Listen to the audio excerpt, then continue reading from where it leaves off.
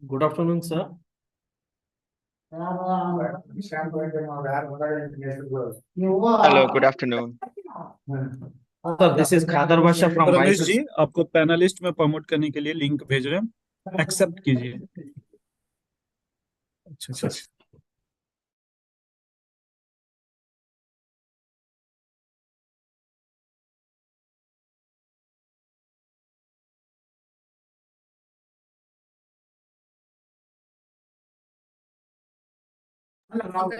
Ramesh Sam, sir, kindly accept the link that we are sending you to promote. We are trying to promote your own panelist, so accept it, please.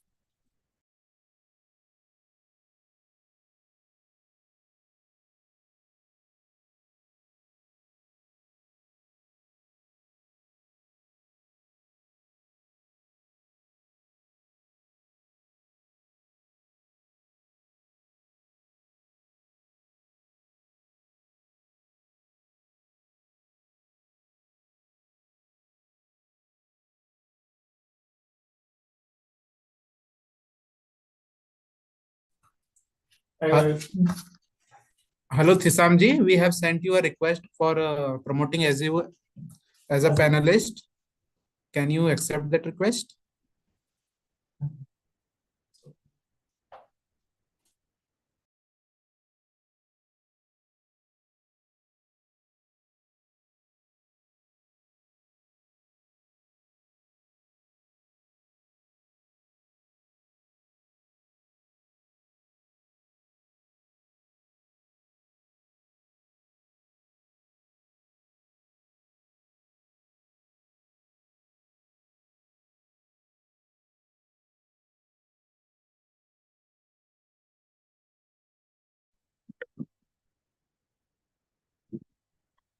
Hello, can you hear us? Hi, yes, we can hear you. Yeah, sorry. Hello, good afternoon. Yeah. We will start.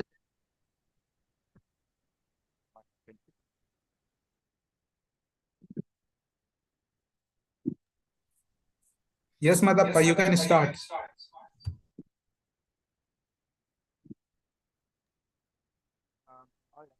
Good afternoon, everybody. A warm welcome to our session 2 of today. We've had some very interesting conversations over the past couple of days, hearing stories from communities across the country and some outside the country as well. Today, for this particular session, we will be talking about the struggles of commoning, where we have stories coming in from Karnataka, we have some stories coming in from Andhra Pradesh, we have some stories coming in from Tamil Nadu, we also have some stories coming in from Rajasthan. Where we are very excited to be hearing from all of them, to hear from their experiences about how they've been able to manage the whole idea of commons and asserting their rights over these things, and how it's been beneficial to the communities and the larger landscape itself. So I will be speaking in English. I can also speak Kannada. So I think I will switch between the two languages. We also have some of our team members here who can translate it to Hindi and Kannada as well. So a request to all the participants, y'all can talk about your experiences. We'll have somebody from your team translate it from the language that the participants are speaking from. And then we can have a short question and answer session towards the end of the session today. So ಎಲ್ರಿಗೂ ನಮಸ್ಕಾರ. ಇವತ್ತು ಮಧ್ಯಾಹ್ನ session day 3 of community conference ಮಧ್ಯಾಹ್ನ ಸೆಷನ್ಗೆ ಎಲ್ರಿಗೂ ಸ್ವಾಗತ. So ನನ್ನ ಕನ್ನಡ ಸ್ವಲ್ಪನೇ English ಬಂದ್ಬಿಡುತ್ತೆ ಮಧ್ಯ ಮಧ್ಯದಲ್ಲಿ, ಆದರೂ ಮ್ಯಾನೇಜ್ ಮಾಡ್ತೀನಿ. ಸೊ ಇವತ್ತಿನ ಸೆಷನ್ ನಾವು ಸ್ಟ್ರಗಲ್ಸ್ ಆಫ್ ಕಾಮನಿಂಗ್ ಅದ್ರ ಬಗ್ಗೆ ರಾಜಸ್ಥಾನ್, ಆಂಧ್ರ ಪ್ರದೇಶ್ ಮತ್ತು ಕರ್ನಾಟಕ ಮತ್ತೆ ತಮಿಳುನಾಡು ಈ 4 ಸ್ಟೇಟ್ಗಳಿಂದ ಸ್ಟೋರೀಸ್ ಬಂದಿದೆ. ಸೊ ಅವ್ರ ಎಕ್ಸ್ಪೀರಿಯನ್ಸಸ್, ಅವ್ರ ಸ್ಟೋರೀಸ್ ನ ಶೇರ್ ಮಾಡ್ಕೋತಾರೆ. ಸೊ ಅದ್ರ ಬಗ್ಗೆ ಕೇಳೋಣ. So I think we have a small video clipping that we want to share with everybody. ನಮ್ಮ ಕಡೆಯಿಂದ ಒಂದು ಸಣ್ಣ ವಿಡಿಯೋ ಇದೆ about the past 2 days of the sessions. ಕಳೆದ 2 ದಿವಸ ನಮ್ಮ ಕಾನ್ಫರೆನ್ಸ್ ಹೆಂಗ್ ನಡೆದಿದೆ ಅಂತ. So it's just a small glimpse.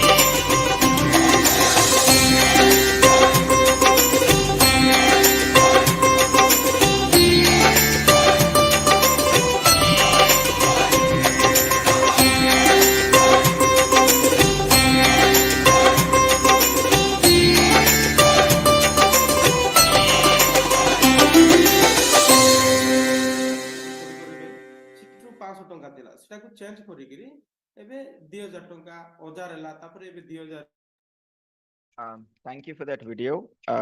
Yeah, so that's just a glimpse of what we've seen yesterday, different stories, different teams, and some very interesting anecdotes from different parts of the country and outside as well. So I am sure we will have similar sessions today as well. So great to see everybody be here. So ಅದೇ ಆ video ತೋರಿಸಿದ್ದು ನಿನ್ನೆ ಬೇರೆ ಬೇರೆ ತರದ sessions ಬೇರೆ ಬೇರೆ topics ಇತ್ತು, ಅದ್ರ ಬಗ್ಗೆ ನಡೆದಿದೆ, ಯಾವ ತರದ ಫೀಡ್ಬ್ಯಾಕ್ಸ್ ಬಂದಿದೆ ಮತ್ತೆ ಜನರಿಗೆ ಏನ್ ಅನ್ಸಿದೆ ಅಂತ ಶೇರ್ ಮಾಡಿದ್ದಾರೆ.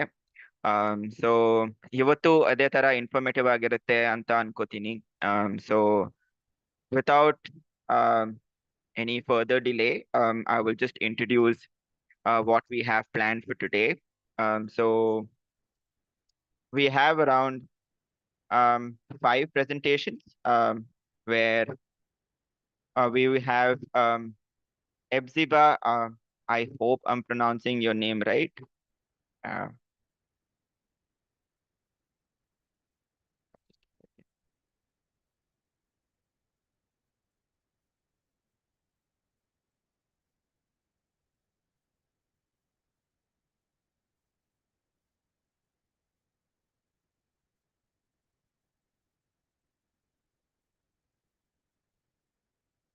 We also have Nirmal G. Prabhakar, Ramesh, and Raja Sahib share their stories with us.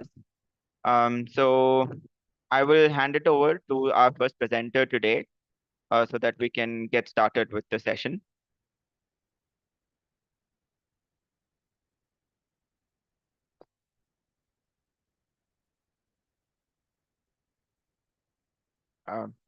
Am I audible? Is Ebziba here with us? ଆମେ କହିବା ପାଇଁ You're not audible. ଏବେ ଯୋଉ ଷ୍ଟାଣ୍ଡ ଯୋଉଟା କି ଆମେ କଲେକ୍ଟର ପାଖରେ ଯାଇକିରି ଆମେ ତାଙ୍କୁ ଆଗରେ ଯୋଉ ଆମ ଯୋଉ ଗ୍ରିଭେନ୍ସ କହିଛୁ, ତାପରେ ଆମ ଏରିଆ ବି ଜାଗାରେ କିଛି ନାଲକୋ ଜାଗା ପାଇଁ ଲାଗିଛି, ସେଥିପାଇଁ ଯୋଉ ପଟ୍ଟାଟା ମିଳି ପାରୁନଥିଲା, ସେଥିପାଇଁ ତାପରେ ବହୁତ ଜାଗାରେ ଗ୍ରିଭେନ୍ସ ଦେଲା ପରେ ତାପରେ କଲେକ୍ଟର ସାର ଯୋଉ ଗ୍ରିଭେନ୍ସ 2-3 ଥର ଦେଲା ପରେ ତାପରେ ଆମେ ପଟ୍ଟା ପାଇଛୁ। ଆଉ ଯୋଉ ଆମର ଯୋଉ କୋରାପୁଟରେ ତ ଆପଣ ମାନେ ଜାଣିଥିବେ ଯୋଉ ଶିକାର ଯୋଉ ଚୈତି ଟ୍ରାଇବ ରେ ଆମେ Madhapa, is something playing in your background? ସେଇଟା ମାନେ ଆମେ ସେଟାକୁ ବନ୍ଦ କରିଛୁ, ସେଟା 4 ବର୍ଷ ହେଲାଣି।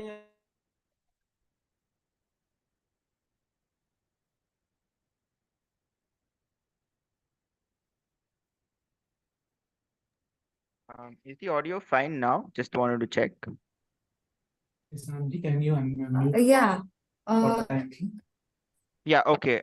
I don't know. I think there was a technical error from my end. Yeah. ମାନେ ଯୋଉ ଗାଁ କମିଟି ସମସ୍ତ ଗାଁକୁ ପଠା କରି ଦିଆଯାଏ। ସେଥିରେ ଲେଖା ହୁଏ କଣ କି ଆମେ ନିୟମ କରୁଛୁ ଆମର ଜଙ୍ଗଲରେ କଣ କି ଯଦି ଗ୍ରାମ ସଭାର କଥା ଯଦି କିଏ ନ ମାନିକିରି ଯଦି ଜଙ୍ଗଲରେ ଚଢିବେ, ଜଙ୍ଗଲ ଶିକାର କରିବେ, ଆମର ପରମ୍ପରା ତ ଅଛି, କିନ୍ତୁ ମନା କରୁଛୁ ଆମେ ଯଦି ଚଢିବେ ତାହେଲେ ଆମେ ଯଦି ଆମେ ଧରିଲେ ଗାଁ ଲୋକ କମିଟି ଧରିଲେ 15,000 ଟଙ୍କା ଜରିମାନା I request whoever is speaking right now to please mute themselves, and I have request Thisamji to unmute her and then start the presentation. Unmute kar dijiye. ଆଉ ଯୋଉଟା କି ଏବେ ତ ଯୋଉ ମହିଳା ମାନଙ୍କର ଯୋଉ ବହୁତ ଅସୁବିଧାରେ ଯୋଉଟା ରହୁଥିଲେ, ଯୋଉଟା କି 7-8 କିଲୋମିଟର ଯାଉଥିଲେ ଜଙ୍ଗଲରୁ, ଯୋଉଟା କି 4 கிராமங்களை சேர்ந்த 12 பெண்மணிகள் தட்சனுடன் இணைந்து 10 மாதங்களாக காடுகள் மலைகள் பற்றி பேசுபவர்கள் அதிகம், ஆனா கடல் மீனவர்கள் பற்றி பேசுபவர்கள் எண்ணிக்கையில தட்சன் மாதிரி ஒரு நிறுவனம், அதிலும் மீனவர்களோட பெண்கள் எங்களுக்கு முன்னுரிமை கொடுத்து பல பயிற்சி வகுப்புகள் கொடுத்து இந்த பணிகளில் ஈடுபட்டு வருகிறோம். அது மட்டும் இல்லாம கடலோர ஒழுங்காற்று மண்டல வரைபடத்துக்கான பயிற்சிகளில் நாங்கள் ஈடுபட்டிருக்கோம். இந்த பயிற்சிகளை ஈடுபட்டதும் இல்லாம அந்த ஜங்கல் CR ரிசர்ச் மேப்பிங் வந்து நாங்களாவே பண்ணிட்டோம். ஒவ்வொரு கிராமம் எங்க கிராமம் மட்டும் இல்லாம எங்க பக்கத்து கிராமம் இந்த மேப்பிங் நாங்க போட்டுட்டு இருக்கோம். இந்த மேப்பிங் வந்து பண்ணலாட்டா அரசாங்க சார்ந்த கட்டடங்கள், டூரிசம், அனல் மின் நிலையம், பாலம் இப்படி எண்ணற்ற திட்டங்கள் வந்து கொண்டு வந்து எங்க மீனவ மக்களை தெரியும். ଆମ ଜମିରେ ଯୋଉ ସାର ବି கடலுக்குள்ள பள்ளி சோளம் Tisam, 1 second. I think there's a audio playing over. Debelina, can you just help me out with what's happening with the tech side? Yeah, we are also figuring it out. I'll just let you know in 2 minutes. Yeah, Tisam, I'm so sorry. Can you give us 2 minutes? I think there's some issue with the technical thing. Really sorry about that. Yeah, okay. Thank you. Just give us 2 minutes.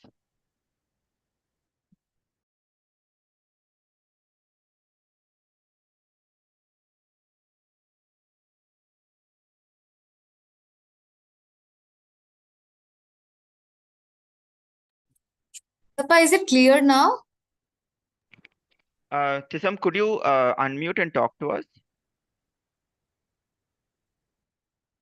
We are not able to hear you.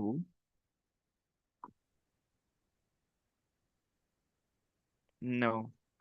Debelina, is it just me or are they audible?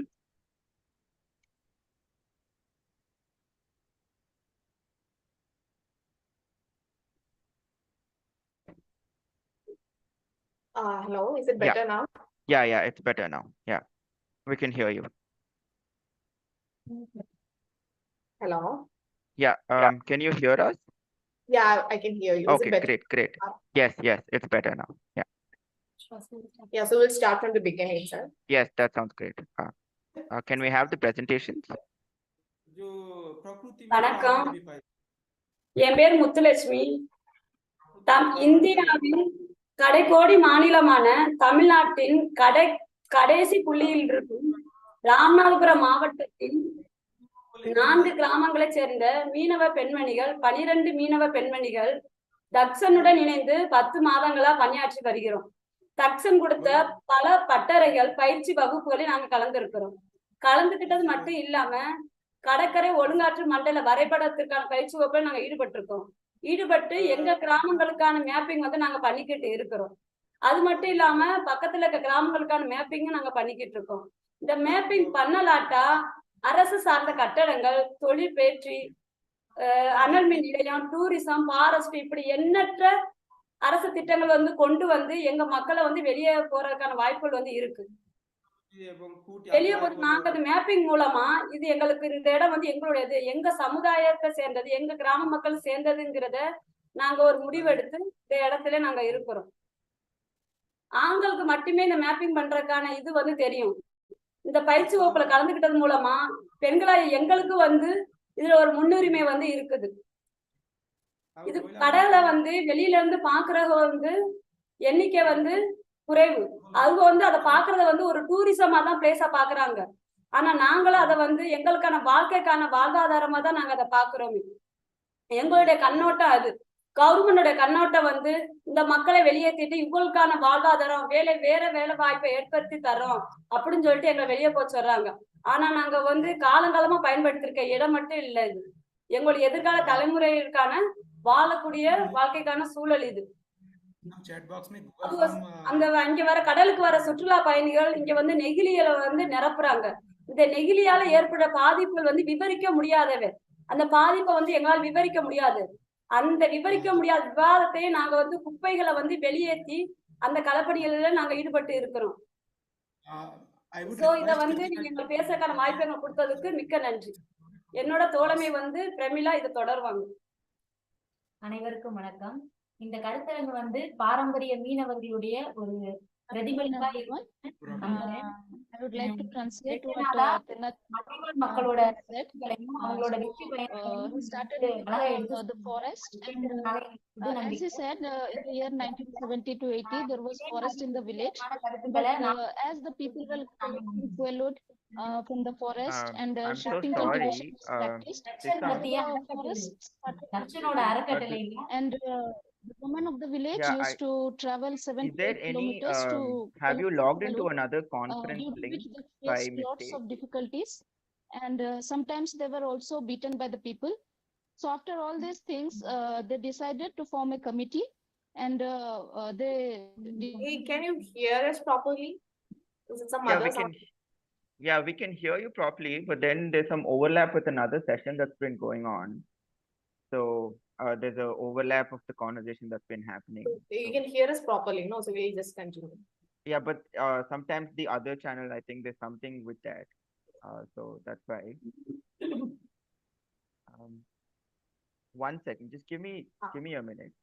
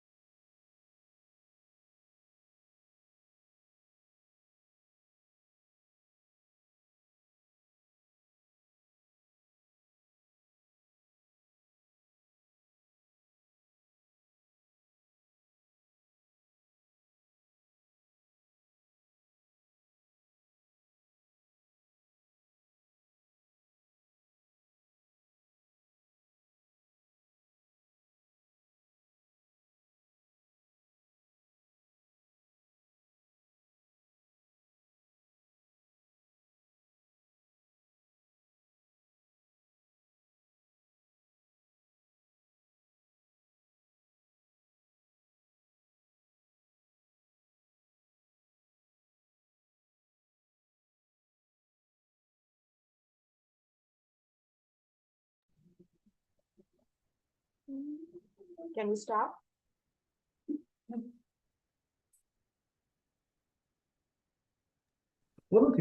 Yes, ma'am, you can start it now. Okay, thank you. வணக்கம். இந்த கருத்தரங்கு பாரம்பரிய மீனவர்களோட ஒரு பிரதிபலிப்பா இருக்கும்னு நான் நம்புறேன். இந்த 2 நாளா நீங்க நடத்திய உங்க கருத்துக்களை பகிர்ந்துகிட்ட மலைவாழ் மக்களோட கருத்துக்களும் அவங்களோட வெற்றி பயணங்களும் எங்களுக்கு ஒரு முன்மாதிரியா இருந்துச்சு. கண்டிப்பா அடுத்த கருத்தரங்குல எங்களோட வெற்றிகளையும் நாங்க பதிவு செய்வோம்னு நாங்க நம்புறோம். தக்ஷன் அறக்கட்டளை நடத்திய தலைமைவாதிகளுக்கான பயிற்சி அரங்குல மீனவ கிராமத்தை சேர்ந்த ஒரு 12 பெண்கள் நாங்க கலந்திருக்கோம். இந்த 12 பேருமே வெவ்வேறு கிராமத்தை சேர்ந்த வெவ்வேறு கால சூழ்நிலையில் வாழக்கூடிய வெவ்வேறு குடும்பத்தை சேர்ந்த பெண்மணிகள். இவங்க எல்லாருமே தங்களோட மீனவ மக்களோட வாழ்க்கை முறையையும் அவங்களோட வாழ்வாதாரத்தையும் அவங்களோட பிரச்சனைகளையும் கவிதையாகவும் கதையாகவும் கட்டுரையாகவும் கவிதைகள் கூறும் புகைப்பட வடிவிலும் வெளியில எடுத்து சொல்றதுக்கான எல்லா பயிற்சிகளையும் தக்ஷன் அறக்கட்டளை மூலமா எங்களுக்கு வழங்கப்பட்டுச்சு. அந்த பயிற்சிகள்ல ஒண்ணுதான் சிஆர்செட் மேப்பிங். இந்த நோட்டிபிகேஷனை பத்தி எங்களுக்கு பயிற்சி வகுப்புகள் எடுக்கப்பட்டுச்சு. சிஆர்செட் மேப்பானது மத்திய அரசோட மேப். இந்த மேப் வந்து கரையோர மீனவ கிராமங்களோட ஒட்டி இந்த மேப் வெளியிட்டாங்க. இந்த மேப்ல கடற்கரையோரத்துல இருக்க நிறைய கிராமங்களோட பேரு விடுபட்டு இருந்துச்சு. இந்த விடுபட்ட கிராமங்களோட பேர்களையும் பதிவு செய்யப்பட்ட கிராமங்கள்ல விடுபட்ட பகுதிகளையும் இணைக்கிறதுக்காக எங்க கிராமங்கள் மட்டும் இல்லாம சுற்றி இருக்க அனைத்து கிராமங்கள்ல இருந்தும் நாங்க வேலை பார்த்துக்கிட்டு இருக்கோம். எங்களோட கிராம தலைவர்களையும் எங்க ஊராட்சி மன்ற தலைவர்களையும் ஒன்று சேர்த்து கிராமத்துல ஒரு நடைபயணம் மேற்கொண்டு எந்தெந்த பகுதிகள் விட்டு போயிருக்கோ அந்த இடங்களையும் பதிவு செய்யப்படாத பெயரிடப்படாத பல இடங்களையும் சேர்த்து எங்களோட மேப்ல நாங்க குறியிட்டு அதை பதிவு செய்யறதுக்கான வழிமுறையில நாங்க ஈடுபட்டிருக்கோம். மாவட்ட ஆட்சியர் அலுவலகத்திற்கு சென்று அதற்கான ஒப்புதலையும் நாங்க பெறுவதற்கான முயற்சியில நாங்க ஈடுபட்டிருக்கோம். இது எல்லாமே எங்களோட பொதுவெளிகளை நாங்க பாதுகாக்கிறதுக்கும் அதை கண்டறியறதுக்குமான ஒரு வழிமுறையா தான் இருந்திருக்கு. இது எங்க கிராமம் மட்டும் இல்லாம சுற்றி இருக்கிற எல்லா மீனவ கிராமங்களையும் சென்றடையணும்னு அந்த ஊர் தலைவர்களையும் கூப்பிட்டு எல்லார்கிட்டையும் சிஆர்செட் மேப்பிங் பத்தின விழிப்புணர்வை ஏற்படுத்தியிருக்கோம். எங்களோட கருத்துக்களை அவங்க முன்னில் வச்சு அவங்க கிராமத்திற்கான மேப்பிங்க அவங்களே செய்யறாங்க. அதுக்கு தக்ஷன் உதவியா இருக்கு. அடுத்தது சொல்லணும்னா பொதுவெளிகளை அதிகமா பாதிக்கிற இன்னொரு விஷயம் நெகிழிதான். பிளாஸ்டிக்ங்கிறது கடற்கரையை மட்டும் இல்லாம கடையோர நிலங்களை மட்டும் இல்லாம கடலையும் அதிகமாகவே பாதிக்குது. ஒரு வளத்தோட உணவு சங்கிலியவே அதை அழிக்கிற அளவுக்கு அந்த பிளாஸ்டிக்கோட எஃபெக்ட் இருக்கு. நாங்க அதை சுத்தப்படுத்துறதுக்கான எல்லா வேலையையும் நாங்க பார்த்துக்கிட்டு இருக்கோம். பீச் கிளீனிங் ஒவ்வொரு மாசமும் தக்ஷனோட தக்ஷன் அறக்கட்டளையால நடத்தப்பட்டு வருது. அரசாங்கம் சமூகம் சார்ந்த இடங்களை ஒரு திட்டத்தை நிறைவேற்றதுக்கான ஒரு இடமா மட்டும்தான் பார்க்கிறாங்க. அந்த சமூகம் சார்ந்த மக்களுக்கு அது ஒரு வாழ்வாதாரத்தை உருவாக்கிக்கிற இடம். அந்த இடத்தை பொறுத்துதான் அந்த மக்களோட வாழ்வாதாரம் இருக்கும், அவங்களோட பயன்பாடு இருக்கும். அதனால சுற்றுலா பயணிகள் அந்த இடத்த அவங்கள ஒரு காட்சி பொருளா ஒரு சந்தோஷத்தை கொடுக்குற இடமா மட்டும்தான் பாக்குறாங்க. அதை அவங்க பாதுகாக்கணுங்கிற கொள்கையையும் நாங்க விழிப்புணர்வா ஏற்படுத்திக்கிட்டு இருக்கோம். நெகிழியோட தாக்கத்தை கம்மி பண்ணுங்கிறதுக்காக நாங்க விழிப்புணர்வு நடத்திக்கிட்டு இருக்கோம். தேங்க்யூ. Thanks to all. இந்த வாய்ப்பை கொடுத்ததுக்கு நன்றி.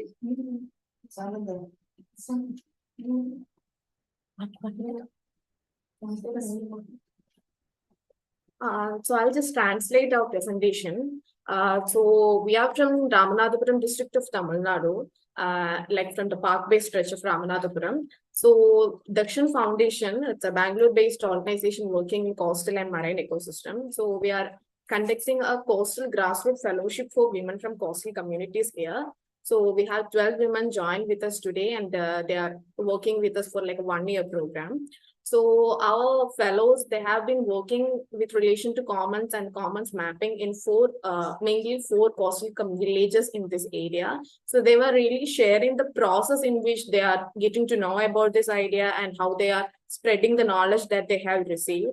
So they have like said that it's not a success story, but we are hopeful that maybe in the coming years in the commons conference, we can, present it as a success story. So first of all, so our presenters Muthulakshmi and Pinila. So we were attending this conference for past 2 days, and we have realized that there are a lot of success stories and perspectives from the grazing lands and from pastoral lands and forest areas.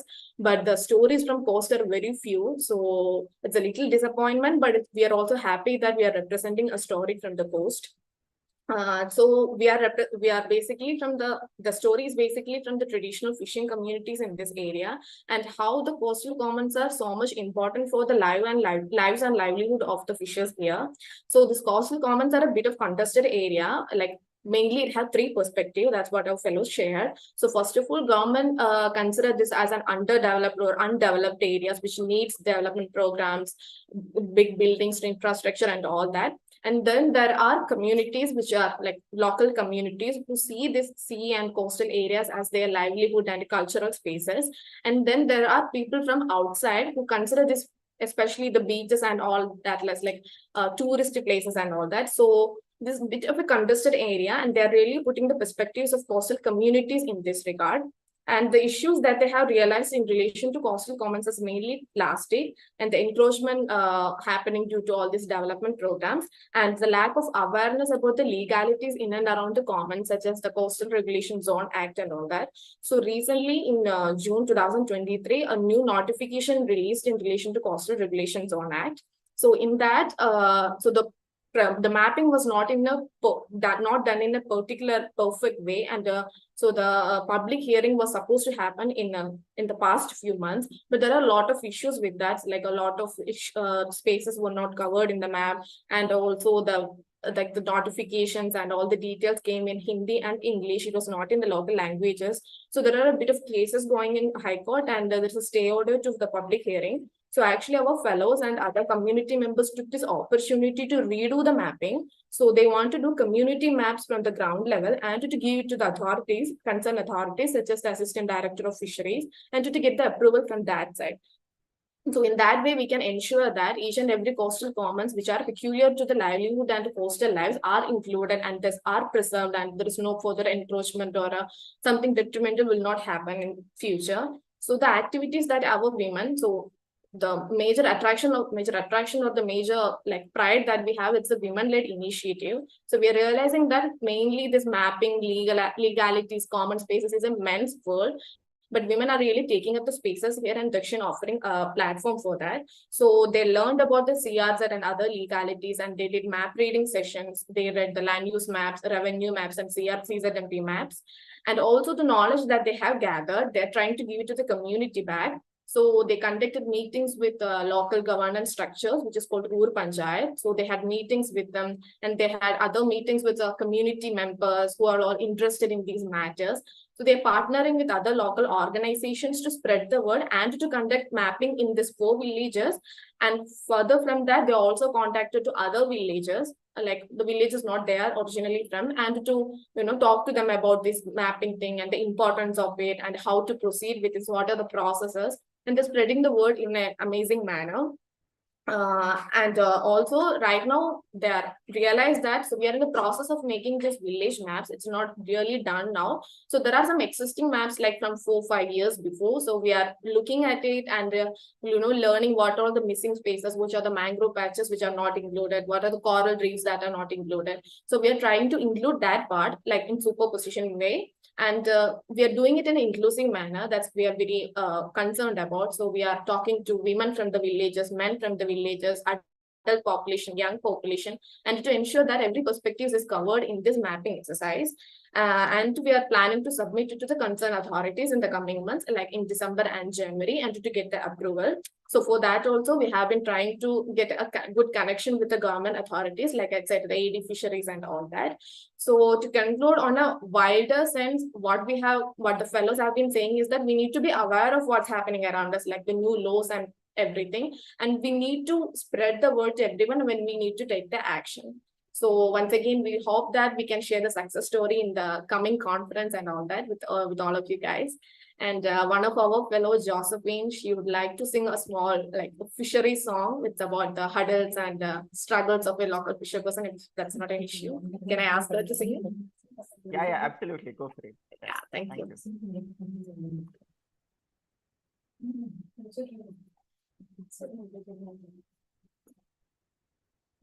Is it okay if I just quickly translate what you said Yeah. before we do the song? Yeah. So I will ನಾನು ಕನ್ನಡದಲ್ಲಿ ಹೇಳ್ತೀನಿ ಇವ್ರು share ಮಾಡಿರೋ ಸ್ಟೋರಿನ. So ಇವ್ರು Ramanathapuram Tamil Nadu coastal ಕಡೆಯಿಂದ ಕರಾವಳಿ ಅಂತ ಕರಿತೀವಲ್ವಾ ನಮ್ ಕರ್ನಾಟಕ ಕಡೆ, ಆತರ ಜಾಗದಿಂದ ಅವ್ರ ಸ್ಟೋರಿ ಹೇಳ್ತಾ ಇದ್ದಾರೆ. ಸೊ ಅವ್ರು ಹೇಳ್ತಾ ಇದ್ದಿದ್ದು ಏನಂದ್ರೆ, ಅವ್ರು ಕೆಲಸ ಮಾಡ್ತಿರೋ ಆರ್ಗನೈಸೇಷನ್ಸ್ ಜೊತೆ ಅಲ್ಲಿ ಕಮ್ಯುನಿಟಿ ಫೆಲೋಶಿಪ್ ಅಂತ ಒಂದು ಪ್ರೋಗ್ರಾಮ್ ಇಟ್ಕೊಂಡು ಅದರಲ್ಲಿ ಅಲ್ಲಿರೋ local Fisher women, I think ಇಲ್ಲಿ ವಿಮೆನ್ ಜಾಸ್ತಿ ಪಾರ್ಟಿಸಿಪೇಟ್ ಮಾಡ್ತಾ ಇದ್ದಾರೆ. ಇಟ್ಸ್ 1 year ಫೆಲೋಶಿಪ್ ತರ ಇಟ್ಟು, ಸೊ ಅಲ್ಲಿ ಯಾವ್ದು ಕೋಸ್ಟಲ್ ರೆಗ್ಯುಲೇಷನ್ಸ್ ಇರ್ಬೋದು, ಅದ್ರ ಲೈವ್ಲಿಹುಡ್ ಪ್ರಕಾರ ಇರ್ಬೋದು, ಅದ್ರ ಬಗ್ಗೆ ಎಲ್ಲ ಜಾಸ್ತಿ ತಿಳ್ಕೊತಾ ಇದ್ದಾರೆ. ಸೊ ಇದನ್ನ ಅವರು ಬ್ಯಾಕ್ ಗ್ರೌಂಡ್ ಆಗಿ ಇಟ್ಕೊಂಡು ಅಲ್ಲಿನ ಕರೆಂಟ್ ಆಗಿ ಯಾವ ತರದ ಪ್ರಾಬ್ಲಮ್ಸ್ ಆಗ್ತಾ ಇದೆ, ಸೊ ಡೆವಲಪ್ಮೆಂಟ್ ಇಂದ ಏನಾದ್ರು ಪ್ರಾಬ್ಲಮ್ಸ್ ಆಗ್ತಾ ಇದೆಯಾ, ಮತ್ತೆ ಅವ್ರು ಹೇಳ್ತಾ ಇದ್ರು ಸೊ ಈ ಕೋಸ್ಟಲ್ ರೆಗ್ಯುಲೇಷನ್ ಝೋನ್ಸ್ CRZ ಅಂತ ಬರುತ್ತೆ, ಸೊ ಅದಿರ್ಬೋದು. ಇವಾಗ ನಮ್ ಗ್ರಾಸ್ಲ್ಯಾಂಡ್ಸ್ ಕಡೆ ಎಲ್ಲ ಮ್ಯಾಪ್ಸ್ ಎಲ್ಲ ಈಸಿಯಾಗಿ ಅವೈಲಬಿಲಿಟಿ ಇರ್ಬೋದು, ಆದ್ರೆ ಕೋಸ್ಟಲ್ಗೆ ಬಂದಾಗ ಸ್ವಲ್ಪ ಅದು ಗವರ್ಮೆಂಟ್ ಕಡೆಯಿಂದನೂ ಆಗಿರ್ಬೋದು, ಜನರಲಿ ಆರ್ಗನೈಸೇಷನ್ಸ್ ಕಡೆಯಿಂದನೂ ಅಷ್ಟೊಂದು ಫೋಕಸ್ ಆಗಿ ಮಾಡಿರಲ್ಲ. ಸೊ ಅವ್ರ ಐಡಿಯಾ ಏನಂದ್ರೆ to bring it to the limelight, ಅಂದ್ರೆ ಕೋಸ್ಟಲ್ ಕಾಮನ್ಸ್ ಇಂಪಾರ್ಟೆಂಟ್ ಇರುತ್ತೆ, ಕೋಸ್ಟಲ್ ಲೈವ್ಲಿಹುಡ್ಸ್ ತುಂಬಾ ಇಂಪಾರ್ಟೆಂಟ್ ಇರುತ್ತೆ. ಸೊ ಅದನ್ನ ಮೇನ್ ಸ್ಟ್ರೀಮಿಗೆ ತರಕ್ಕೆ ಅವ್ರ ಕಡೆಯಿಂದ ಪ್ರಯತ್ನ ಮಾಡ್ತಾ ಇದ್ದಾರೆ. ಸೊ ಇದನ್ನ ಇಟ್ಕೊಂಡು ಅವರು ಮ್ಯಾಪಿಂಗ್ ಪ್ರಾಕ್ಟಿಸಸ್, ಸೊ ನಾವೇನು ಸಿಟಿಸನ್ ಸೈನ್ಸ್ ಅಂತ ಕರಿಬಹುದು ಇದನ್ನ, ಸೊ ಅವರೇ ಕಮ್ಯುನಿಟಿ ಎಲ್ಲ ಫಾರ್ಮ್ ಮಾಡಿ ಲೀಗಲ್ ಇಶ್ಯೂಸ್ ಇರ್ಬೋದು, ಲೀಗಲ್ ಡಾಕ್ಯುಮೆಂಟ್ಸ್ ಇರ್ಬೋದು, ಮ್ಯಾಪಿಂಗ್ಸ್ ರೆವೆನ್ಯೂ ಡಿಪಾರ್ಟ್ಮೆಂಟ್ಸ್ ಅಥವಾ ಬೇರೆ ಡಿಪಾರ್ಟ್ಮೆಂಟ್ಗಳಿಂದ ಯಾವ್ಯಾವ ತರದ ಇದಿದೆ ಡಾಕ್ಯುಮೆಂಟ್ಸ್ ಇದೆ, ಸೊ ಅಲ್ಲಿಂದ ಐಡೆಂಟಿಫೈಯಿಂಗ್ ಏನಂತಾರೆ gaps, in the data sets itself ಅದನ್ನ ಕಂಡು ಹಿಡಿದು ಓಕೆ ಅದನ್ನ ಹೆಂಗ್ ಇಂಪ್ರೂವ್ ಮಾಡ್ಬೋದು, ಆ ರೆಪಾಸಿಟರಿನ ಹೆಂಗ್ ಕಲೆಕ್ಟ್ ಮಾಡ್ಬೋದು ಅಂತ ಅವ್ರ ಫೋಕಸ್ ಆಗಿದೆ. ಸೊ ಅವ್ರು ಹೇಳ್ತಾ ಇದ್ದಾರೆ ಏನಂದ್ರೆ ಇವಾಗ this is an initiative that is been going on. ಅವ್ರು ಪ್ರಯತ್ನ ಮಾಡ್ತಾ ಇದ್ದಾರೆ. So hopefully next community conference ಅಲ್ಲಿ ಇದನ್ನ ಸಕ್ಸಸ್ ಸ್ಟೋರಿ ಆಗಿ ಪ್ರೆಸೆಂಟ್ ಮಾಡ್ಬೋದು. ಈ ತರ ಗವರ್ಮೆಂಟ್ ಕಡೆಯಿಂದಾನು ಎಲ್ಲ ಆರ್ಗನೈಸಿಂಗ್ ಕಡೆಯಿಂದಾನು ಸಪೋರ್ಟ್ ಸಿಗ್ತಾ ಇದೆ ಅಂತ ಅವ್ರ ಅನಿಸಿಕೆ. But yeah that's a very short brief of what they were saying. ಅದೊಂದು ಸಣ್ಣ translation for the people who speak ಕನ್ನಡದಲ್ಲಿ ಮಾತಾಡೋರಿಗೆ. ಅಂಡ್ ಅವ್ರು ಇವಾಗ ಅವ್ರ ಕಡೆಯಿಂದ ಒಬ್ರು ಒಂದು ಫೋಕ್ ಸಾಂಗ್ ನ ಸಿಂಗ್ ಮಾಡ್ತಾರೆ. So over to you, Tisam. Yeah, thank you.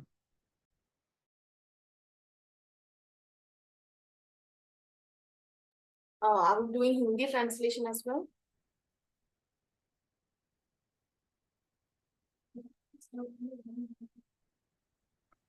We can have the song and then maybe we can come back to it. Yeah.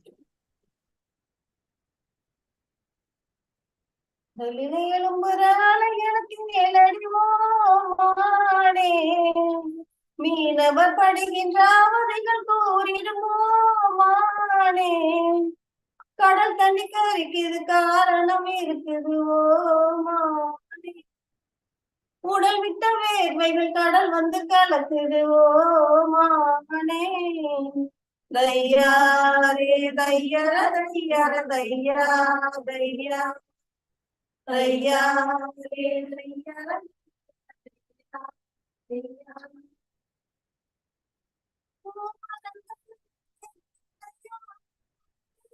காய்க்குது பாய் மரந்தான் நாங்க கொண்ட பட்டினிய தீர்க்குது, பிள்ளை குட்டி எங்களுக்கு பாசவலை வீசுது, எங்க சனம் மீன் பிடிக்க இரவலை வீசுது, ஊரை நம்பி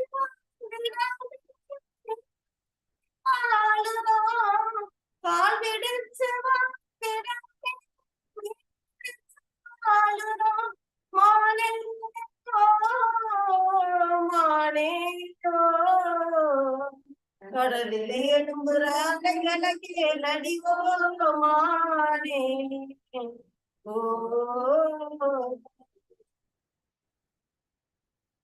தையாரே தையர தையர தையா தையா தையாரே தையர தையர தையா தையா.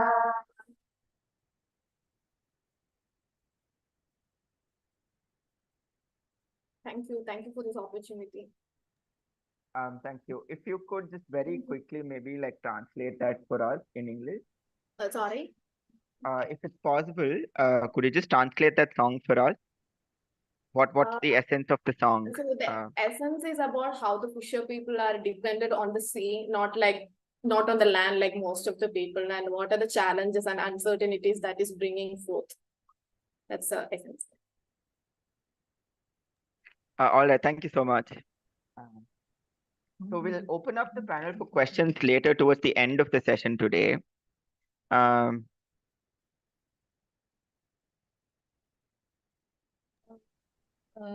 Can I ask a question now?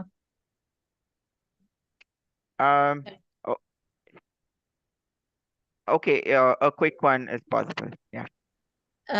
நான் தமிழ்ல தான் கேக்குறேம்மா. எல்லாருக்கும் வணக்கம். என் பேர் ராணி. நான் FES இந்த சம்ஸ்தால நான் வேலை பண்றேன். இப்போ நீங்க எல்லாம் சொல்லிருக்கீங்க இல்லையா, இது நீங்க எதை பண்ணும்போது இது எல்லாமே வந்து பொருளாதாரமா பார்க்காம ஒரு டூரிசமா பாக்குறாங்கன்னு சொல்லி நீங்க இப்படி ஓன்லி ராம்நாடு மாவட்டம்ல தான் நீங்க வேலை செய்யறீங்க இல்லையா? சோ இது மத்த மாவட்டத்துக்கு நீங்க எப்படி கொண்டு போறீங்க? உங்களுக்கு ஏதாவது அந்த மாதிரி திட்டங்கள் நீங்க ஏற்பாடு பண்ணிருக்கீங்களா? என்னோட தமிழ் கொஞ்சம் அப்படி இப்படி இருக்கும், என்ன ரொம்ப நாள் ஆயிடுச்சு. இப்போ இது இல்ல, எனக்கு டச் இல்ல. நான் கேக்குறது புரியுது இல்ல உங்களுக்கு? புரிஞ்சுச்சா? இந்த மேப்பிங் ஒர்க் நம்ம மத்த மாவட்டத்துல மத்த டிஸ்ட்ரிக்ட்ல பண்றதுக்கு ஏதாச்சும் பிளான் இருக்கா? உங்களுக்கு ஏதாச்சும் ஐடியா இருக்கு எப்படி மத்த மாவட்டத்துல ஒர்க் பண்ணுங்க? ப்ராப்பரா வந்து நாங்க எங்க எங்க பக்கத்துல இருக்க கிராமங்களுக்கு முதல்ல முடிக்கணும்னு பிளான் பண்ணியிருக்கோம். இது சக்சஸ் ஆயிடுச்சுன்னா கண்டிப்பா அடுத்த டிஸ்ட்ரிக்ட்ல பார்க்கலாம். நன்றி. Thank you. Thank you ma'am. Thank you. Thank you so much for your presentation. So like I said, we'll open up the questions a little later towards the end of the session so that we can have more conversations with the other participants. So now we have Nirmal ji from Rajasthan who will be sharing their experiences. Can we have their presentation on? Do we have their team here? निर्मल जी आप session पे है क्या? हाँ हम लोग हैं इधर। अच्छा निर्मल जी ओके साथ में ही है मेरे। ओके आप आपकी प्रेजेंटेशन शुरू कर सकते हैं।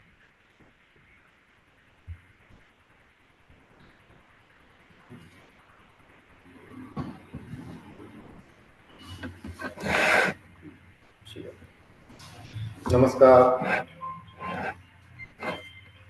नमस्कार सर, राम राम सर।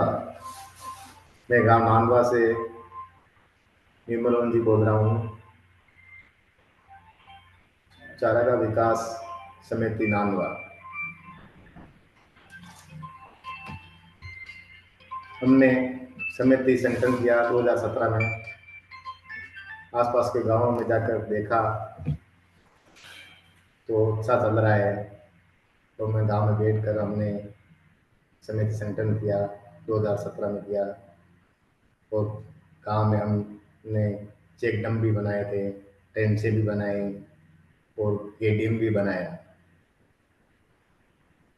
थोड़े दिन बाद में आचार संहिता लग गई। चार दीवारी का काम चालू करने के लिए हमने काम शुरू करने की बात की। गांव में अगेटे भी हुए और गांव में 4-5 बार हमने अगेटे करवाए और गांव का संगठन चालू करवाया।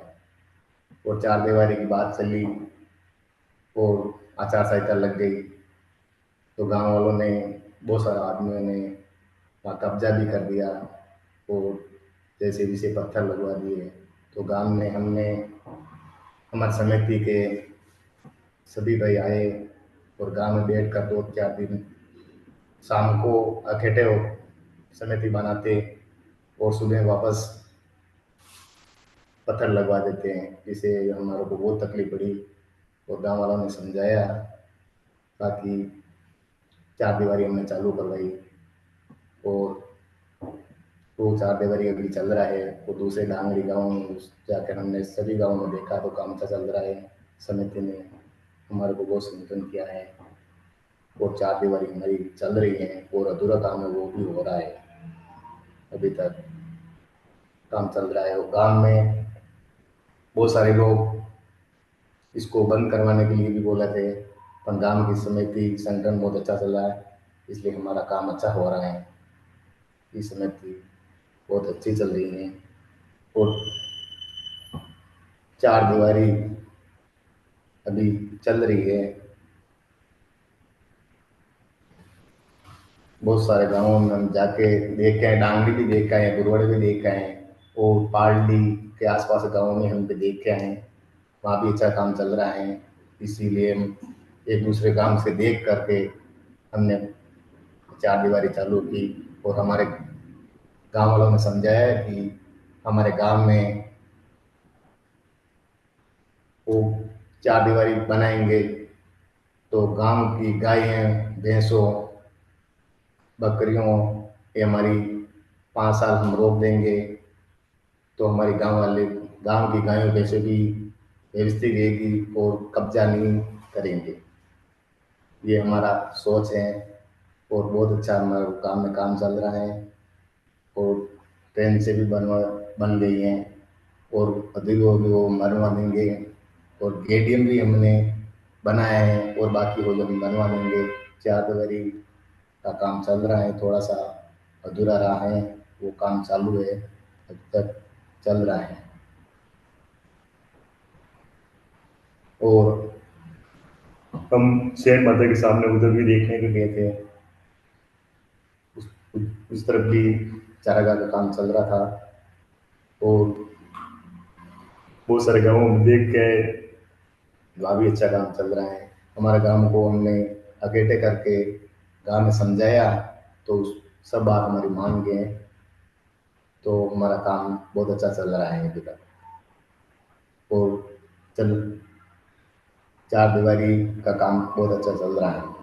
धन्यवाद।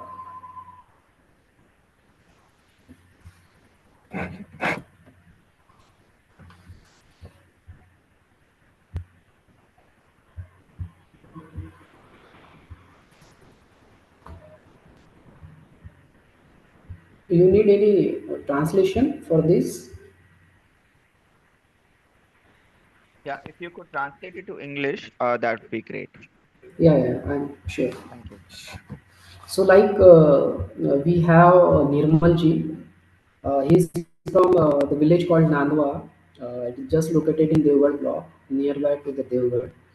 So actually, the story is all about the how they, with the community participation, how they safeguarded the common land in the times of code of conduct. When we see the encroachment pattern in Rajasthan and other states, so during the time of code of conduct, most of the encroachment will be happening there. So they started looking at the common with the as a profit for the animal as well as the human beings. So initially, when they want to start the stone wall there, some of the influential people of the villages they came there and they stopped the work whatever is going on there. So like here after that, what is what they did? They gathered in the night and sat down in the public places with the many people of the village along with the Charaga Vikas Samiti members, and they decided that there is a must need of the stone wall of all the boundaries of that plot, because in near future whatever the boundaries are there, it is not sophisticated, so they want that is more in a stronger manner. So, like with the Nirmalji, there are other people who contributed along with the community participation, and right now the work is going on there. So, yeah.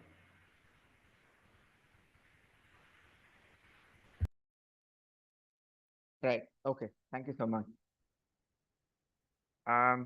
I will ಇದು ಕನ್ನಡದಲ್ಲಿ ಹೇಳ್ಬೇಕಂದ್ರೆ ಈ story Nirmal G ಅವರು share ಮಾಡ್ತಾ ಇರೋದು ರಾಜಸ್ಥಾನಿಂದ. So usually Commons ಪ್ರೊಟೆಕ್ಷನ್ಗೆ ಮತ್ತೆ Commons related issue ಅಂತ ನೋಡಿದಾಗ ಕೋಡ್ ಆಫ್ ಕಾಂಡಕ್ಟ್ ಟೈಮಲ್ಲಿ ಜಾಸ್ತಿ ಒತ್ತುವರಿ ಆಗ್ತದೆ. ಸೊ ಅದನ್ನ ಒತ್ತುವರಿ ಮಾಡೋದು, ಲ್ಯಾಂಡ್ ರೆಕಾರ್ಡ್ ಚೇಂಜ್ ಆಗೋದು ಆ ಟೈಮಲ್ಲಿ ಈಸಿ ಆಗ್ತಾ ಇತ್ತು ಅಂತ ಹೇಳ್ತಾ ಇದ್ದಾರೆ. So I'm just clarifying here. So it means that during code of conduct is when the commons are at risk, right? Is that what I picked up?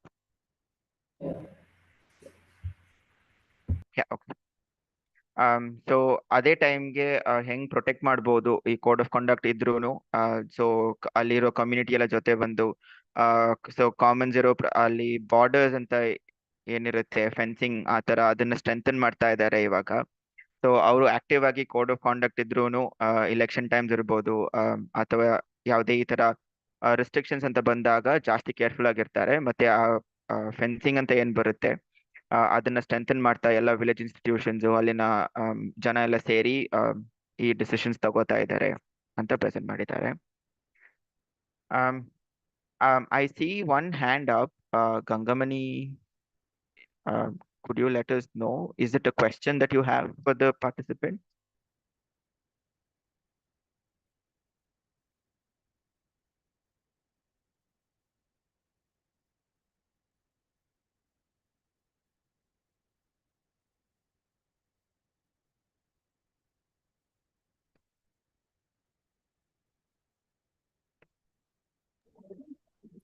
Sir,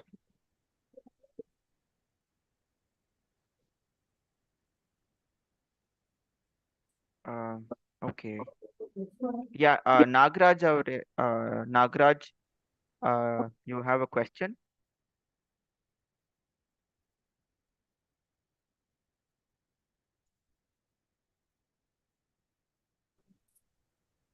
sir Vasudeva Murthy Nagaraj ಅಂತ ಬಂದಿದೆ. ಈ ಕರ್ನಾಟಕ ಕೊಪ್ಪಳ ಜಿಲ್ಲೆ ಯಲಬುರ್ಗಾಯಿಂದ ನಮ್ಮ ಪಾರ್ಟಿಸಿಪೆಂಟ್ ಒಂದು ಪ್ರಶ್ನೆ ಕೇಳ್ತಾ ಇದ್ದಾರೆ ಸರ್, ಅದ್ರ ಬಗ್ಗೆ. ಸರ್ ನಿಮ್ಮ ಹೆಸರು?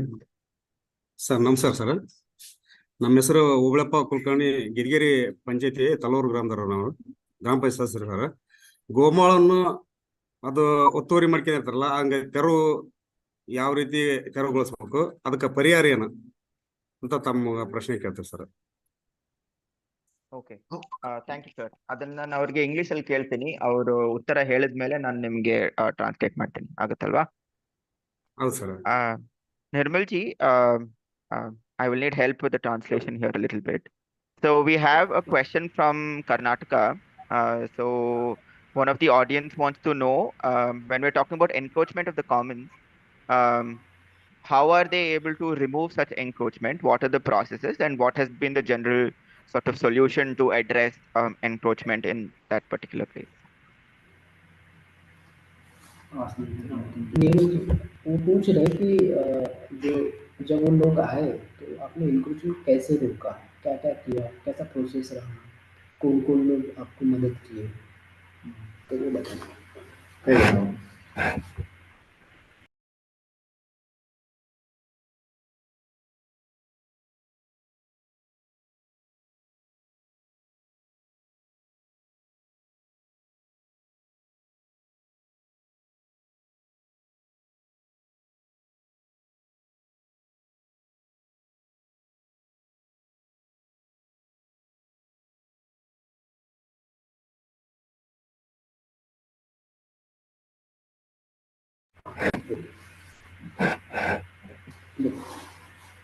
आचार संहिता में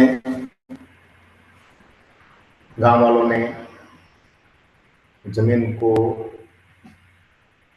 कब्जा किया। इसमें हमने गांव में संगठन करके इकट्ठे होकर के चारागाह गए और गांव वाले हमारे साथ में आए और समिति वाले भी हम साथ में गए और उस जेसीबी वाला को भी बाहर निकलवाया और गांव वाला ने बैठ के समझाया सभी को कि ऐसे मत करो, अपनी गायों भैंसों बकरियों ऊँट सभी कहाँ जाएंगे, इसलिए उसको सबको समझा के उसको कब्जा एक कर दिया और चारागाह में हमारा काम का कब्जा रखा। उसको समझा के एक तरफ उसको मकान बनाने की जमीन दिया हमने और चारागाह की जमीन को हमने बचाया और काम को सुबह जाते 1-2 दिन और चला था काम, तो बाद में उसको सभी कोई नहीं समझ रहा, उसको भी हमने समझाया गाँव वालों ने कि ऐसे मत करो। सभी लोग नहीं थे, एक दो आदमी ऐसे काम चालू करवा देते, उसको हमने वापस 2-3 बार समिति वाले भी आए, गांव वाले भी, हमने साथ में रह करके हमारा उसको सब कुछ समझा के रात को समझाया और सुबह में कर देते तो शाम को वापस इकट्ठे होकर के उसको सभी को हमने समझाया कि ऐसे मत करो, तुम्हारा गायों के भैंसों के बकरियों के ऊँट के बैलों के सबके लिए हमारा ये जंगल रह जाएगा चारागाह, तो इसलिए हमने सबको संगठन करके एक तरफ हमारा गांव का चारागाह विकास के पास में जमीन थी, उसको हमने गांव वालों को सभी को जिसको चाहिए मकान की जमीन उसको हमने दिया और सबको एक समिति के साथ में हमने रखा। जय Hind.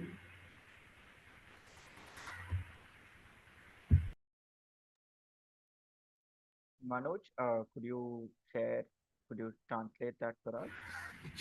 Yeah, sure. So what the issue is that some of the people of the village wants that plot for the residential use. They want to build the home on that plot. So Nirmal ji and along with all the members of Chaga Vikas Samiti, they discussed the thing with the villagers in the night, along with minimum 4 to 5 meetings they did on that. After the discussion, what is the output is that people, those who are the influential people are not satisfied because they need that plot only.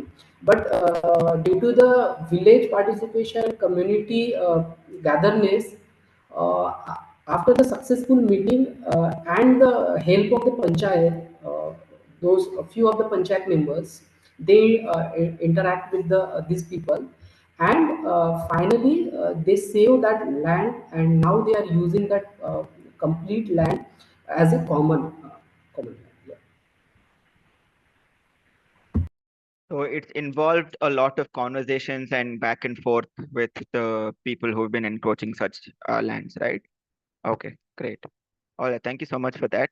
Sir, ನಿಮ್ ಪ್ರಶ್ನೆಗೆ ಉತ್ತರ ಅವ್ರು ಹೇಳ್ತಾ ಇದಾರೆ ಏನಂದ್ರೆ so ಈ Commons ಏನಿತ್ತು ಅಲ್ಲಿ ಸೊ ಆ ಜಾಗನ ಮನೆ ಕಟ್ಟಕ್ಕೆ ಅಂತ ಜನರು ಒತ್ತುವರಿ ಮಾಡ್ತಾ ಇದ್ರಂತೆ. ಸೊ ಅದನ್ನ ಅವರಿಗೆ ಕನ್ವಿನ್ಸ್ ಮಾಡೋದಕ್ಕೆ ಸ್ವಲ್ಪ ಕಷ್ಟ ಆಗ್ತಾ ಇತ್ತು. ಬಟ್ ಕಾನ್ಸ್ಟೆಂಟ್ ಆಗಿ ವಿಲೇಜ್ ಲೆವೆಲ್ ಅಲ್ಲಿ ಮೀಟಿಂಗ್ ಮಾಡ್ತಾ ಇದ್ರು, ರಾತ್ರಿ ಮೀಟಿಂಗ್ಸ್ ಒಂದು 5-6 ಬಾರಿ ಆಗಿದೆ. ಸೊ ವಿಲೇಜಸ್ ಎಲ್ಲ ಸೇರಿ ಮಾತಾಡಿದ್ದು ಕಾಮನ್ಸ್ ಇಂಪಾರ್ಟೆನ್ಸ್ ಬಗ್ಗೆ. ಮತ್ತೆ ಇದು ಅಲ್ದೇನೆ ಅವ್ರ ಜೊತೆ 1-2 ಸತಿ ಮಾತಾಡಿದಾಗ ಅವ್ರು ಬಿಡ್ತಾ ಇರ್ಲಿಲ್ಲ ಅಂತೆ. But over a period of time ಯಾವಾಗ ಹಳ್ಳಿಯವರೆಲ್ಲ ಸೇರಿ ಮಾತಾಡೋಕ್ ಶುರು ಮಾಡಿದ್ರು, ಮತ್ತೆ ಗ್ರಾಮ ಪಂಚಾಯತ್ ಕಡೆಯಿಂದನೂ ಸಪೋರ್ಟ್ ಸಿಗ್ತಾ ಇತ್ತು. ಸೊ ಅವಾಗಿಂದ ಸ್ವಲ್ಪ ನೆಗೋಸಿಯೇಷನ್ಸ್ ಅಂತಾರಲ್ವಾ, ಸೊ ಆ ತರ ಮಾಡಿ ಸೊ ಇವಾಗ ಟೋಟಲ್ ಆಗಿ ಕಾಮನ್ಸ್ ನ ಗ್ರೇಸಿಂಗ್ ಲ್ಯಾಂಡ್ ಆಗಿ ಯೂಸ್ ಮಾಡ್ತಾ ಇದ್ದಾರೆ ಅಂತ ಹೇಳಿದ್ದಾರೆ. ಸೊ ಐ ಥಿಂಕ್ ಅದೇ 3-4 ಸತಿ ಮಾತಾಡೋದು, ಕಂಟಿನ್ಯೂಸ್ ಆಗಿ ಅವ್ರ ಜೊತೆ ಡಿಸ್ಕಷನ್ಸ್ ಇಟ್ಕೊಳ್ಳೋದು, ಮತ್ತೆ ಗ್ರಾಮ ಪಂಚಾಯತ್ ಲೆವೆಲ್ ಇಂದಾನು ಸಪೋರ್ಟ್ ಸಿಕ್ಕಿದ್ರೆ ಆ ಒತ್ತುವರಿನ ರಿಮೂವ್ ಮಾಡ್ಬೋದು ಅಂತ ಹೇಳ್ತಾ ಇದ್ದಾರೆ.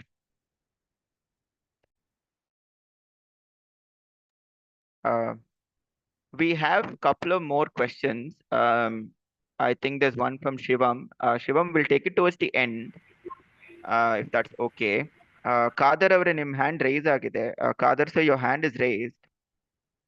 If you could let us know if you have a question athwa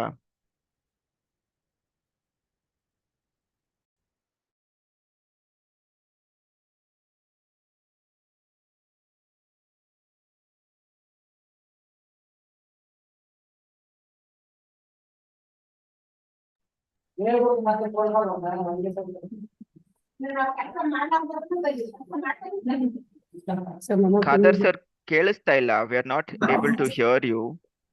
Sir, actually, one of our community people asking one question. Sure, He has sure. one. Sir ಗೋಮಾಳ ಒತ್ತುವರಿ ತೆರವುಗೊಳಿಸುವ ಸಂದರ್ಭದಲ್ಲಿ ನೀತಿ ಸಂಹಿತೆ ಇತ್ತು ಅಂತ ಹೇಳಿದಿರಿ. ಕಾನೂನಿನ ತಡುಕು ಯಾವುದು ಬಂದಿಲ್ವಾ ಸರ್? ಅದು ಕಾನೂನು ಸಪೋರ್ಟ್ ಬಂದಿಲ್ಲ ಅಂತ ಕೇಳ್ತಾ ಇದ್ದೀರಾ? ನೀತಿ ಸಂಹಿತೆಯಲ್ಲಿ sir. Okay. While clearing the encroachment, sir, that time there is a code of conduct, sir. So there is any issue about this legal or code of conduct, sir? Any issues will occur or? You're asking if the code of conduct will be a problem when they're removing the encroachments, right? In terms of the police or like any sort of legal intervention. Yes, Yeah. sir. Manoji, if you could translate that and have a response to that, we can close it for now. And yeah, a quick response. Thank you.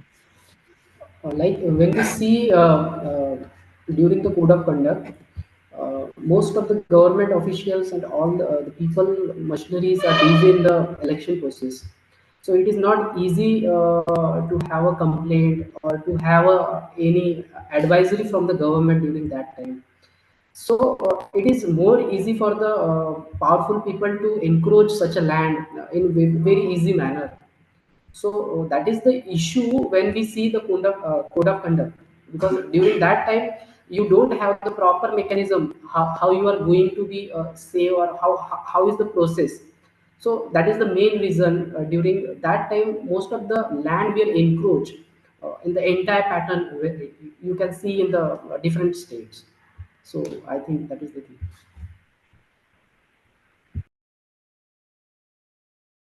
But there haven't been any sort of issues sir. when they're removing the encroachment? Yes, sir. Yes, sir. Actually, once please explain in Kannada, sir. Okay. Sir ಅವ್ರು ಏನ್ ಹೇಳ್ತಾ ಇದಾರೆ ಅಂದ್ರೆ so ಈ legal ಕಡೆಯಿಂದ ಆತರ ಏನು disturbance ಬರಲ್ಲ, ಏನಕ್ಕಂದ್ರೆ ಈ ಕೋಡ್ ಆಫ್ ಕಾಂಡಕ್ಟ್ ಟೈಮ್ ಅಲ್ಲಿ ಎನ್ಕ್ರೋಚ್ ಮಾಡೋದಕ್ಕೆ ಇನ್ನು ಈಸಿ ಆಗಿರುತ್ತೆ ಅಂತ ಹೇಳ್ತಾ ಇದ್ದಾರೆ. ಏನಕ್ಕಂದ್ರೆ ಆವಾಗ ಬೇರೆ ಇವಾಗ ಗವರ್ಮೆಂಟ್ ಅಫಿಷಿಯಲ್ಸ್ ಇರ್ಬೋದು, ಲೀಗಲ್ ಸಪೋರ್ಟ್ ಇರ್ಬೋದು, ಅವರು ಬೇರೆ ಟಾಪಿಕ್ಸ್ ಅಥವಾ ಬೇರೆ ಕಡೆ ಬ್ಯುಸಿ ಇರ್ತಾರಲ್ವಾ. ಸೊ ಅವಾಗ ಗವರ್ಮೆಂಟ್ ಕಡೆಯಿಂದ ಏನಾದ್ರು ಅಡ್ವೈಸರ್ ಸಿಕ್ಕೋದಂದ್ರೆ ಬಹಳ ಕಷ್ಟ ಈ ಕೋಡ್ ಆಫ್ ಕಾಂಡಕ್ಟ್ ಟೈಮ್ ಅಲ್ಲಿ. ಸೊ ಆ ಟೈಮ್ ಅಲ್ಲಿ ಒತ್ತುವರಿ ಮಾಡೋದು ಈಸಿ ಅಂತ ಹೇಳ್ತಾ ಇದ್ದಾರೆ ಇವರು. ಬಟ್ ಆದ್ರೆ ಅವ್ರ ಪ್ರಶ್ನೆ ಇರೋದು ಏನಂದ್ರೆ ಅದೇ ಈ ಲೀಗಲ್ ಕಡೆಯಿಂದ ಏನಾದ್ರು ಪ್ರಾಬ್ಲಮ್ಸ್ ಆಗುತ್ತಾ ಅಂತ ಅಲ್ವಾ, ಒತ್ತುವರಿ ರಿಮೂವ್ ಮಾಡುವಾಗ. Yes, yes, sir. Yes, your Correct. question, sir. Correct. Manoj ji, they just want to know if there is any issues because there is a code of conduct in place. So removing any type of encroachment, does that invite any sort of legal repercussions?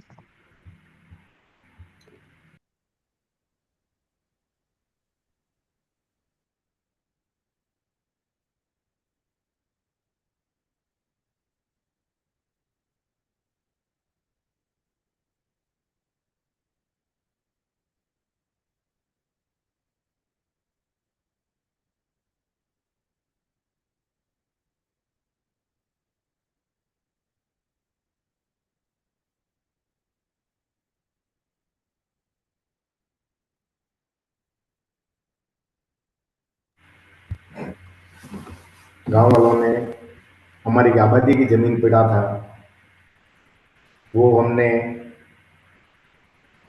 Ward panchayat था और गांव वालों भी हमारे साथ में रहा, वो समिति वाले भी साथ में थे। उसमें हमने आबादी की जमीन पास में पड़ी थी, उसमें हमने गांव वालों ने और समिति वालों ने हमने उसको प्लॉट काट के दिए। उसमें वो राजी हो गए, दे दिए। हमारे को तो जमीन चाहिए हमारे मकान बनाने के लिए। इसलिए हमने चारागाह में हमको उसको प्रेम से समझाया कि आप चारागाह में मत करो और दूसरी जगह ले लो। तो हमारे को गाँव वालों ने, गाँव में सभी लोग नहीं थे, 4-5 ऐसे लोग थे, उसको हमने समझा के समिति वालों ने और हमारे गांव के मोहतबर लोगों ने समझाया कि भाई तुम ऐसे मत करो, बिला नाम जमीन पड़ा है, उसमें आपको हम बराबर माप के आपको कब्जा दे देते हैं, जो आपका मकान भी आप बना सकते हो और आराम से रहो। और हमारे चारागाह बन जाएगी तो पेड़ पौधे भी बड़े होंगे और हमारे गांव की हरियाली भी होगी, हरियाली भी होगी। और गांव के हमारे छोटे मोटे पक्षी हैं, जीव जंतु हैं, और गायों भैंसों बकरियों हमारे गांव में ऊँटों ऐसे हैं, वो कहाँ जाएंगे, बड़े हो जाएंगे तो बाद में हमारे गांव वालों के लिए भी अच्छा रहेगा और आपके लिए भी अच्छा रहेगा। इसलिए गांव वाले सब समझ गए और उसमें हमने गांव वालों ने और समिति वालों ने सबने भेंट करके हमारे ये फैसला कर दिया कि आराम से प्लॉट काट के पास में दे दिया उसको। और हमारा चारागाह भी चालू है और ट्रेन से भी बन गई और गेटिंग भी बन गए और दीवार का काम चालू है इधर और चल रहा है। थोड़ा सा अधूरा रहा, वो काम हो रहा है। धन्यवाद।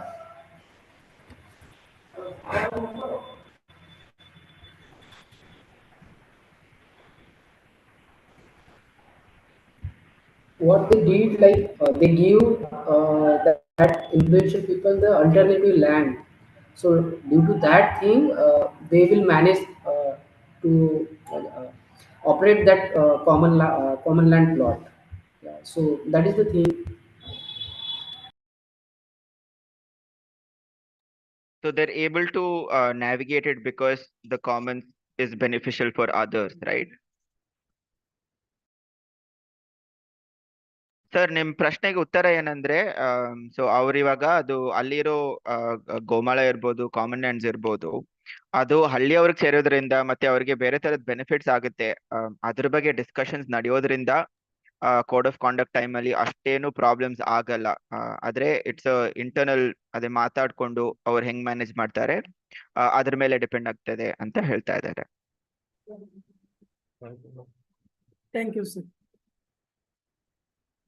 I request all the participants to stay back till the end of today's session because we have set aside about half an hour or so for a question and answer session where after all the presentations are done, you can pose questions to any specific speaker or to the general crowd as it is.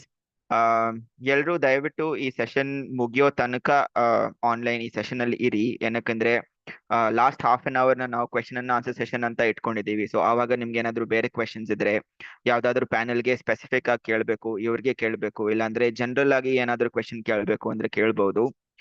So I request everybody to stay back. We also have a few feedback forms that has been put up on the chat. This is for the audience, requesting all of you to please fill in some details related to that. It's essentially a feedback form which will help us understand what you all think of the session so far. It's also a great platform for you all to let us know where we can improve the next few sessions or the next set of conferences that we will be planning. And of course, it's always great to know what you all think of it. So please do take some time off. It won't take a lot of time. Please fill those forms so that we can improve on the sessions, on the conferences, and help us do better. So ಈ chat box ಅಲ್ಲಿ ಒಂದು Google form ಹಾಕ್ತಾ ಇದೀವಿ. So ಎಲ್ಲ languages ಅಲ್ಲಿ ಇದೆ ಅದು. So ದಯವಿಟ್ಟು ಆಡಿಯನ್ಸ್ ಯಾರಿಗೆಲ್ಲ ಆಗುತ್ತೆ ಪ್ಲೀಸ್ ಅದನ್ನ ಫಿಲ್ ಮಾಡಿ. ಏನಕ್ಕಂದ್ರೆ ನಮ್ಗೆ ನಿಮ್ ಅನಿಸಿಕೆ ಅದ್ರ ಬಗ್ಗೆ ಗೊತ್ತಾಗುತ್ತೆ. ಸೊ ಈ ಕಾನ್ಫರೆನ್ಸ್ ಬಗ್ಗೆ ಆಗಿರ್ಬೋದು, ಏನ್ ಚೆನ್ನಾಗಿತ್ತು, ಏನು ಇಂಪ್ರೂವ್ ಮಾಡ್ಬೋದು, ಅದ್ರ ಬಗ್ಗೆ ನಮ್ಗೆ ತಿಳಿಸಿದ್ರೆ ನೆಕ್ಸ್ಟ್ ಕಾನ್ಫರೆನ್ಸ್ ಆಗಿರ್ಬೋದು ಅಥವಾ ನಮ್ ಟೀಮ್ ಕಡೆಯಿಂದ ಇಂಪ್ರೂವ್ಮೆಂಟ್ಸ್ ಏನಿದೆ ಅದನ್ನ ಖಂಡಿತ ಮಾಡ್ಬೋದು. ಸೊ ಪ್ಲೀಸ್ ಒಂದು 5 minutes ತಗೊಂಡು ಅದನ್ನ ಫಿಲ್ ಮಾಡಿ ಅಂತ ರಿಕ್ವೆಸ್ಟ್ ಮಾಡ್ಕೋತೀನಿ. With that, I think we'll move ahead for the next session that we will be having. We have Prabhakar ji from Chittoor, Andhra Pradesh. So we've gone from Tamil Nadu to Rajasthan and now we're coming back to Andhra. So we have Rani ma'am facilitating the session. So over to you, ma'am. If you can help us with the translation, that will be great. So ಇವಾಗ ನಮ್ಗೆ ಆಂಧ್ರ ಪ್ರದೇಶದಿಂದ ಪ್ರಭಾಕರ್ ಅವರು ಅವ್ರ experience share ಮಾಡ್ಕೋತಾ ಇದ್ದಾರೆ. ಇವಾಗ communities endless effort to safeguarding commons ಅಂತ. So we will have Rani ma'am translating and over to you. Yeah. నమస్తే సార్. నేను చిత్తూరు డిస్టిక్ చౌడపల్లి మండలము చిందమాకల్పల్లి పంచాయతీ బి కదిరేపల్లి అంటే మాట్లాడుతున్నాను. ఇప్పుడు ఫస్ట్ ఈ ఉమ్మడి వనరులు అంటే మనకి సంబంధించిన ఉమ్మడి ఆస్తి గురించి మాకు సార్ వాళ్ళు చెప్పినారు. దానికన్నా ముందు మాకు ఒక చిన్న మణుకూరమ్మ గుట్ట అని చెప్పనేసి ఒక చిన్న గుట్ట ఒకటి ఉండదు. దాన్ని కాపాడుకోవడానికి మేము చాలా ప్రయత్నం చేసినాము. దాంతో ఫస్ట్ నేను ఒక ఇది కవితతో స్టార్ట్ చేస్తాను. He wanted to start with his presentation with his poem which has written by him, his own poem. అడవితో నా అనుబంధం. నాకు ఊహ తెలిసినప్పటి నుంచి ఈ అడవితో నాకు మాటలతో చెప్పలేనంత అనుబంధం ఉంది. పేదరికంలో ఉన్నప్పుడు ఆదాయ వనరు అయింది. తీయటి తేనె తొట్టులు, కమ్మని పండ్ల పొలాలు, ఇలా చెప్పుకుంటూ పోతే ఎన్నో నా చిన్ననాటి జ్ఞాపకాలు అడవితో. సృష్టి చేసిన మనసు బాధపడిన పచ్చని చెట్టు కింద చల్లని కొండగాలితో ఎన్నెన్నో ఊసులు, ఎన్ని మరిచిపోవడానికి అవునా. ఈ అడవితో ప్రతి అణువు నాకు సుపరిచితం. ఏ మూల, ఏ చెట్టు, ఏ దారిలో ఎన్నెన్ని మాటలో, ఎన్నెన్ని పుట్టలో, ఎన్నెన్ని గుండులో, ఎన్నెన్ని బండలో ఉంటాయో నాకు బాగా ఎరుక. నా చిన్నతనం నుండి ఇన్ని ఇచ్చిన ఈ అడవిని నా సహధర్మచారికి కూడా పరిచయం చేయించాను. అలాగే నా వారసత్వానికి కూడా దీనిని గురించి విడమర్చి చెప్పాను. ఆ సమయం దొరికినప్పుడల్లా వారితో ఇంటెల్లిపాది అడవిలో వాలిపోతాం. ఎంతో సరదాగా ఆడుకుంటాం. అందుకే నేను కొంచెం ఎదిగిన తర్వాత ఇంత అనుబంధం ఉన్న ఈ అడవిని చిన్నదైనా కానీ కాపాడుకోవాలని తెలుసుకున్నాను. అలాగే అడవితో అనుబంధం ఉన్న వారందరినీ కలుపుకొని నా వారసత్వాన్ని, సంపదను భవిష్యత్ తరాల కోసం అందివ్వాలని కంకణం కట్టుకున్నాను. కొండను తొలసి బండలను మోసేయకుండా, చెట్టును కొట్టి కలపను కొల్లగొట్టేయకుండా, ఆక్రమణకు అవకాశం ఇవ్వకుండా కాపాడుకోవాలని ముందుకు అడుగు వేసిన మాకు సహకారం అందించి ఈ ఉమ్మడి వనరుల అభివృద్ధి సమితి శ్రీనివాసులు సార్ గారు, మేడం రెడ్డిరాణి మేడం గారు మాకు పరిచయం అయినారు. అలాగే తహసీల్దార్ గారిని కూడా వీళ్ళు పరిచయం చేయించే సార్ వాళ్ళు దీన్ని ఎట్లా అభివృద్ధి చేయాలని చెప్పేసి మేము ఎక్కువ థింక్స్ చేస్తామంటే అప్పుడు వీళ్ళు మాకు పరిచయం అయినారు. అడవిని అభివృద్ధి చేస్తే అందమైన ఆడపిల్లలాగా పూలు పళ్ళతో కలకలలాడుతుంది. అదే కబలిస్తే మానవాళికి రాక్షసి అలల రావణ కాస్ట్ లాగా భయంకరంగా ఉంటుంది. మన ముందర భవిష్యత్తు. చెట్లు ఎందుకులే, డబ్బు ఉంటే చాలు, ఏసీలు పెట్టుకోవచ్చు అనుకుంటే ఆ ఏసీలకు కావాల్సిన గాలి కూడా ఆ చెట్టు నుండి రావాల్సిందే కదా. ఒక చెట్టు 100 ఏసీలతో సమానం. ఉంటాను. జై హింద్, జై భారత్, జై వందే మాతరం. ఇట్లు మీ చౌడపల్లి ప్రభాకర్. Thank you. ఇలా చెప్పుకుంటూ పోతే మాకు ఈ అడవిని చిన్నప్పటి నుంచి చాలా ఇది ఎఫెక్షన్ గా ఉండేదండి అడవికి. తర్వాత కొన్ని రోజుల తర్వాత మేము ఇట్స్ 20 years బ్యాక్ వెళ్ళిపోయినాము. తర్వాత మేము ఏం చేయాలా దీని గురించి కొద్దిగా ఎదిగిన తర్వాత ఏం చేయాలా అని చెప్పి ఆలోచన చేస్తా ఉంటే FES వాళ్ళు మా ఊరికి రావడం జరిగింది. అప్పుడు వీళ్ళు చెప్పారనమాట, ఇలా కాపాడుకోవచ్చు ఉమ్మడి ఉండడం అంటే. ఇది మన ఒక్కరి సొత్తు కాదు, చుట్టుపక్కల 8 గ్రామాలు ఉన్నాయి. ఆ 8 గ్రామాలకే సంబంధించిన పశు సంపద కానీ మాకు ఏమన్నా దాంట్లో సీతాఫలం కానీ మళ్ళీ ఏమన్నా కానీ దాంట్లో కట్లు, ఎండిన కట్లు ఇవంతా తీసుకొని దాంట్లో ఆదాయ వనరు మనకి సృష్టిస్తుంది. 255 ఎకరాలు దాంట్లో అడవి ఉంది. దాన్ని కాపాడుకోవాలని చెప్పేసి అంటామంటే ఇక్కడ మేడం గారు, రెడ్డిరాణి మేడం గారు, శ్రీనివాస సార్ మా ఊరికి ఒకసారి వచ్చినారు FES.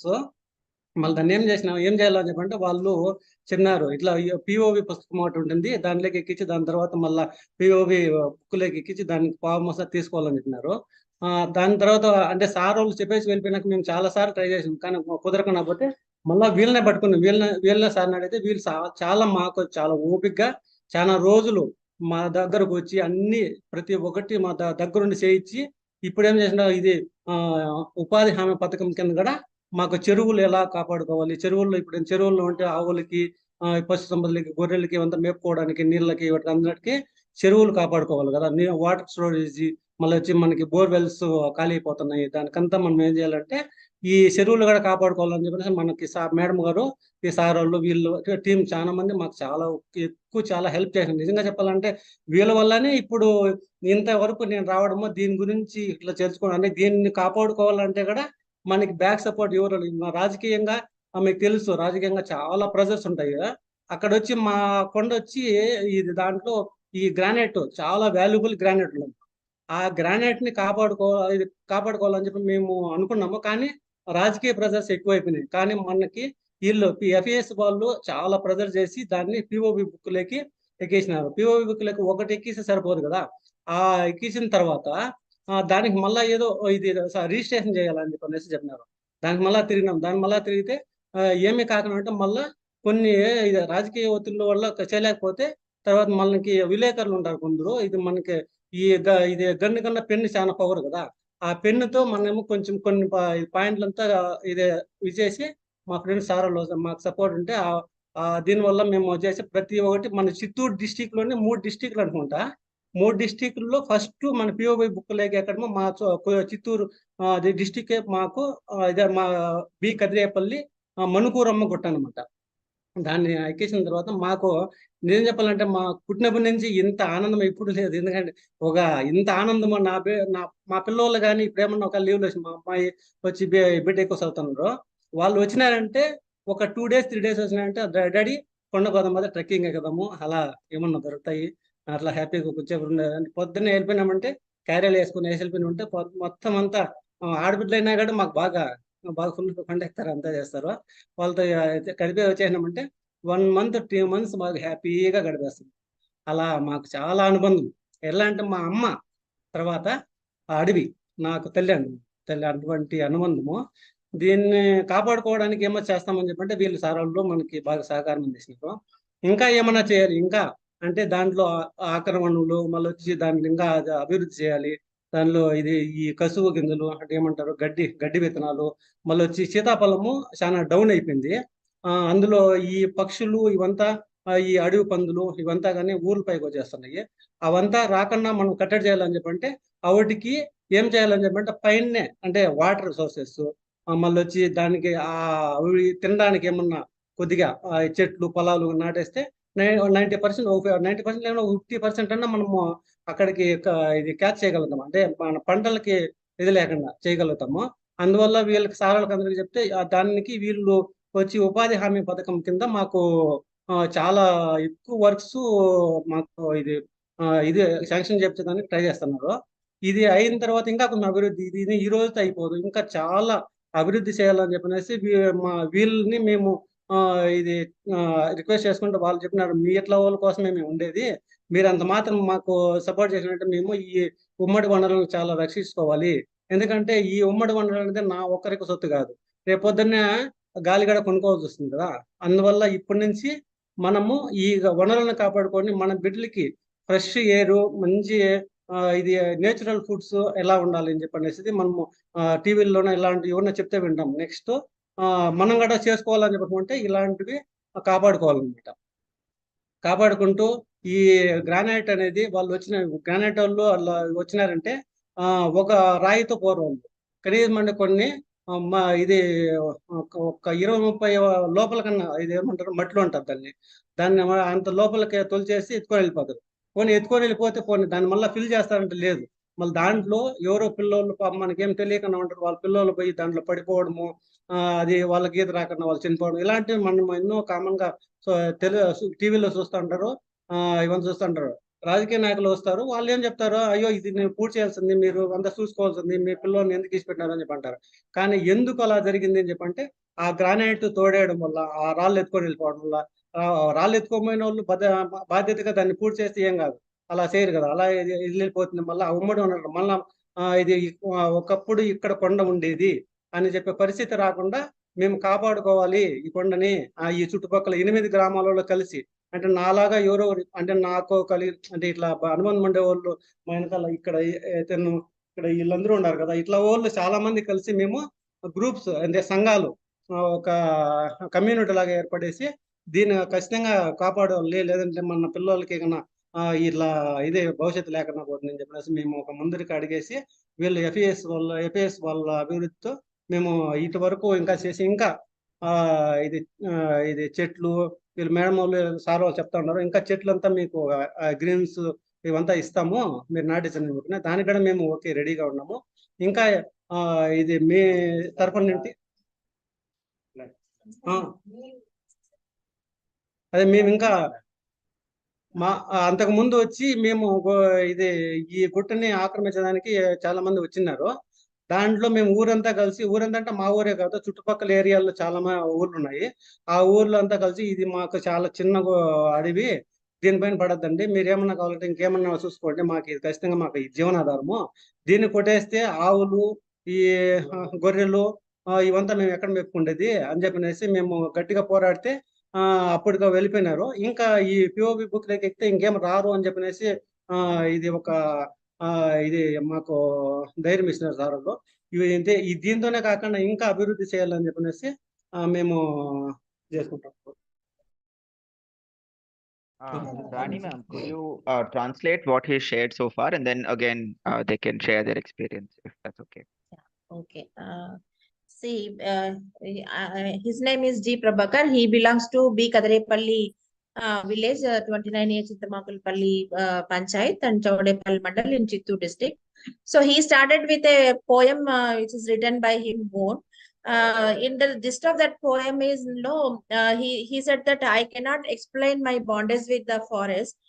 Because when I'm young, I used to go to forest and I used to play. When I fell sick and that forest is like a medicine. Even not only me, even I introduced the commons to my wife and children.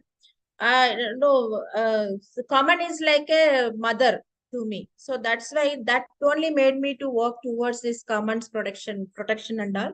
So since 20 years, there is, the Chittoor is very highly political influential area. So there was always the threat on commons. It is even that Manapuramma Gutta is a very quality granite is there. And Chittoor, one deputy CM and ministers and MP are all belong to Chittoor only. There was a threat always, but we don't know where to go and how to protect our lands. In 2019, FES came to our village and they explained about the importance of commons and know how to protect and all. So then only we are very happy and we are very firm to protect our commons. First of all, we formed UVS, Ummadi Vandala Abhiruddhi Samiti. Then our Ummadi Vandala Abhiruddhi Samiti recognized as a subcommittee of NRM. It is mainly, it is there in the clause AP Panchayati Act.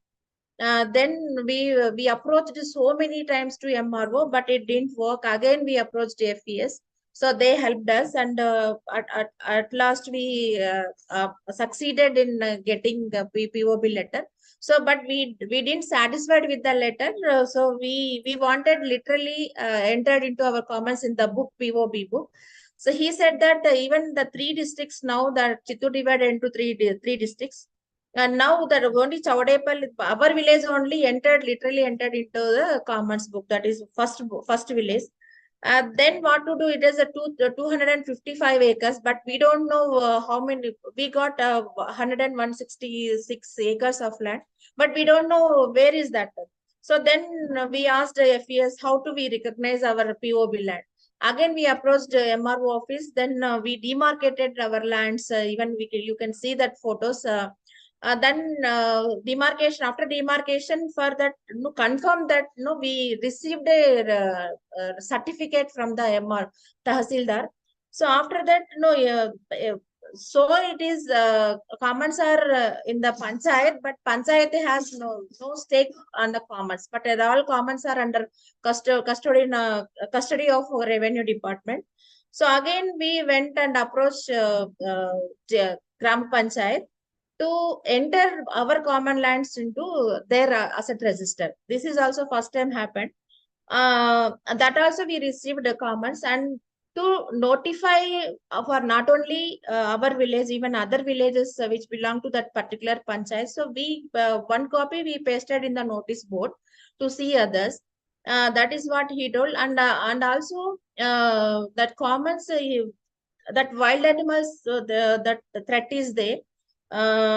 He is telling that we for that also we approached MGNREGA, even MGNR, that the DPR detailed project action plan is happened in 29A Chintamagalpalli Panchayat. That is also there. So even to protect that, we have our own rules and regulations. They framed some village specific bylaws. No, there is a long way to go. We are not satisfied with the activities what we have done so far. So there is a long way. We will work with the support of AFES. That's what he mentioned. If you could just let the audience know what a POB is, for those who may not know. That is a prohibitory order book, it is called. It is only that is relevant to Andhra Pradesh. If you see the other states are all the common lands are under Panchayati, in the asset register of Panchayati. But only in Andhra, so we have a POB list, the prohibitory order list. These lands once entered into the POB, then it is very difficult to just like that. Even the government department, even MRO, they cannot just like that take away reverse this POB. So there is a long process. The collector has to instruct the Tahsildars, and they have to do the detailed survey, and it has to go to state government. It is a long process. It's not like that once we enter into the POB, it's like we cannot take away. There are many Supreme Court orders, High Court orders are there. So we are taking all the legalities, whatever we can use this as a weapon, and even this revenue department POB. So that's why we are approaching revenue department. So that is the. Okay, thank you so much. Do they have anything quick to add, or do I translate this to Kannada? ఇంకేమన్నా add చేసేదన్నా ఇంకేమన్నా చెప్పేది ఉంటే చెప్పండి.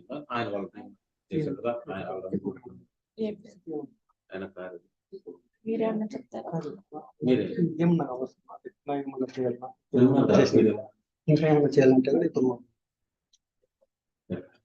Okay, you can translate. Yes. All right, thank you. That was actually a very informative presentation, the whole POB process, and then also to look at the political impact of such things. So ಇದು story Andhra Pradesh Chittoor district ಇಂದ ಬಂದಿದೆ.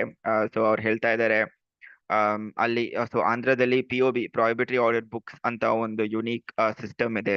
So basically ಅದೇನಂದ್ರೆ ಇವಾಗ common lands ಅಂತ ಏನಿರುತ್ತೆ usually revenue department under ಅಲ್ಲಿ ಇರುತ್ತೆ, under ದೇವರ್ ಮ್ಯಾನೇಜ್ಮೆಂಟ್. ಸೊ ಈ POB ಅಲ್ಲಿ ಎನಿ ಕಾಮನ್ ಲ್ಯಾಂಡ್ ನ ಎಂಟರ್ ಮಾಡಿದ್ರೆ ಇಷ್ಟು ಎಕರೆ ಇದೆ, ಇದ್ರ ವಿಸ್ತೀರ್ಣ ಇಷ್ಟು ಅಂತ ಎಂಟರ್ ಮಾಡಿದ್ರೆ, ಸೊ ಅದಕ್ಕೆ ಒಂದು ಟೈಪ್ ಆಫ್ ಪ್ರೊಟೆಕ್ಷನ್ ಸಿಗುತ್ತೆ. ಸೊ ಆ ಲ್ಯಾಂಡ್ ನ ಒಂದೇ ಸತಿ ಬೇರೆ ಕೆಲಸಕ್ಕೆ ಅಥವಾ ಒತ್ತುವರಿಗೆ ಮಾಡಕ್ಕೆ ಅಷ್ಟು ಸುಲಭದಲ್ಲಿ ಆಗಲ್ಲ. ಸೊ ಅದಕ್ಕೆ ಒಂದು ಫುಲ್ ಪ್ರಾಸೆಸ್ ಇದೆ. ಸೊ MRO ಇಂದ ಹೋಗ್ಬೇಕು, ಸೊ ಸ್ಟೇಟ್ ಗವರ್ಮೆಂಟ್ಗೆ ಹೋಗ್ಬೇಕು. ಸೊ ಈ ತರ ಡಿರೆಕ್ಟಿವ್ಸ್ ಗಳನ್ನ ಈ community members, specially presenter Prabhakar ಅವರು, ಅವ್ರ ಪ್ರೀತಿ ಅಂದ್ರೆ ಅವ್ರ ಇಂಟ್ರೆಸ್ಟ್ ಮೇಲೆ, ಸೊ ಅವ್ರಿಗೆ ಕಾಮನ್ಸ್ ಅಂದ್ರೆ ತುಂಬಾ ಇಷ್ಟ, ಕಾಮನ್ಸ್ ಮೇಲೆ ತುಂಬಾ ರೆಸ್ಪೆಕ್ಟ್ ಇದೆ. ಸೊ ಅವರು ಸ್ಟಾರ್ಟಿಂಗ್ ಅಲ್ಲಿ ಒಂದು ಪೋಯಮ್ ಹೇಳಿದ್ರು. ಸೊ ಆ ಪೋಯಮ್ ಅದನ್ನ ಟ್ರಾನ್ಸ್ಲೇಟ್ ಮಾಡ್ಬೇಕು ಅಂದ್ರೆ ತುಂಬಾ ಕಷ್ಟ ಆಗುತ್ತೆ.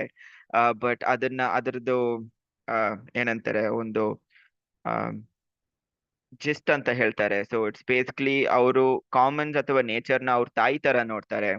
ಸೊ ಅದರಿಂದ ಆ ರಿಲೇಶನ್ಶಿಪ್ ಇರ್ಬೋದು, ಅಥವಾ ಅದರಿಂದ ಅದರ ಇಂಪಾರ್ಟೆನ್ಸ್ ಇರ್ಬೋದು, ಅದರ ಮಹತ್ವ ಇರ್ಬೋದು, ಅದನ್ನ ತಿಳ್ಕೊಂಡು ನೋಡಿ ನಮ್ದು ಈ ತರ ಕಾಮನ್ಸ್ ಇದೆ, ಪೊಲಿಟಿಕಲ್ ಇನ್ಫ್ಲೂಯೆನ್ಸ್ ಇಂದ ಅದು ಖಾಲಿ ಆಗ್ಬೋದು.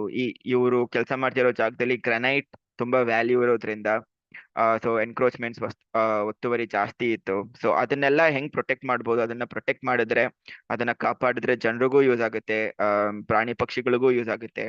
ಸೊ ಎಲ್ಲಾ ತರದ ಬೆನಿಫಿಟ್ಸ್ ಇರೋದ್ರಿಂದ ಸೊ ನಾವು ಯಾವ ತರ ಅದನ್ನ ಮೊಬಿಲೈಸ್ ಮಾಡಿ ನಮ್ ಕಮ್ಯುನಿಟಿ ಸೇರಿ ಏನ್ ಮಾಡ್ಬೋದು ಅಂತ ಎಲ್ಲ ಸೇರಿ ಸೊ POB ಎಂಟ್ರಿಗೆ ಅವ್ರ ಕಡೆಯಿಂದ ತುಂಬಾ ಪ್ರಯತ್ನ ಮಾಡಿದ್ದಾರೆ. ಇನಿಷಿಯಲ್ ಆಗಿ ಅಷ್ಟೊಂದು ಸಪೋರ್ಟ್ ಸಿಗ್ತಾ ಇರ್ಲಿಲ್ಲ, ಆದ್ರೆ FES ಕಡೆಯಿಂದ ಇರ್ಬೋದು, ಅಥವಾ ಅವ್ರ ಕಡೆಯಿಂದಾನೆ, ಅವ್ರ ವಿಲೇಜ್ ಇನ್ಸ್ಟಿಟ್ಯೂಷನ್ ಕಡೆಯಿಂದಾನೆ NRM ಸಬ್ ಕಮಿಟಿಯಿಂದ ಸೇರಿ ಅವರೆಲ್ಲ ಸೊ ಕಂಟಿನ್ಯೂಸ್ ಆಗಿ ಅಪ್ರೋಚ್ ಮಾಡ್ತಾ ಇರೋದ್ರಿಂದ ಸೊ ಫೈನಲಿ ಆ POBಗೆ ಎಂಟ್ರಿ ಆಗಿದೆ ಇವಾಗ. ಸೊ ಆ ಪ್ರಾಸೆಸ್ ನ ಕಂಟಿನ್ಯೂ ಮಾಡ್ತಾರೆ. ಸೊ ಅವ್ರ ಎಕ್ಸ್ಪೀರಿಯನ್ಸ್ ಈ ತರ. ಸೊ ಎನಿ ಗವರ್ಮೆಂಟ್ ಪಾಲಿಸಿ ಇದ್ರೆ ಅದನ್ನ ಹೆಂಗ್ ಯುಟಿಲೈಸ್ ಮಾಡ್ಬೋದು, ನಮ್ ಗೋಮಾಳಗರ್ ಇರ್ಬೋದು, ಬೇರೆ ಕಾಮನ್ಸ್ ಇರ್ಬೋದು, ಅದನ್ನ ಹೆಂಗ್ ಪ್ರೊಟೆಕ್ಟ್ ಮಾಡ್ಬೋದು ಅಂತ ಒಂದು ಯುನಿಕ್ ಸ್ಟೋರಿನ ಶೇರ್ ಮಾಡಿದ್ದಾರೆ ಇವರು. So with that we will take up questions towards the end of the session because we have a couple of more presenters. If that's okay, please stick around. So questions ಏನಾದ್ರು ಇದ್ರೆ ದಯವಿಟ್ಟು chat box ಅಲ್ಲಿ ಹಾಕಿ. So towards the end ಅಲ್ಲಿ ನಾವು ಆ ಪ್ರಶ್ನೆನ ತಗೋತೀವಿ. So next ಇವಾಗ ನಮ್ ಪ್ರೆಸೆಂಟರ್ ಆಗಿ ರಮೇಶ್ ಅವರು ಕರ್ನಾಟಕದಿಂದ ಸೇರ್ತಾ ಇದ್ದಾರೆ. ಸರ್ ನಮಸ್ತೆ, ಓವರ್ ಟು ಯು. ಫೆಸಿಲಿಟೇಟರ್ ಆಗಿ ಪಾರ್ಥ ಅವರು ಇದ್ದಾರೆ. ಸೊ ನಿಮ್ ಕಡೆಯಿಂದ ಸ್ಟಾರ್ಟ್ ಮಾಡ್ಬೋದು.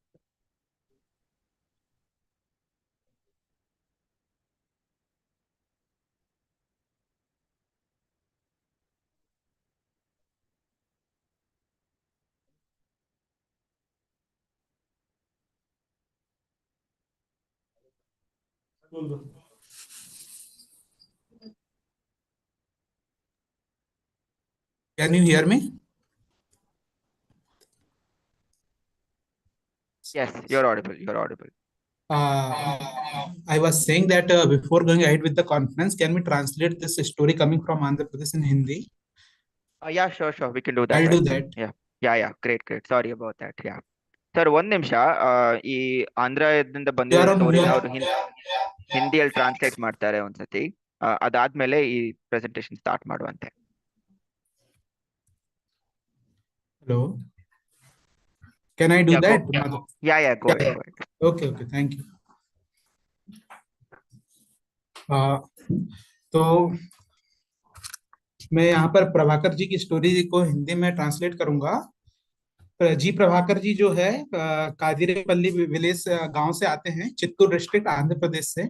और ये कहानी है आंध्र प्रदेश की कहानी है, जहां पर वो ग्रेजिंग लैंड की बात कर रहे हैं, उनके कॉमन्स का बात कर रहे हैं. वो बताते हैं कि वो सबसे पहले उन्होंने अपनी जो अनुभव साझा किए थे, तो उन्होंने अपनी शुरुआत करी थी एक पोयम के साथ, जिसमें वो बताते हैं कि फॉरेस्ट के साथ उनके जो संबंध है उसके बारे में बताते हैं. और उन्होंने अपनी कविता के दौरान ये कहा कि अगर उनकी माँ के जो जंगल है वो उनकी माँ के समान है. आगे बढ़ते हुए उन्होंने बताया कि जो चित्तूर है बहुत पॉलिटिकल इन्फ्लुएंस्ड प्लेस है, वहां पर सारे एमपी एमएलए होते हैं, तो वहां पर जो कॉमन लैंड में जो सबसे बड़ा प्रॉब्लम था वो था वहां इंक्रोचमेंट में अतिक्रमण का जो सबसे बड़ा प्रॉब्लम था, जिसके लिए उन्हें प्रयास करना था।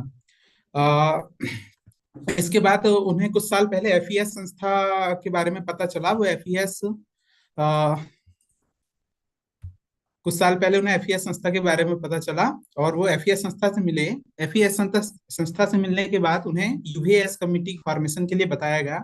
यूवीएस कमेटी जो है गांव के पर्यावरण संरक्षण के लिए बनाई गई समिति का नाम है, जो आंध्र प्रदेश में पंचायती राज अधिनियम के तहत बनाई जाती है। इस यूवीएस समिति के माध्यम से गांव के जो लोग हैं, प्रभाकर जी, इन सभी लोगों ने साथ आकर ग्रेजिंग लैंड की सुरक्षा के लिए काम करना चालू किया। इन्होंने जो पहली चीज की थी वो ये कि वहां पर जो कॉमन्स लैंड था उनको सबसे पहले डिमार्केशन का काम किया, और उसके लिए उसकी एंट्री करवाने के लिए इन्होंने पीओबी जो प्रोहिबिटरी ऑर्डर बुक है उसका यूज किया था।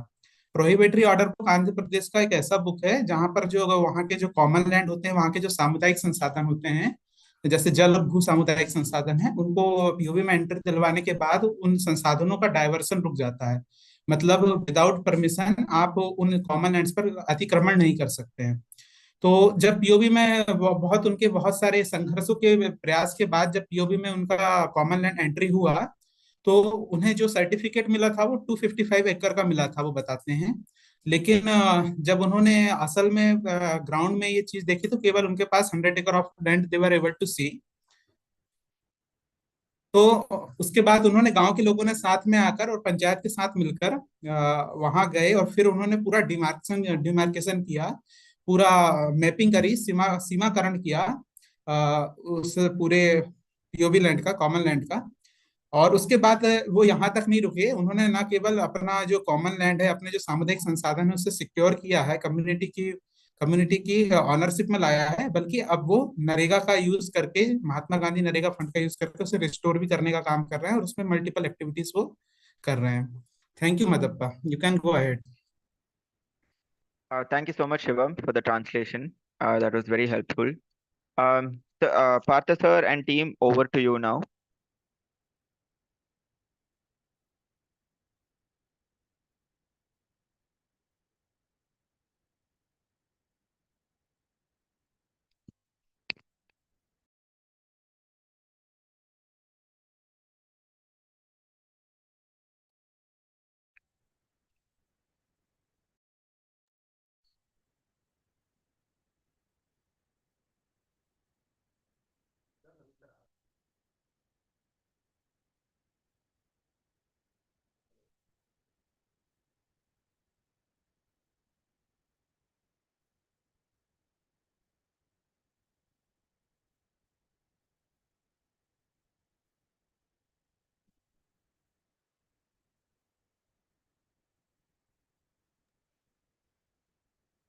ರಮೇಶ್ ಅವರೇ, ನೀವು ಮಾತಾಡ್ಬೋದು.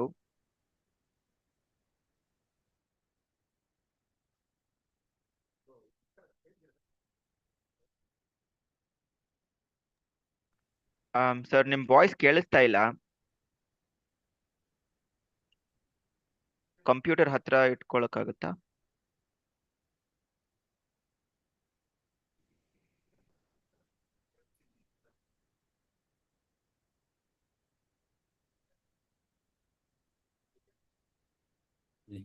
ಹಲೋ ಹಲೋ ಕೇಳಿಸ್ತಾ ಇದೆ. ಮಾದಪ್ಪಜಿ, ಇದು ರಮೇಶ್ ಕೆ ಸಬ್ಜೆಕ್ಟ್ ಸೆಷನ್ ಇರಬಹುದು. ನಂದು ರಮೇಶ್ ಎಂ. ನಮ್ದು ಬಿಫೋರ್ ಲಂಚ್ ನಮ್ದು ಸೆಷನ್ ಕಂಪ್ಲೀಟ್ ಆಗಿತ್ತು. ಕರೆಕ್ಟ್ ಸರ್, ರಮೇಶ್ ಕೆ ಅವ್ರು ಮಾತಾಡ್ತಾರೆ ಇವಾಗ. ಎಸ್, ನಾನೀಗ ರಮೇಶ್ ಎಂ ನನಗೂ ಬಂದಿತ್ತು, ಸೊ ಅದಕ್ಕೆ ಜಾಯಿನ್ ಆಗಿದ್ದೆ. ಮೋಸ್ಟ್ಲಿ ರಮೇಶ್ ಕೆ ಅವರಿಗೆ ಸಂಬಂಧಪಟ್ಟಂತ ಟಾಪಿಕ್ ಇದು. ಕರೆಕ್ಟ್. ಹಾ, ರಮೇಶ್ ಕೆ ಅವರೇ, ನೀವು ಮಾತಾಡ್ಬೋದು.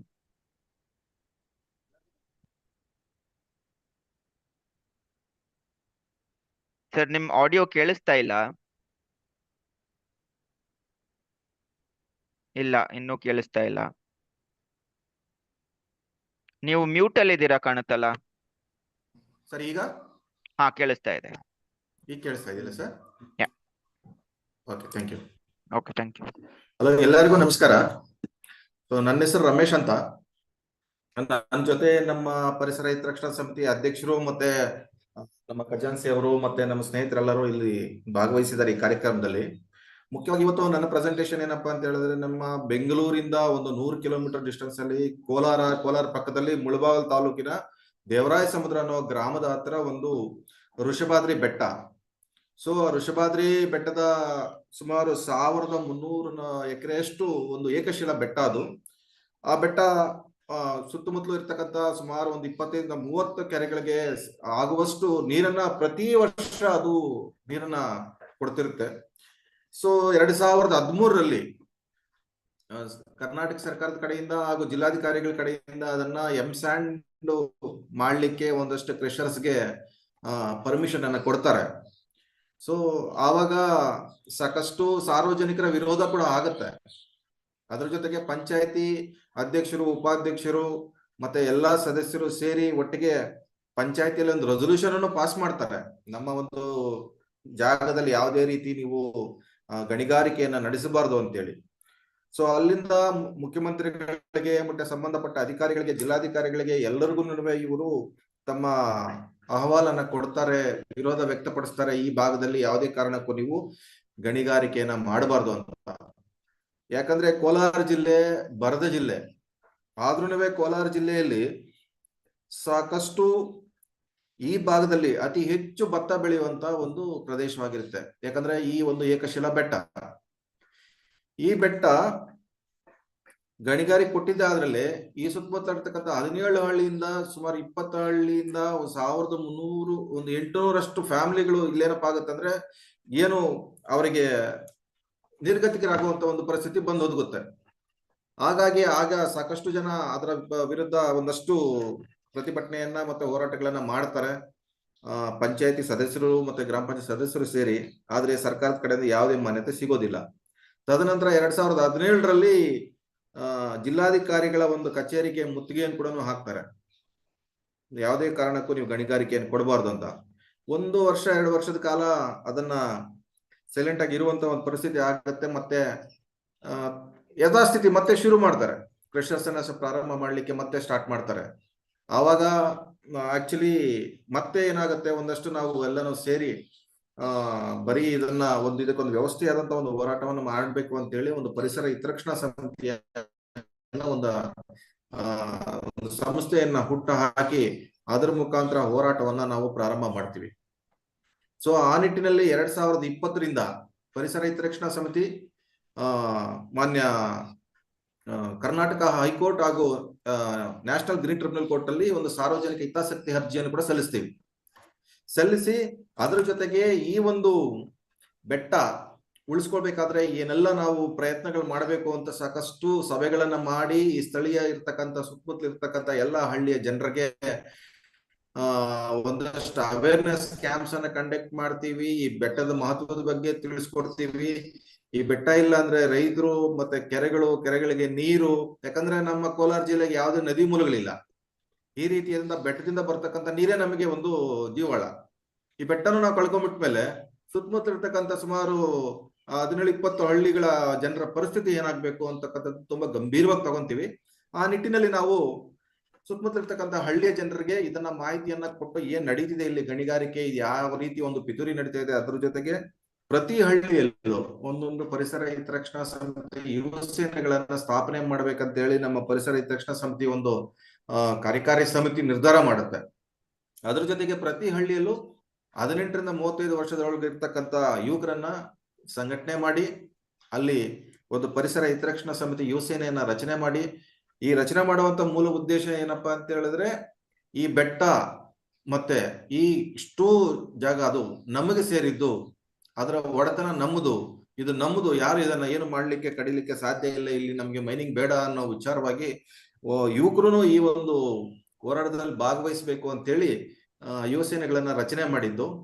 ಅದ ನಂತರ ಈ ಬೆಟ್ಟ ಒಂದು ಪಾರಂಪರಿಕವಾಗಿ ಸಾಕಷ್ಟು ವೈವಿಧ್ಯತೆಯನ್ನು ಕೂಡ ಹೊಂದಿತ್ತು. ಸುಮಾರು ಒಂದು 100-150 ವರ್ಷಗಳಿಂದನೂ ಹಿರಿಯರು ಬೆಟ್ಟದ ಸುತ್ತಲೂ ಪ್ರತಿ ವರ್ಷನೂ ಅಷ್ಟ ದೇವರುಗಳ ಒಂದು ಮೆರವಣಿಗೆಯನ್ನ ಮಾಡಿ ಈ ಬೆಟ್ಟವನ್ನ ದೇವರ ರೀತಿಯಲ್ಲಿ ಪೂಜೆ ಮಾಡ್ತಾ ಇದ್ರು.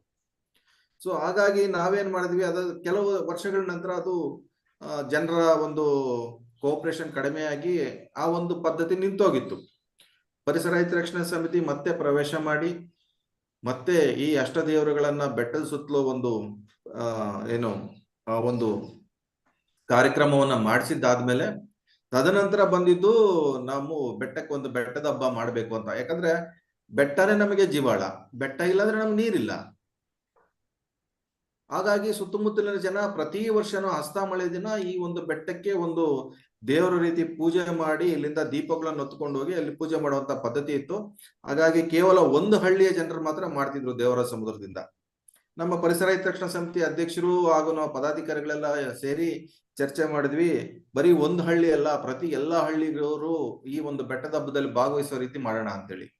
ಹಾಗಾಗಿ ಸುಮಾರು 7 ಹಳ್ಳಿಗಳ ಜನ, ಸುಮಾರು ಒಂದು 400 ರಿಂದ 600 ಹೆಣ್ಣು ಮಕ್ಕಳ ಸಮೇತ ಈ ಒಂದು ಬೆಟ್ಟದ ಹಬ್ಬದಲ್ಲಿ ಭಾಗಿಯಾಗಿರುವಂತದ್ದು. ಈ ಬೆಟ್ಟವನ್ನೇ ತಾವು ಜೀವಾಳವಾಗಿ ತಗೊಂಡಿರತಕ್ಕಂಥದ್ದು ತುಂಬಾ ವಿಶೇಷತೆ ಇರ್ತಕ್ಕಂಥದ್ದು ಇಲ್ಲಿ. ಅದ್ರ ಜೊತೆಗೆ ನಾವು ಮತ್ತೊಂದು ಪ್ರಯತ್ನ ಮಾಡ್ಲಿಕ್ಕೆ ನಾವು ಪರಿಸರ ಹಿತರಕ್ಷಣಾ ಸಮಿತಿ ಆಲೋಚನೆ ಮಾಡಿದ್ವಿ. ಈ ಬೆಟ್ಟವನ್ನ ಪ್ರವಾಸೋದ್ಯಮ ಮಾಡಿದ್ದೆ ಆದಲ್ಲಿ ನಮ್ಗೆ ಬೆಟ್ಟನ ಉಳಿಸ್ಕೋಬಹುದು ಅನ್ನೋ ಒಂದು ಆಲೋಚನೆ ಕೂಡ ನಮಗ್ ಬಂತು. ಸೊ ಆ ನಿಟ್ಟಿನಲ್ಲಿ ನಾವೇನ್ ಯೋಚನೆ ಮಾಡಿದ್ವಿ, ನಮ್ಮ ಪರಿಸರ ಪ್ರವಾಸೋದ್ಯಮ ಅಭಿವೃದ್ಧಿ ಮಂಡಳಿಗೆ ನಾವೊಂದು ಅರ್ಜಿಯನ್ನ ಕೊಟ್ಟು, ದಯವಿಟ್ಟು ನಾವು ಇಲ್ಲೊಂದು ನೇಚರ್ ಕ್ಯಾಂಪ್ ಸೈಟ್ ಅನ್ನ ಮಾಡಬೇಕು, ಒಂದು ಎಕೋ ಟೂರಿಸಂ ಅನ್ನ ಪ್ರಮೋಟ್ ಮಾಡಬೇಕು ಅಂತೇಳಿ. ಯಾಕಂದ್ರೆ ಕೇಂದ್ರ ಸರ್ಕಾರದ ಕೂಡ ಆದೇಶ ಕೂಡ ಇತ್ತು, ಎಲ್ಲ ಗ್ರಾಮ ಪಂಚಾಯತಿ ಮಟ್ಟದಲ್ಲಿ ಮತ್ತು ಹಳ್ಳಿಯ ಮಟ್ಟದಲ್ಲಿ ಒಂದು ವಿಲೇಜ್ ಟೂರಿಸಂ ಅನ್ನ ಡೆವಲಪ್ಮೆಂಟ್ ಮಾಡಬೇಕು ಅಂತ. ಯಾಕಂದ್ರೆ ನಮ್ಮ ಬೆಟ್ಟ ಸುತ್ತಲೂ ತುಂಬಾ, ನಾನು ಬೇರೆ ಇನ್ನೊಂದು ಫೋಟೋಸ್ ಎಲ್ಲ ಕಳಿಸ್ಕೊಟ್ಟಿದ್ದೀನಿ, ಬೆಟ್ಟದ ಸುತ್ತಲೂ ಬೆಟ್ಟಕ್ಕೆ ಹೊಂದ್ಕೊಂಡೇ ಇರತಕ್ಕಂಥ ಕೆರೆಗಳು ಇರೋದ್ರಿಂದ, ಸೊ ಆ ಕೆರೆ ನೀರು ಮತ್ತೆ ಆ ಕೆರೆ ದಡದಲ್ಲೇ ನಾವು ಎಕೋ ಟೂರಿಸಂ ಅನ್ನು ಪ್ರಮೋಟ್ ಮಾಡಿದ್ದೆ, ನೇಚರ್ ಕ್ಯಾಂಪ್ ಸೈಟ್ ಅನ್ನು ಪ್ರಮೋಟ್ ಮಾಡಿದ್ದೆ. ಅದರಲ್ಲಿ ಜನ ಬಂದು ಹೋಗಿ ಮತ್ತೆ ಬೆಟ್ಟಕ್ಕೆಲ್ಲ ಟ್ರೆಕ್ಕಿಂಗು, ಆಮೇಲೆ ಅದು ಒಂದು GPS ದಾಖಲೆ ಆಗುವಂತದ್ದು, ಇದೊಂದು ಟೂರಿಸಂ ಪ್ಲೇಸ್ ಆಗಿದೆ ಅಂತ ಹೇಳಿದ್ರೆ, ಸೊ ಬಹುಶಃ ಮೈನಿಂಗ್ ಇಂದ ನಾವು ಸ್ಟಾಪ್ ಮಾಡಿಸ್ಬೋದು ಅನ್ನುವಂಥದ್ದು ನಾವೊಂದು ಚರ್ಚೆ ಮಾಡಿ ಅದನ್ನ ನೇಚರ್ ಕ್ಯಾಂಪ್ ಸೈಟ್ ಅನ್ನು ಮಾಡಿದ್ವಿ. ಸೊ ಅದ್ರ ಜೊತೆಗೆ ಇಲ್ಲಿ ಮಕ್ಕಳಿಗೆ ಸಾಕಷ್ಟು ಮಕ್ಕಳನ್ನ ಕರ್ಕೊಂಡ್ಬಂದು ನಾವು ಒಂದು ನೇಚರ್ ಕ್ಯಾಂಪ್ ಸೈಟ್ ಅನ್ನು ಕಂಡಕ್ಟ್ ಮಾಡುವಂತದ್ದು, ಅವರಿಗೆ ಬರ್ಡ್ಸು ಮತ್ತೆ ಇಲ್ಲಿ ಏನು ಸುತ್ತಮುತ್ತ ಇರ್ತಕ್ಕಂಥ ಸ್ಥಳೀಯ ಒಂದು ಜೀವರಾಶಿಯ ಬಗ್ಗೆ ಮಕ್ಕಳು ತಿಳಿಸ್ಕೊಡುವಂಥದ್ದು, ಈ ನಿಟ್ಟಿನಲ್ಲಿ ನಾವು ಸಾಕಷ್ಟು ಮಾಡಿದ್ವಿ. ಅದ್ರ ಜೊತೆಗೆ ಒಂದು ಪಾಂಪ್ಲೆಟ್ ಅನ್ನ ಪ್ರಿಂಟ್ ಮಾಡಿ ಆಟೋ ಅನೌನ್ಸ್ ಮುಖಾಂತರವಾಗಿ ಪ್ರತಿ ಹಳ್ಳಿಗೂ ಈ ಏನು ಬೆಟ್ಟದ ಸುತ್ತಲೂ ಏನ್ ನಡೀತಾ ಇದೆ ಮತ್ತೆ ಬೆಟ್ಟದ ಯಾಕೆ ಉಳಿಸ್ಕೋಬೇಕು, ಈ ಒಂದು ಹೋರಾಟದಲ್ಲಿ ತಾವೆಲ್ಲರೂ ಭಾಗಿಯಾಗಬೇಕು ಅಂತೇಳಿ ನಾವು ಸಾಕಷ್ಟು ಅನೌನ್ಸ್ ಅನ್ನ ಮಾಡಿದ್ವಿ. ಅದ್ರ ಜೊತೆಗೆ ಅತಿ ಹೆಚ್ಚು ಈ ಬೆಟ್ಟದ ಸುತ್ತಲೂ ಇರ್ತಕ್ಕಂಥ ಮಹಿಳಾ ಸ್ವಸಹಾಯ ಸಂಘಗಳು ಅವರನ್ನು ಸಹ ಈ ಒಂದು ಬೆಟ್ಟ ಉಳಿಸುವಂತ ಹೋರಾಟದಲ್ಲಿ ನಾವು ಭಾಗಿದಾರರನ್ನ ಮಾಡಿದ್ವಿ. ಸೊ ಅದ್ರ ಜೊತೆಗೆ ನೆಕ್ಸ್ಟ್ ಸ್ಲೈಡ್ ಪ್ಲೀಸ್. ಸೊ ಅದ್ರ ಜೊತೆಗೆ ನೆಕ್ಸ್ಟ್ ಸ್ಲೈಡ್ ಸರ್. ಸೊ ಅದ್ರ ಜೊತೆಗೆ ನಮಗೆ ಇಲ್ಲಿ ನಮ್ಮ ಋಷಭಾದ್ರಿ ಬೆಟ್ಟದ ಪಕ್ಕದಲ್ಲಿ ಸೊ ಎಂಡೇಂಜರಸ್ ಸ್ಪೀಸೀಸ್ ಒಂದು ದುರ್ಗಾದಾಸ್ ಲೀಫ್ ನೋಟ್ ಬ್ಯಾಟ್ ಅಂತ, ಕೇವಲ ಋಷಭಾದ್ರಿ ಬೆಟ್ಟದಿಂದ 1.5 ಕಿಲೋಮೀಟರ್ ದೂರದಲ್ಲಿರ್ತಕ್ಕಂಥ ಹನುಮನಹಳ್ಳಿ ಬೋರ್ಡ್ಬಂಡ ಅಂತೇಳಿ, ಅದು ತೀರಾ ವರ್ಲ್ಡ್ ಎಂಡೇಂಜರಸ್ ಸ್ಪೀಸೀಸ್ ಅದು. ಸೊ ಸರ್ಕಾರದ ಕಡೆಯಿಂದ ಅದನ್ನ ಈಗಾಗ್ಲೇ ಅದನ್ನ ಸಂರಕ್ಷಣೆ ಮಾಡಬೇಕು ಅಂತ ಹೇಳಿ ಅದು ಕನ್ಸರ್ವೇಷನ್ ಇದರ ಅಡಿಯಲ್ಲಿ ಅದನ್ನ ಸಂರಕ್ಷಣೆ ಮಾಡಲಿಕ್ಕೆ ಮಾಡಿದ್ದಾರೆ.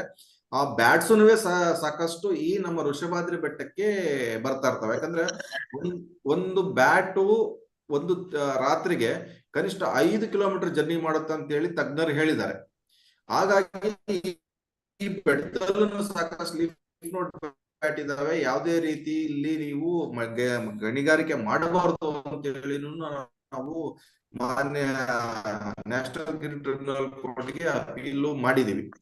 ಅದ್ರ ಜೊತೆಗೆ ಇನ್ನೊಂದು ಸ್ಲೈಡ್ ಅಲ್ಲಿ ನೋಡ್ತಿದ್ದೀವಿ ನಾವು ಯುವಕರನ್ನೆಲ್ಲ ಈ ಒಂದು ಸಾಮೂಹಿಕ ಆಸ್ತಿಗಳ ಬಗ್ಗೆ ಅವ್ರ ಜೊತೆ ನಾವು ಸಾಕಷ್ಟು ಚರ್ಚೆ ಮಾಡಿ ಇದಕ್ಕೊಂದು ರೂಪರೇಷೆಗಳನ್ನು ನಾವು ಅಲ್ಲಿ ಮಾಡಿದೀವಿ.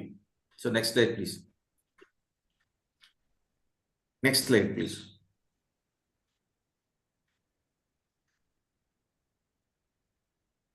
ಸೊ ಅದ್ರ ಜೊತೆ ನಾವೇನ್ ಮಾಡಿದ್ವಿ, ಮತ್ತೆ ನಮ್ಮ ಒಂದು ನೇಚರ್ ಕ್ಯಾಂಪ್ ಸೈಟ್ ಮತ್ತೆ ಬೆಟ್ಟ ಸುತ್ತಲೂ ನಿರಂತರವಾಗಿ ಒಂದು ಆಕ್ಟಿವಿಟೀಸ್ ಮಾಡ್ಬೇಕು ಅನ್ನೋದನ್ನು ಪ್ಲಾನ್ ಮಾಡಿದ್ವಿ. ಯಾವಾಗ ನಾವು ತುಂಬಾ ಆಕ್ಟಿವಿಟಿ ಮಾಡ್ತಾ ಇರ್ತೀವಿ ಆವಾಗ ಈ ಮೈನಿಂಗ್ ಆಗ್ಲಿ ಅಥವಾ ಇನ್ನೊಬ್ರಾಗ್ಲಿ ಇಲ್ಲಿ ಮಾಡ್ಲಿಕ್ಕೆ ಕಷ್ಟ ಆಗತ್ತೆ. ಹಾಗಾಗಿ ನಾವೇನ್ ಮಾಡ್ತೀವಿ, ಸಾಕಷ್ಟು ಕಾಲೇಜ್ ವಿದ್ಯಾರ್ಥಿಗಳನ್ನ ಮತ್ತೆ ಸುತ್ತಮುತ್ತ ಇರ್ತಕ್ಕಂಥ ಇನ್ಸ್ಟಿಟ್ಯೂಷನ್ ಮಕ್ಕಳನ್ನ ಇವ್ರನ್ನೆಲ್ಲ ಕರ್ಕೊಂಡ್ಬಂದು ಪ್ರತಿ ವರ್ಷ ಏನು ವರ್ಲ್ಡ್ ಎನ್ವೈರನ್ಮೆಂಟಲ್ ಡೇಗೆ ಗಿಡ ನಾಟಿ ಮಾಡುವಂಥದ್ದು, ಮತ್ತೆ ಕೆರೆಗಳನ್ನ ಅಭಿವೃದ್ಧಿಪಡಿಸುವ ನಿಟ್ಟಿನಲ್ಲಿ ನಾವು MGNRG ಕಡೆಯಿಂದ ಸಾಕಷ್ಟು ಕಾರ್ಯಕ್ರಮಗಳನ್ನ ಬೆಟ್ಟ ಸುತ್ತಲೂ ಮಾಡಿದೀವಿ. ಅದ್ರ ಜೊತೆಗೆ ರೀಸೆಂಟ್ಲಿ ಒಂದು ರಿಸಿಟಿವ್ ವ್ಯಾಲಿ ಅಂತ ಹೇಳ್ಬಿಟ್ಟು ಒಂದು ಕಾರ್ಯಕ್ರಮವನ್ನು ಬೆಟ್ಟದ ತಪ್ಪಲಲ್ಲಿರ್ತಕ್ಕಂಥ ಒಂದು ಕೆರೆಗೆ ನಾವು ಅದನ್ನು ಮಾಡಿದೀವಿ. ಸೊ ಒಟ್ಟಾರೆ ಈ ಬೆಟ್ಟವನ್ನು ಸಂರಕ್ಷಣೆ ಮಾಡಬೇಕಾದ್ರೆ ಒಂದು ಸರ್ಕಾರದ ಮೇಲೆ ಒತ್ತಡ ಹಾಕುವಂಥದ್ದು, ನಿರಂತರವಾಗಿ ಬೆಟ್ಟ ಸುತ್ತಲೂ ನಾವು ಒಂದು ಆಕ್ಟಿವಿಟಿಗಳನ್ನ ಪ್ರಾರಂಭ ಮಾಡಿದಾಗ ತಾನಾಗಿ ಈ ಒಂದು ಮೈನಿಂಗ್ ಕಡಿಮೆ ಆಗುತ್ತೆ ಅನ್ನೋ ಒಂದು ರೂಪರೇಷವನ್ನು ನಮ್ಮ ಪರಿಸರ ಹಿತರಕ್ಷಣಾ ಸಮಿತಿ ರೂಪುಗೊಂಡು. ಸೊ ಹಾಗಾಗಿ ಈಗ ನೇಚರ್ ಕ್ಯಾಂಪ್ ಸೈಟ್ ಪ್ರಾರಂಭ ಆಗಿದೆ. ಸಾಕಷ್ಟು ಬೆಂಗಳೂರಿಂದ ಒಂದಷ್ಟು ಜನ ಬಂದು ಇಲ್ಲಿ ನೇಚರ್ ಕ್ಯಾಂಪ್ ಸೈಟ್ ಅಲ್ಲಿ ತಂಗಿ ಮತ್ತೆ ಬೆಟ್ಟದೆಲ್ಲ ನೋಡುವಂಥದ್ದು, ಮತ್ತೆ ನ್ಯಾಚುರಲಿಸ್ಟ್ಗಳು ಮತ್ತೆ ಕ್ಯಾಥಲಿಸ್ಟ್ಗಳು ಸಾಕಷ್ಟು ಜನ ಬಂದು ಬೆಟ್ಟದ ಮೇಲೆಲ್ಲ ಹತ್ತಿ ಅಲ್ಲೆಲ್ಲ ನೋಡಿ ತುಂಬಾ ಖುಷಿ ಪಟ್ಟು, ಇಷ್ಟು ಅದ್ಭುತವಾದಂತ ಬೆಟ್ಟ ಇದು, ಏಕಶಿಲಾ ಬೆಟ್ಟ, ತುಂಬಾ ಅತಿ ಎತ್ತರವಾದಂತ ಬೆಟ್ಟ, ಸುಮಾರು 1300 ಎಕರೆ ಜಾಗದಲ್ಲಿರ್ತಕ್ಕಂಥ ಈ ಬೆಟ್ಟ ನೋಡ್ಲಿಕ್ಕಿನ ತುಂಬಾ ಅದ್ಭುತವಾದ ಇದೆ. ಹಾಗಾಗಿ ನಮಗೆ ಒಂದು ಇದು ಟೂರಿಸಂ ಕೂಡ ವ್ಯವಸ್ಥೆ ಮಾಡಿದ್ವಿ ಈ ಗಣಿಗಾರಿಕೆಯನ್ನ ತಡಿಲಿಕ್ಕೆ.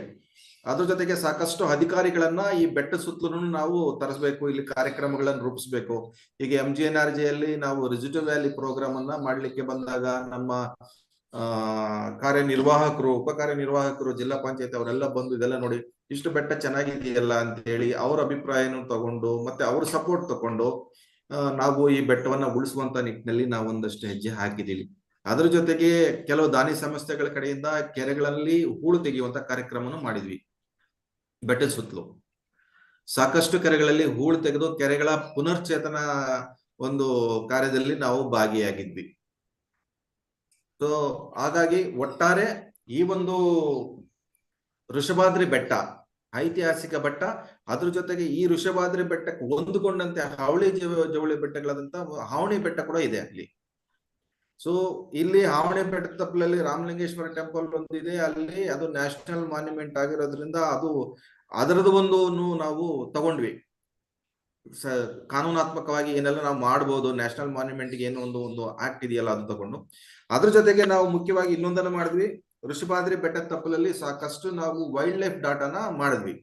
ಮೊದಲನೇದಾಗಿ ವೈಲ್ಡ್ ಲೈಫ್ ಡಾಟಾ ಮಾಡಿದ್ದು ನಮ್ಗೆ ಅದರಲ್ಲಿ ಲೆಪರ್ಡ್ಸು, ಸ್ಲಾತ್ ಬೇರು, ಬ್ಲಾಕ್ ಬಗ್ಸು, ಮತ್ತೆ ಸ್ಲೆಂಡರ್ ಲಾರೀಸ್, ಇಂಡಿಯನ್ ರಾಕ್ ಪೈಥಾನು, ಮತ್ತೆ ನಮ್ಗೆ ಪಿಕಾಕು, ಸಾಕಷ್ಟು ಬಯೋಡೈವರ್ಸಿಟಿ ಮತ್ತೆ ಜೀವ ವೈವಿಧ್ಯತೆ ಇಲ್ಲಿದೆ ಅನ್ನುವಂಥದ್ದು ನಮ್ಗೆ ದಾಖಲಾಯಿತು. ಇದನ್ನೆಲ್ಲ ದಾಖಲು ಮಾಡಿ ನಾವು ನ್ಯಾಷನಲ್ ಗ್ರೀನ್ ಟ್ರಿಬ್ಯುನಲ್ ಕೋರ್ಟ್ ಕೊಟ್ಟಿದ್ದೀವಿ. ಈಗಾಗಲೇ ನ್ಯಾಷನಲ್ ಗ್ರೀನ್ ಟ್ರಿಬ್ಯುನಲ್ ಕೋರ್ಟ್ ಇಲ್ಲಿ ಮೈನಿಂಗ್ ನ ಸ್ಟಾಪ್ ಮಾಡಬೇಕು ಅಂತ ಆದೇಶ ಕೂಡ ಹೊರಡಿಸಿದೆ ಮತ್ತೆ ಕೇಸ್ ನಡೀತಾ ಇದೆ. MOF ಅವರು ಮತ್ತು ಸಿಯಾದವರು minister of environment and forest climate change ಅವರು ಬಂದು ಇಲ್ಲೆಲ್ಲ ಸರ್ವೆ ಮಾಡಿ ಅವ್ರದ್ದಾದ ರಿಪೋರ್ಟ್ ಕೊಟ್ಟರು. ಮತ್ತೆ ಸ್ಟೇಟ್ ಎನ್ವೈರನ್ಮೆಂಟಲ್ ಅಸೆಸಸ್ ಮ್ಯಾನೇಜ್ಮೆಂಟ್ ಅವ್ರನ್ನು ಇಲ್ಲಿ ಬಂದು ಅವರು ಒಂದು ಸರ್ವೆ ಕಂಡಕ್ಟ್ ಮಾಡಿ ಕೊಟ್ಟರು. ಅದ್ರ ಜೊತೆಗೆ ನಮಗೆ ರೀಸೆಂಟ್ಲಿ ಒಂದು ಫಾರೆಸ್ಟ್ ಡಿಪಾರ್ಟ್ಮೆಂಟ್ ಕಡೆಯಿಂದ ಒಂದಷ್ಟು ಡಾಕ್ಯುಮೆಂಟ್ ಸಿಕ್ತು. ಇದು ರಿಸರ್ವ್ ಡೀಮ್ಡ್ ಫಾರೆಸ್ಟ್ ಅನ್ನೋ ಒಂದು ಡಾಕ್ಯುಮೆಂಟ್ ಸಿಕ್ತು. ಸೊ ಹಾಗಾಗಿ ಈ ಭಾಗದಲ್ಲಿ ಮೈನಿಂಗ್ ಅನ್ನ ತಡಿಲಿಕ್ಕೆ ನಮ್ಗೆ ಸ್ವಲ್ಪ ಸಹಕಾರಿ ಆಯ್ತು. ಆದ್ರೂ ಇನ್ನು ಈ ಮೈನಿಂಗ್ ಮಾಡುವಂತ ವಿಚಾರದಲ್ಲಿ ಎಷ್ಟು ದೊಡ್ಡ ಲಾಬಿ ಮಾಡ್ತಾರಪ್ಪ ಅಂತ ಹೇಳಿದ್ರೆ ಕೊನೆಯವರೆಗೂ ನಮಗೆ ತಡೆಯಾಜ್ಞೆ ಬರೋವರೆಗೂ ನಮ್ಗೆ ಯಾವುದೇ ರೀತಿ ನಂಬಿಕೆ ಇರೋದಿಲ್ಲ. ಎಲ್ಲಾ ರೀತಿಯಲ್ಲಿ ಇನ್ವೆಸ್ಟ್ಮೆಂಟ್ ಮಾಡಿರ್ತಾರೆ, ಪ್ರಯತ್ನ ಮಾಡ್ತಾ ಇರ್ತಾರೆ. ಬಟ್ ಸ್ಥಳೀಯ ಜನರನ್ನ ನಾವು ತಕೊಂಡು ಇಲ್ಲಿ ಅದನ್ನ ಸಂಪೂರ್ಣವಾಗಿ ನಿಲ್ಲಿಸಬೇಕು ಅಂತ ಹೇಳಿ ಕಾನೂನಾತ್ಮಕ ಹೋರಾಟ ಮತ್ತು ಸ್ಥಳೀಯರ ಒಂದು ಸಹಕಾರ, ಸ್ಥಳೀಯರ ಒಂದು ಪ್ರತಿಭಟನೆ ಇವೆಲ್ಲದರಿಂದಲೂ ಇಲ್ಲಿ ನಾವು ಒಂದಷ್ಟು ಈ ಒಂದು ಮೈನಿಂಗ್ ಅನ್ನ ತಡಿಲಿಕ್ಕೆ ಸಾಧ್ಯ ಆಯ್ತು, ಈ ಬೆಟ್ಟವನ್ನು ಉಳಿಸ್ಲಿಕ್ಕೆ ಸಾಧ್ಯ ಆಯ್ತು. ಗ್ರೀನ್ ಟ್ರಿಬ್ಯುನಲ್ ಕೋರ್ಟ್ ಅಲ್ಲಿ ಕೇಸ್ ನಡೀತಾ ಇದೆ. ಮುಂದೆ ಏನ್ ತೀರ್ಪು ಕೊಡ್ತಾರಂತ ಕಾದು ನೋಡ್ಬೇಕಾಗಿದೆ. ಓಕೆ, ಥ್ಯಾಂಕ್ ಯು ಸೊ ಅದ್ರ ಜೊತೆಗೆ ಸರ್ ನಾನು ನೀವು ಹೇಳಿದ್ದನ್ನ ಟ್ರಾನ್ಸ್ಲೇಟ್ ಮಾಡ್ತೀನಿ. ತುಂಬಾ ಇನ್ಫಾರ್ಮೇಶನ್ ಕೊಟ್ಟಿದ್ದೀರಾ, ಸೊ ಯಾವ್ದು ಮಿಸ್ ಆಗ್ಬಾರ್ದು. So I will quickly translate this in English for everybody on the panel here. So Mr. Ramesh has shared their experiences about protecting the Vrishabhadri Betta in Kolar. So that particular hillock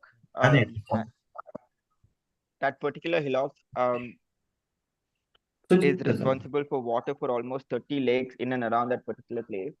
and Kolar doesn't have any river, so people are dependent on water bodies like these lakes for their agriculture inputs and other consumption. But around 2013, if I'm not wrong, there was a permission for government permission for miners to utilize the hillock for M sand production, which essentially meant that they could mine some of these parts of these hills. So which was then met with a bit of resistance from the communities in and around the particular hillock, where they decided that allowing any sort of mining in this particular place would be detrimental to the ecology and the dependence of water supplied to the villages in and around that particular place. So Kolar is prone to drought and it's a water deficit place. So there's always a question of water availability throughout the year. And a lot of people are dependent on agriculture. So they realized that this could be a direct threat because of the M-sand mining permissions that were given out. So the committees, the people some of them who are present here in the panel today, they got together, they started realizing that, okay, we need to mobilize a lot more. We need to inform the communities, we need to inform the villages in and around this particular hill in terms of its ecological importance, in terms of its services, in what would support water management and water conservation. So initially, they've tried to have these conversations with the local panchayat, with the tahsildars, in terms of really understanding that we don't want any sort of mining activities in and around this place because it poses a direct threat to the ecology of the particular place. But then there wasn't a lot of support from the government or the government officials. And then I think after a little more convincing and conversations and back and forth, the DC's office was able to put a stay order in terms of the mining that was happening for a couple of years. There's a little bit of respite in that way. But then again, it started after some point, the mining resumed.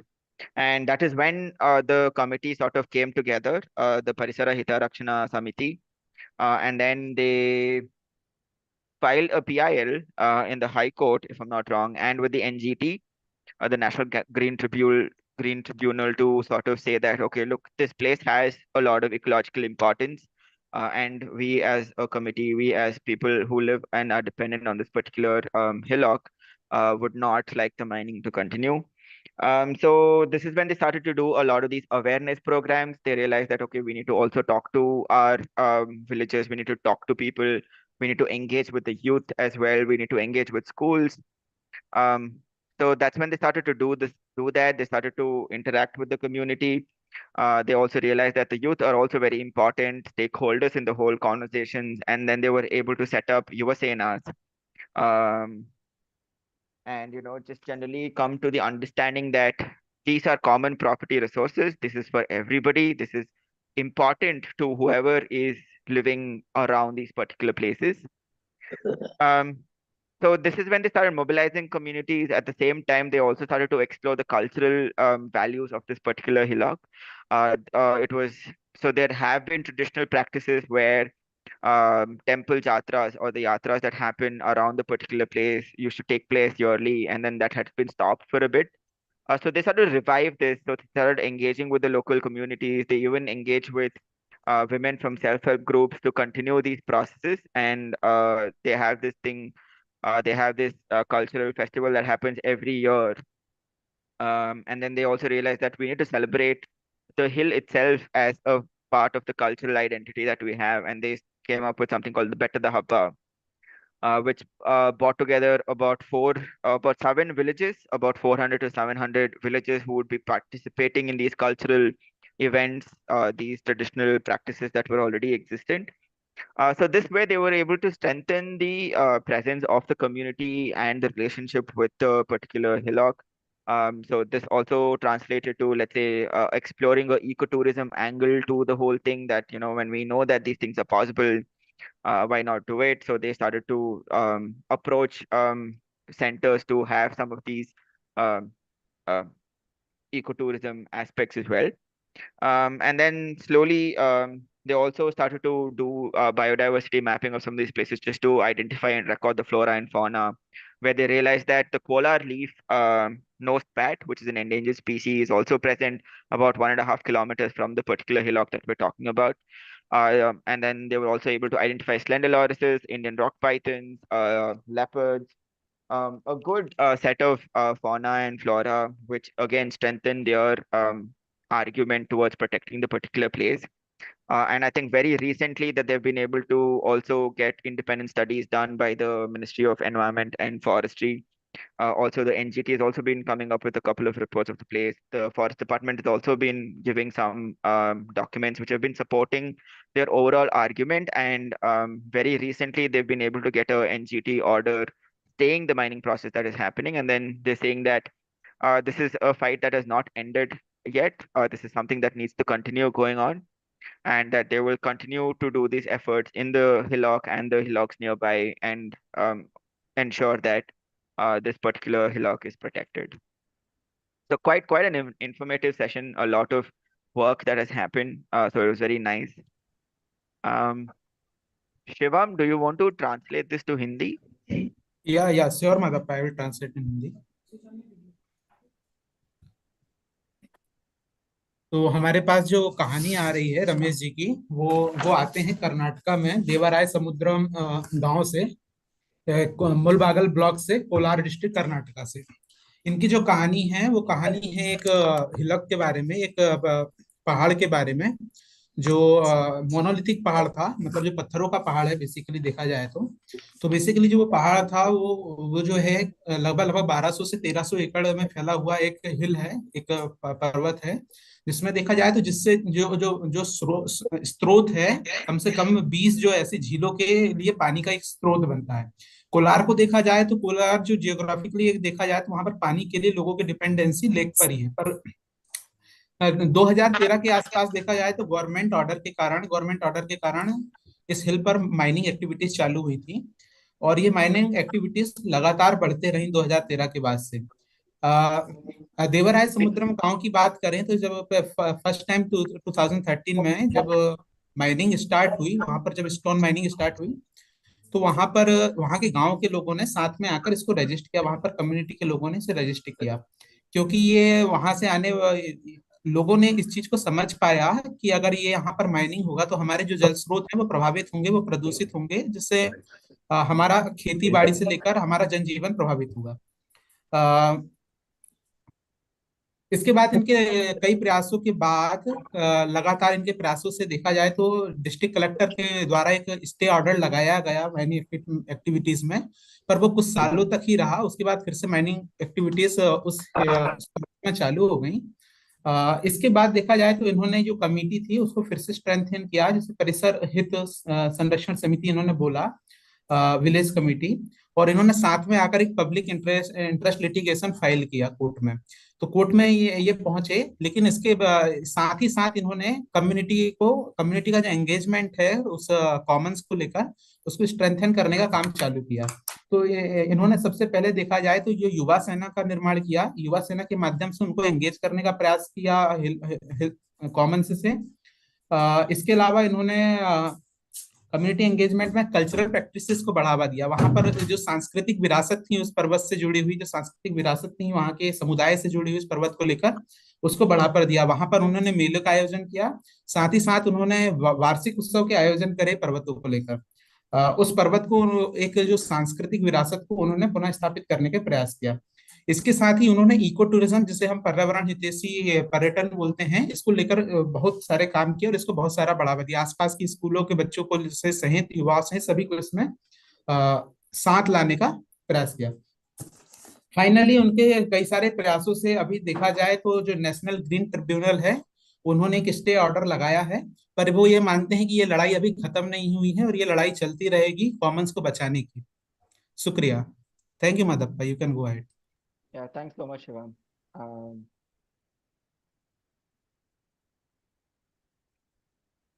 We actually have a question, but I think that's been answered. We'll take this up after the last presentation. I request the panelists to be a part, to stay back. So ನಿಮ್ಗೊಂದು 2 question ಇದೆ, so ಅದನ್ನ ಇನ್ನೊಂದು panel ಆದ್ಮೇಲೆ ನಮ್ question answer session ಅಲ್ಲಿ ತಗೊಳ್ಳೋಣ ಅಂತ request ಮಾಡ್ಕೋತೀನಿ. ಸೊ ದಯವಿಟ್ಟು ಈ ಪ್ಯಾನಲ್ ಇರಿ. Okay sir. Sir Partha sir ಇದ್ರು, ಪಾರ್ಥ ಸರ್ ಒಂಚೂರು ಮಾತಾಡೋದಿತ್ತು. ಹಾ ಶೋರ್. ಸೊ ಇಲ್ಲಿ ಒಂದು ಬಹಳ ಇಂಪಾರ್ಟೆಂಟ್ ವಿಚಾರ ಅವರು ಮಿಸ್ ಮಾಡಿದ್ರು. ಅದೇನಂದ್ರೆ ಇತ್ತೀಚೆಗೆ ಇಲ್ಲಿ ಒಬ್ರು ಎನ್ವಿರಾನ್ಮೆಂಟಲಿಸ್ಟ್ ಇದ್ರು ಇದು ಕೋಲಾರದಲ್ಲಿ, ತ್ಯಾಗರಾಜ್ ಅಂತ. ಈಸ್ ನೋ ಮೋರ್, ಬಟ್ ಅವರು WWF ಅಲ್ಲಿ ಕೂಡ ಕೆಲಸ ಮಾಡಿದ್ರು, ವರ್ಲ್ಡ್ ವೈಲ್ಡ್ ಲೈಫ್ ಫಂಡ್ ಅಲ್ಲಿ. ಸೊ ಅವರು ಒಂದು ಮೋಟಿವೇಶನ್ ಅಲ್ಲಿ ಇಲ್ಲಿ ಒಂದು ಬಟರ್ಫ್ಲೈ ಪಾರ್ಕ್ ಕೂಡ ಇನಾಗ್ರೇಷನ್ ಮಾಡಿದ್ರು ಈಗ ಒಂದು 6 ತಿಂಗಳ ಕೆಳಗಡೆ. ಸೊ ಅದಕ್ಕೆ ಬೇಕಾದಂತ ಸ್ಪೀಸೀಸ್ ನ ಅಲ್ಲಿ ಪ್ಲಾಂಟ್ ಮಾಡೋದಕ್ಕೆ ಅವರು ಇವಾಗ ಒಂದು ಸಣ್ಣ ಪ್ರಯತ್ನ ಮಾಡಿದ್ದಾರೆ. ಅದಕ್ಕೆ ರೈನ್ ಮ್ಯಾಟರ್ ಫೌಂಡೇಶನ್ ಅವರು ಸಪೋರ್ಟ್ ಮಾಡ್ತಾ ಇದ್ದಾರೆ. ಮತ್ತೆ ಲೋಕಲ್ ಆಗಿ ವಿವೇಕಾನಂದ ಯೂತ್ ಕ್ಲಬ್ಸ್ ಅಂತ ಹೇಳ್ಬಿಟ್ಟು ಕೆಲವು ಸಂಘಟನೆಗಳನ್ನ ಮಾಡಿದ್ದಾರೆ. ಯೂತ್ ಪರ್ಟಿಕ್ಯುಲರ್ಲಿ ಒಂದು 30 ವರ್ಷದಿಂದ ಒಳಗಡೆ ಇರುವಂತ ಯೂತ್ ಏನಿದ್ದಾರೆ ಅವರು ಎಲ್ರೂ ಇವ್ರಿಗೆ ಬಹಳಷ್ಟು ಸಹಕಾರ ಕೊಡ್ತಾ ಇದ್ದಾರೆ ಈ ಕಾರ್ಯಕ್ರಮದಲ್ಲಿ. ಆದ್ರೆ ಇಲ್ಲೇನಾಗಿತ್ತು ಅಂದ್ರೆ ಈ ಬೆಟ್ಟದಿಂದ ಪಕ್ಕದಲ್ಲಿ ಇನ್ನೊಂದ್ ಕಡೆ ಒಂದು ಗ್ರೇಸಿಂಗ್ ಲ್ಯಾಂಡ್ ಇತ್ತು, ಗೋಮಾಳ. ಆ ಗೋಮಾಳನ ಯಾರೋ ಹಿಂಗೆ ಎನ್ಕ್ರೋಚ್ ಮಾಡಿದ್ರು. ಅದನ್ನ ನಾವು FES ನಲ್ಲಿ ನಾನು ವರ್ಕ್ ಮಾಡೋವಾಗ ನಾನು ಅಲ್ಲಿ ಒಂದು ಆರ್ಗನೈಸ್ ಮಾಡಿ ಜನಗಳನ್ನ 61A ಸಬ್ ಕಮಿಟಿ ಎಲ್ಲ ಮಾಡಿ ಆ ಎನ್ಕ್ರೋಚ್ಮೆಂಟ್ ಅನ್ನ ಬಿಡಿಸಿದ್ವಿ. ಅದೇ ತರದ್ದು ಇಲ್ಲಿ ಕೂಡ ಆಗ್ಬೇಕು ಅಂತ ಹೇಳ್ಬಿಟ್ಟು ಇವ್ರಿಗೆ ಒಂದು ಗೈಡ್ ಮಾಡ್ತಾ ಇದ್ದೀನಿ, ಆರ್ಗನೈಸ್ ಮಾಡ್ತಾ ಇದೀವಿ ಇಲ್ಲಿ ಜನಗಳನ್ನ.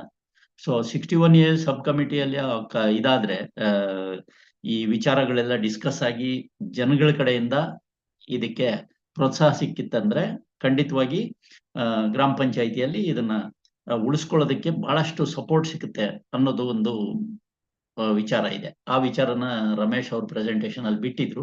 ಸೊ ಅದನ್ನ ನಾನು ಇಲ್ಲಿ ನಿಮ್ ಮುಂದೆ ಇಟ್ಟಿದ್ದೀನಿ. Thank you for that addition, sir. Very quickly letting you all know. So we're sharing about how they've been able to set up a butterfly park near the hillock, and I think it was under the guidance of Mr. Tyagraj, who is an environmentalist who used to work in Kolar. And the youth have been very supportive of these kind of endeavors in that particular region.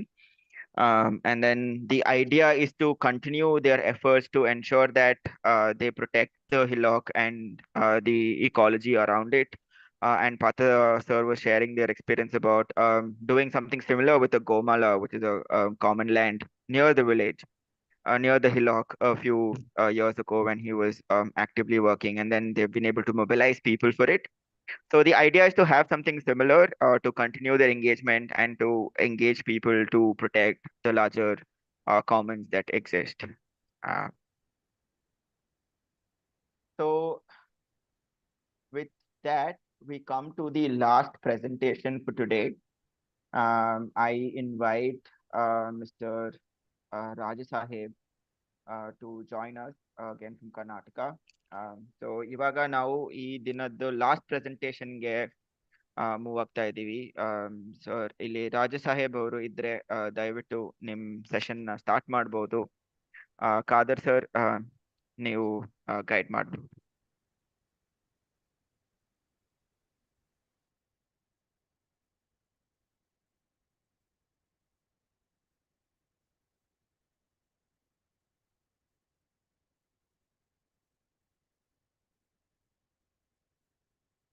Sir start ಮಾಡ್ಬೋದು sir.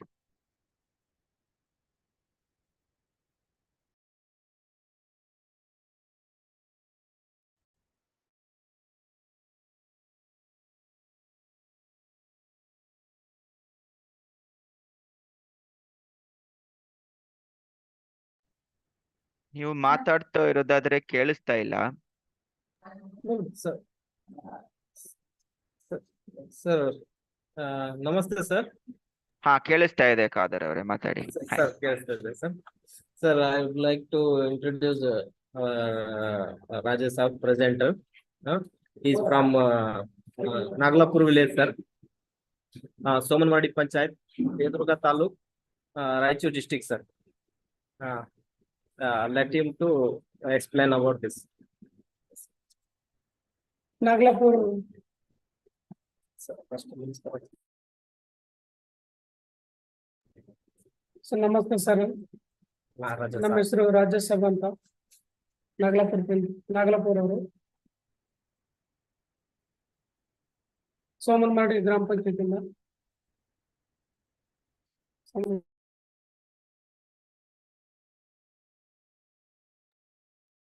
Nagalapura ಗ್ರಾಮದ ಕರ್ನಾಟಕ ರಾಜ್ಯವು ರಾಯಚೂರು ಜಿಲ್ಲೆಯಿಂದ ರಾಯಚೂರು ಜಿಲ್ಲೆ ದೇವದುರ್ಗ ತಾಲೂಕಿನಲ್ಲಿದೆ. ಇದು ಜಿಲ್ಲೆಯ ಉಪಕೇಂದ್ರವಾದ ದೇವದುರ್ಗದಿಂದ 30 kilometre ದೂರದಲ್ಲಿದೆ ಮತ್ತು ಜಿಲ್ಲಾ ಕೇಂದ್ರ ರಾಯಚೂರಿನಿಂದ 80 ಕಿಲೋಮೀಟರ್ ದೂರದಲ್ಲಿದೆ.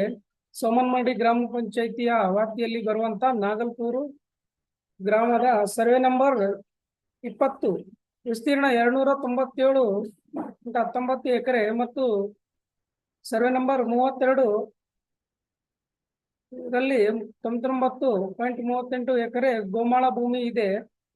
ಆದರೆ ಈ ಗ್ರಾಮದ ಕೆಲವರು ಗೋಮಾಳ ಭೂಮಿಯನ್ನು ಒತ್ತುವರಿ ಮಾಡಿಕೊಂಡಿದ್ರು.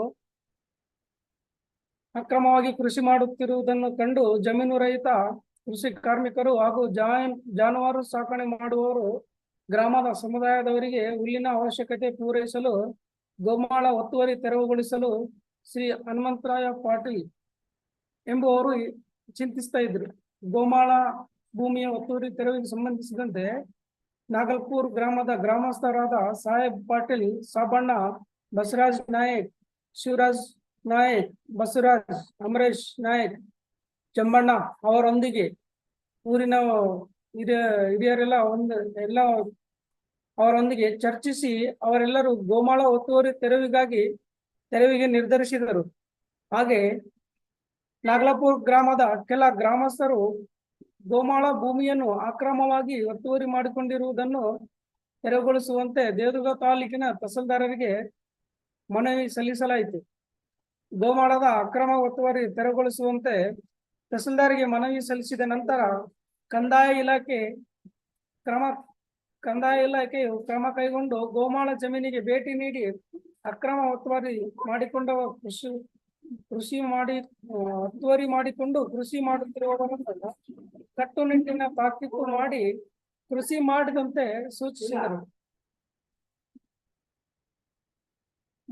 ಸೂಚಿಸಿದರು. ಗೋಮಾಳ ಭೂಮಿಯನ್ನು ಒತ್ತುವರಿ ಮಾಡಿಕೊಂಡವರು ತೆರವುಗೊಳಿಸಿ ಮಾಡುತ್ತಿದ್ದ ಕೃಷಿಯನ್ನು ನಿಲ್ಲಿಸಿದರು. ನಾಗಲಾಪುರ ಗ್ರಾಮದ ಹನುಮಂತರಾಯ ಪಾಟೀಲ್ ಮತ್ತು ಸಮುದಾಯದವರು ಗೋಮಾಳ ಒತ್ತುವರಿಯನ್ನು ತೆರವುಗೊಳಿಸಿದ್ದರಿಂದ ತಹಸೀಲ್ದಾರ್ ಅವರಿಗೆ ಕೃತಜ್ಞತೆ ಸಲ್ಲಿಸಿದರು. ಈಗ ಗೋಮಾಳದಲ್ಲಿ ಸಾಮುದಾಯಿಕ ಬೆಂಬಲದೊಂದಿಗೆ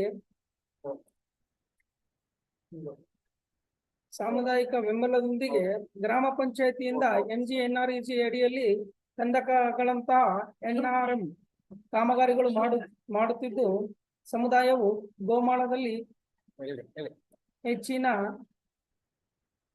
NRM ಕೆಲಸಗಳಾದ ಹುಲ್ಲು ಬೆಳೆಸುವುದು, ತೋಟಗಾರಿಕೆ ಮತ್ತು ಅರಣ್ಯ ಕೃಷಿ ಮಾಡುವುದರ ಮೂಲಕ ತಮ್ಮ ಜಾನುವಾರುಗಳಿಗೆ ಹುಲ್ಲು ಒದಗಿಸಬೇಕೆಂದು ಬೇಡಿಕೆಯನ್ನು ಇಟ್ಟಿದ್ದರು ನಾಗಲಾಪುರ ಗ್ರಾಮಸ್ಥರು. ಹಾಗೂ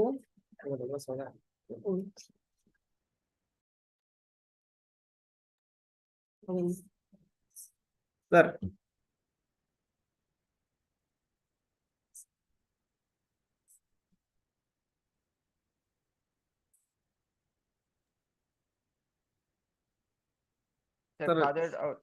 ಟ್ರಾನ್ಸ್ಲೇಟ್ ಮಾಡ್ತೀರಾ? Okay, sir. Sir, this is the success story of Gomala encroachment cleared by the community in Naglapur village, sir, Somanmadi.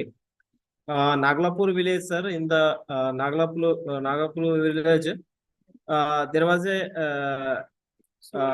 Gomala land in survey number 20, area 297.19 acre, and also number 32 area is the 99.38, sir.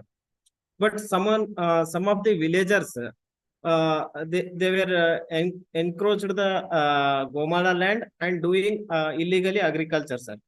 When Mr. Hanumantraya Patil was seen this Gomala land which was encroached by the villagers, some of the villagers, they are influenced people in the village, sir. They are influenced people and politically also influenced.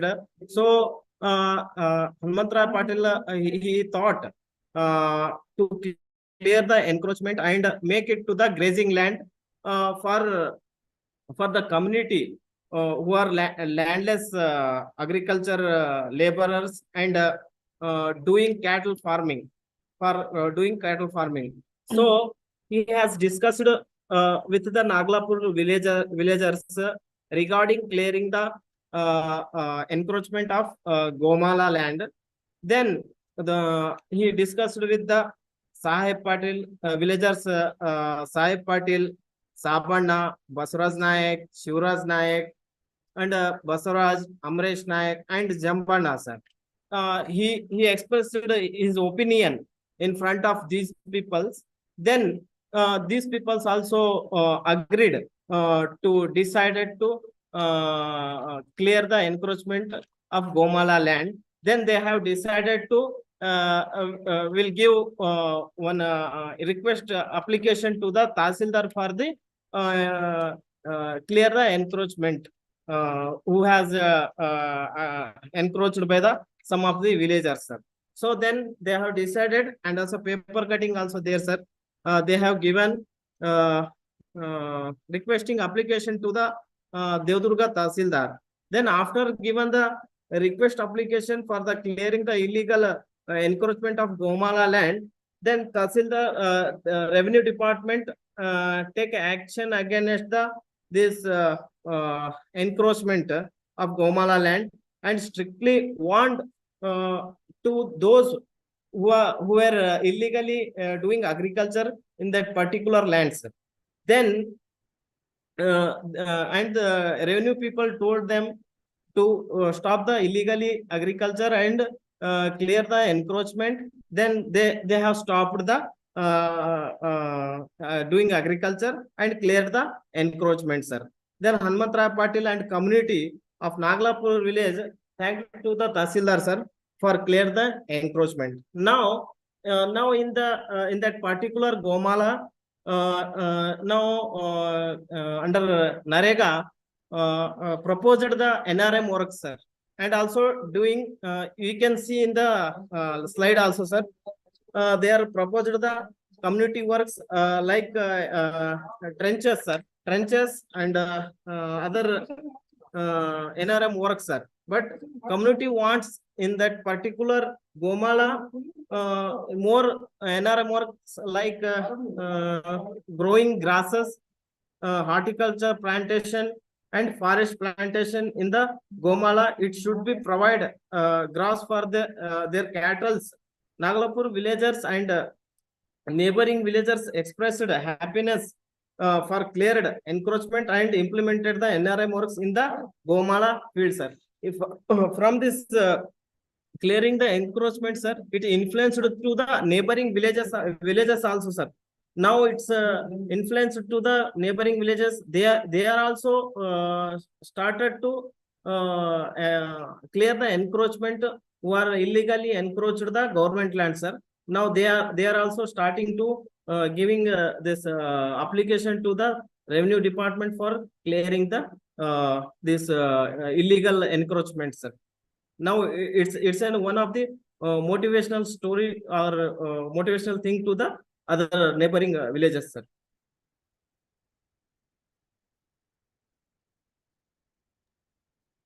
Got it. Thank you so much for the translation, sir. Shivam, would you like to do this in Hindi?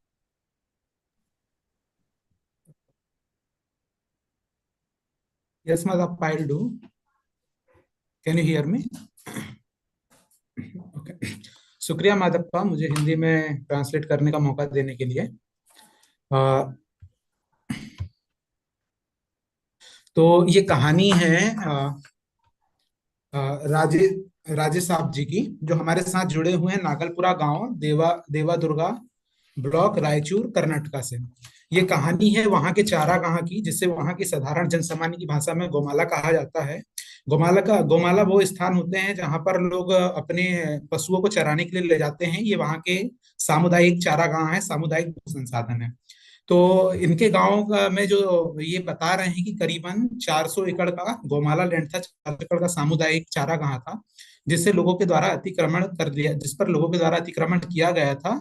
और अतिक्रमण न केवल अतिक्रमण किया गया था, बल्कि उस पर ये लोग मतलब गांव वाले अन्य लोगों के द्वारा उस पर खेती की जाने लगी थी। तो ये बताते हैं कि वहां पर हनुमंत राया पाटिल जी, जिन्होंने सबसे पहले इस कॉमनिंग की शुरुआत करी थी, लोगों को साथ लाने की शुरुआत करी थी, उन्होंने लोगों को जोड़ना चालू किया और इसके बारे में समझाना चालू किया। वो इस बात से दुखी थे कि उस गांव में रहने वाले जो बिना जमीन के जो किसान हैं, जिनके पास जमीनें नहीं हैं और जो अपने जीवन यापन के लिए पशुओं के ऊपर निर्भर करते हैं, उनका जीवन यापन प्रभावित हो रहा था। हनुमंत राय पाटिल जी ने अपने गांवों के लोगों को न केवल उन्हें समझाया, बल्कि लोगों को साथ कर लाने के लिए बहुत सारे प्रयास किए। इसके बाद गांव के सभी लोगों ने मिलकर एक आवेदन राजस्व विभाग, सबसे पहले एक तहसीलदार को अपना एक आवेदन दिया ताकि वो इस अतिक्रमण को हटा सकें।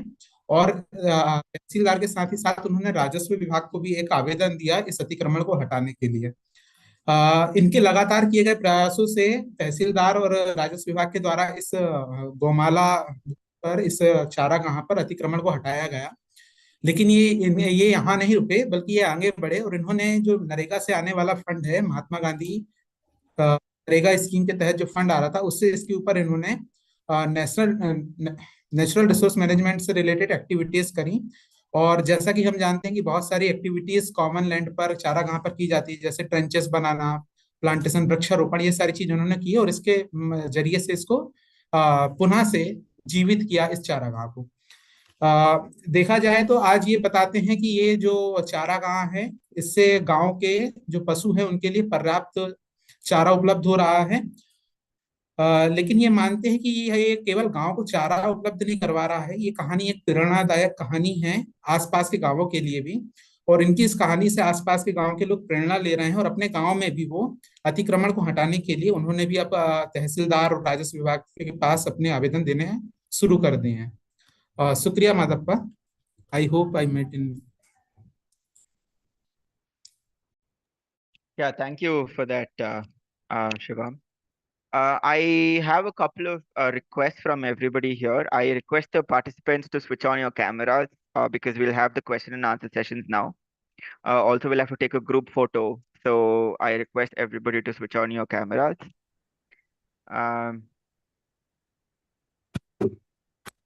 Okay, this is great. Partha sir, if you could just lower your camera a little bit.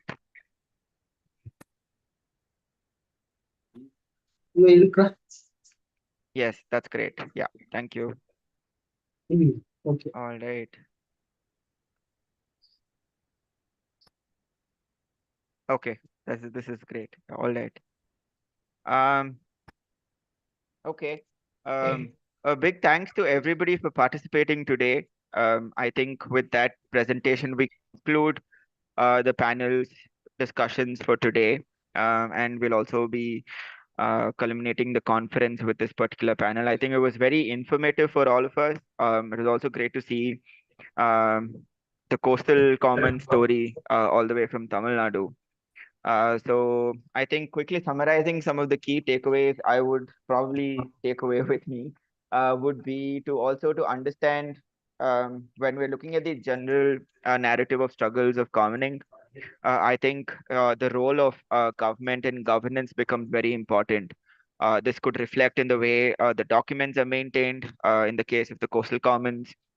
This could also be in the ways of certain government provisions which are state specific, like the POB that we saw with Andhra Pradesh, or even for that matter, Panchayat asset registers that happen in Karnataka as well, to see how some of these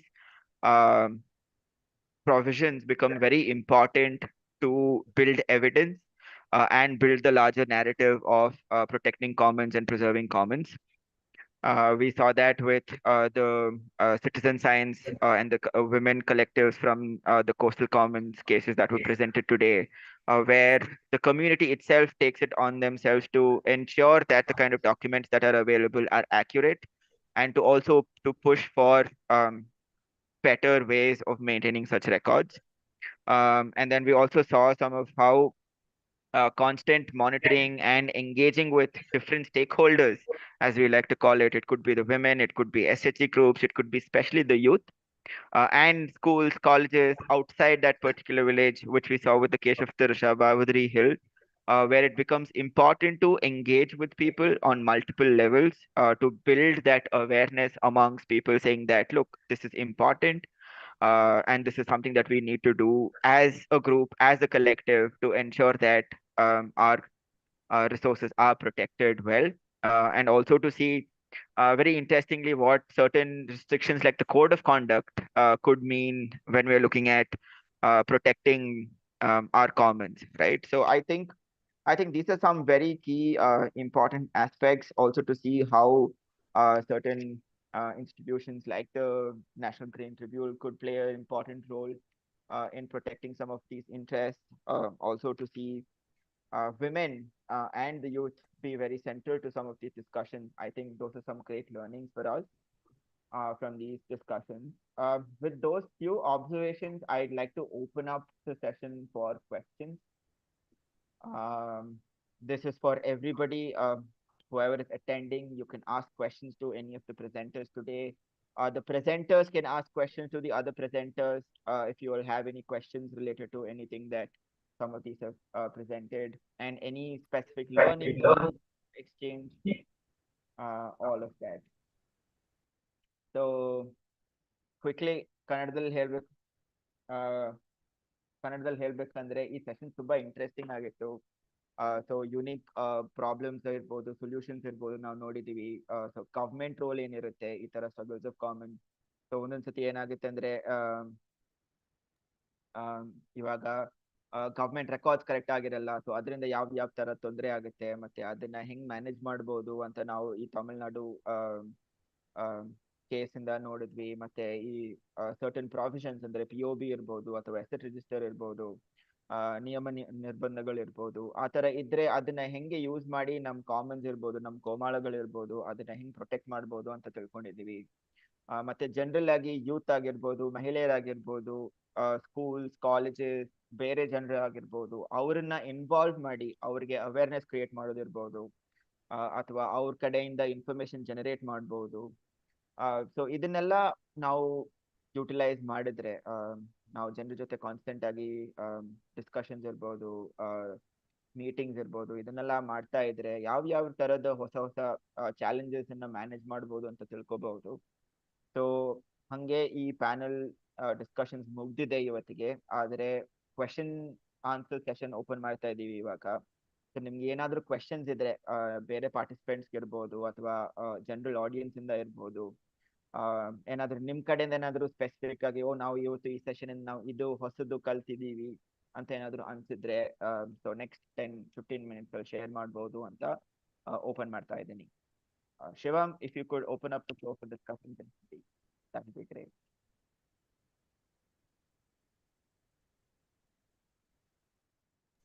Hello, Madhava. Just I wanted to ask to Rajesh Saab ji, can he tell us about the challenges of mobilizing community for removing the encroachment?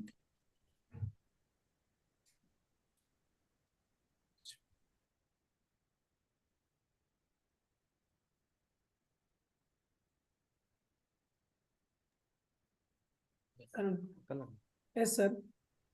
ಊರಿನ ಹಿರಿಯರು ಇರ್ತಾರಲ್ಲ sir, ಹಿರಿಯರು ಮತ್ತು ದೊಡ್ಡವರೆಲ್ಲ ಊರಿನೆಲ್ಲ ಗಣ್ಯರು ಮತ್ತೆ ಹಳೆಯ ಜನರಿಗೆ ಗೊತ್ತಿರುತ್ತೆ ಇಷ್ಟೇ ಜಮೀನು ಇರುತ್ತೆ, ಹಿಂಗಿರುತ್ತೆ ಅಂತ ಹೇಳಿ.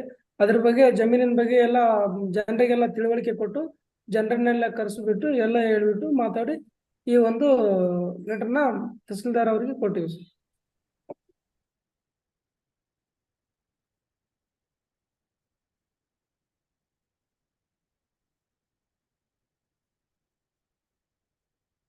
ಮ್ಯೂಟ್ ಆಗಿದ್ದೀರಿ. Kader sir, can you translate that? Yes, sir. Yes, sir. Actually, Rajesh sir, what he has done, sir, first approach to the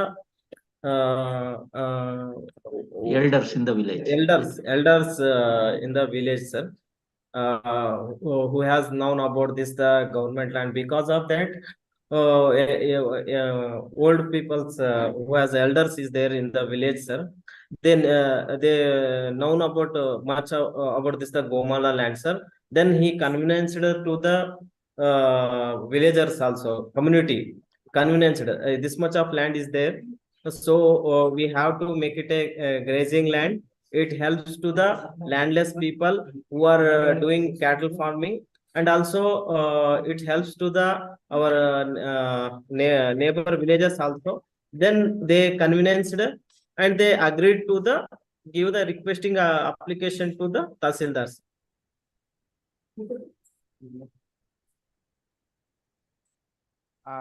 We actually have a couple of questions for all the participants and all the panelists.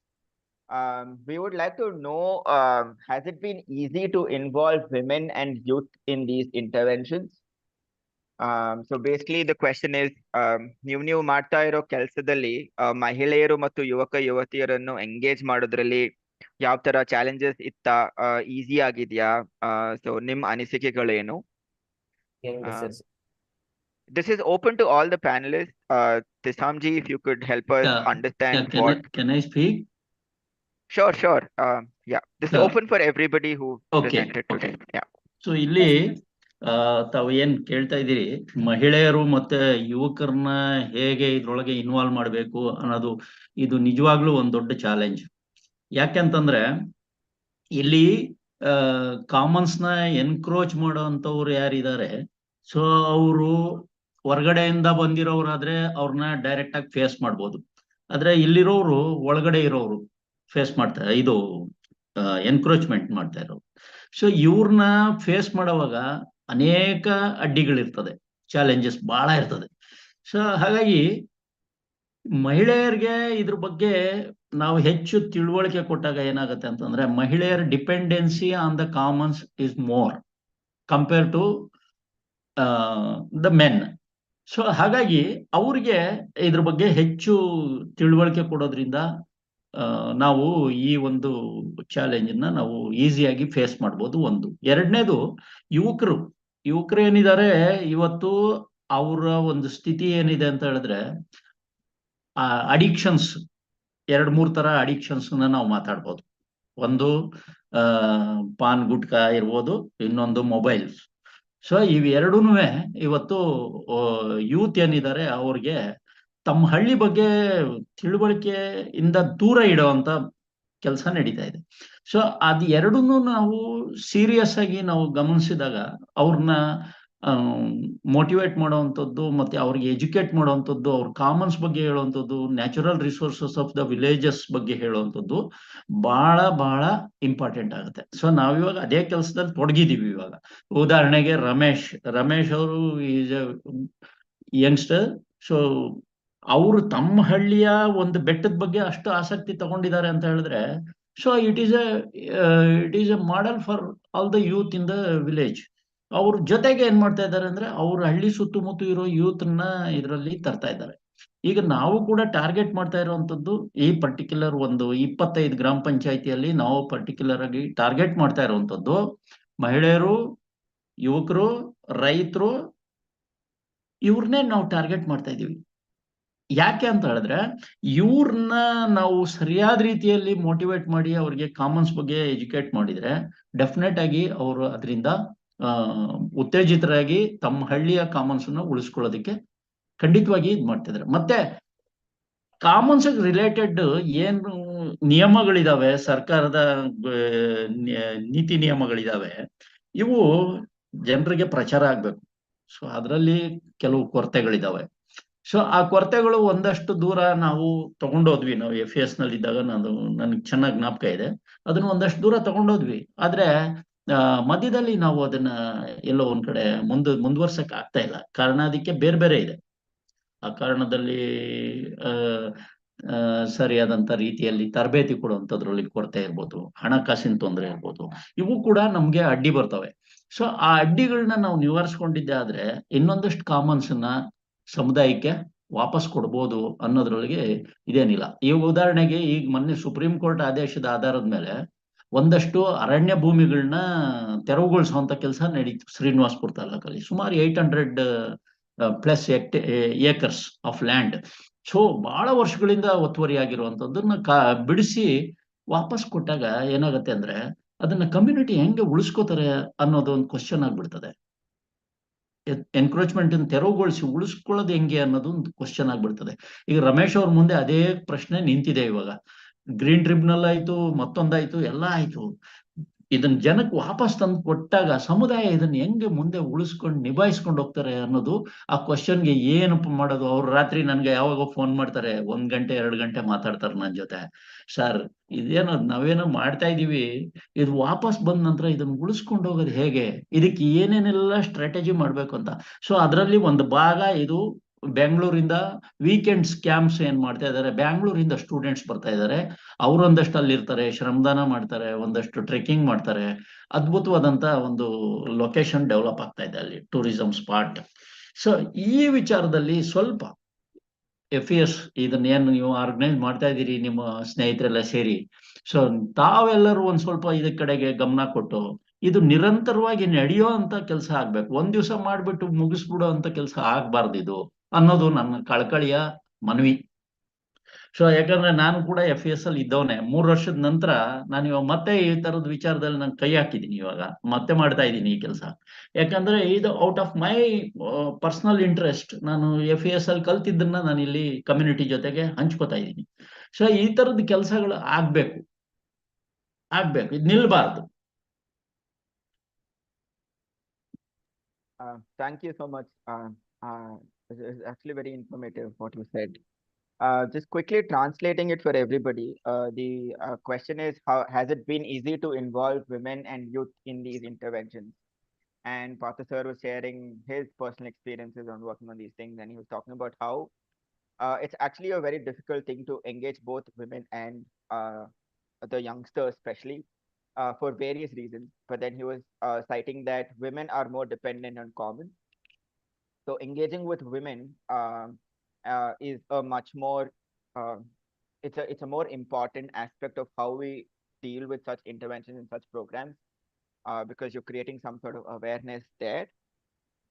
And then with the youth in particular, I think sir was mentioning that they have these addictions, quote unquote. One is the fact that it could be something like pan, it could be something like gutka, and the other is the mobile phone. So generally, the fact that also that the youngsters are away from their own villages, so creating awareness about the importance of these, let's say, farming, importance of nature, importance of the ecology is something that needs to be engaged with, and to understand what really works in terms of working with the kids is something that it's a long process that happens. And then that's why their strategy in general has been to engage with the women, it's been to engage with the youngsters, it's been to engage with the farmers, because they're very integral to the whole process, because these are also people who are directly or indirectly dependent on these kind of landscapes.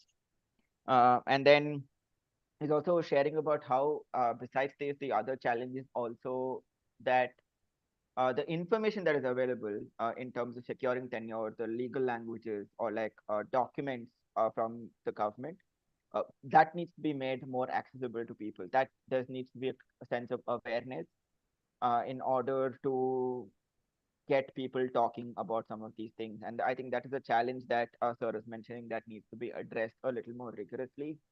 And then another thing that he was also sharing is how once you get a particular patch of land, let's say after you remove encroachment and all of that, and then he was citing the case study of 800-acre land that was instructed to be the encroachment to be removed by the Supreme Court in Srinivaspura. And then the larger question is how will people manage once they get that particular common land back, right? So that sort of strategies, that sort of information, that sort of knowledge building is very important, because you're putting in so much effort where you're taking it to the NGT, you're taking it up to the High Court.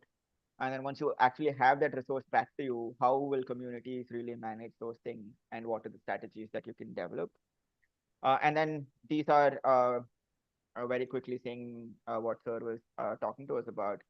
These are not efforts that happen in 1 or 2 days. It requires continuous engagement. It needs continuous effort to be sustained over a long period of time to ensure that the commons are protected. Shivam, would you like to translate it to Hindi, the question and what sir had to say? And then maybe we can also hear from Tisham madam's team, if that's okay. Adapa, I think we can continue. Okay.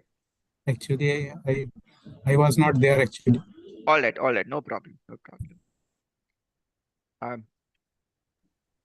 Yeah, hi.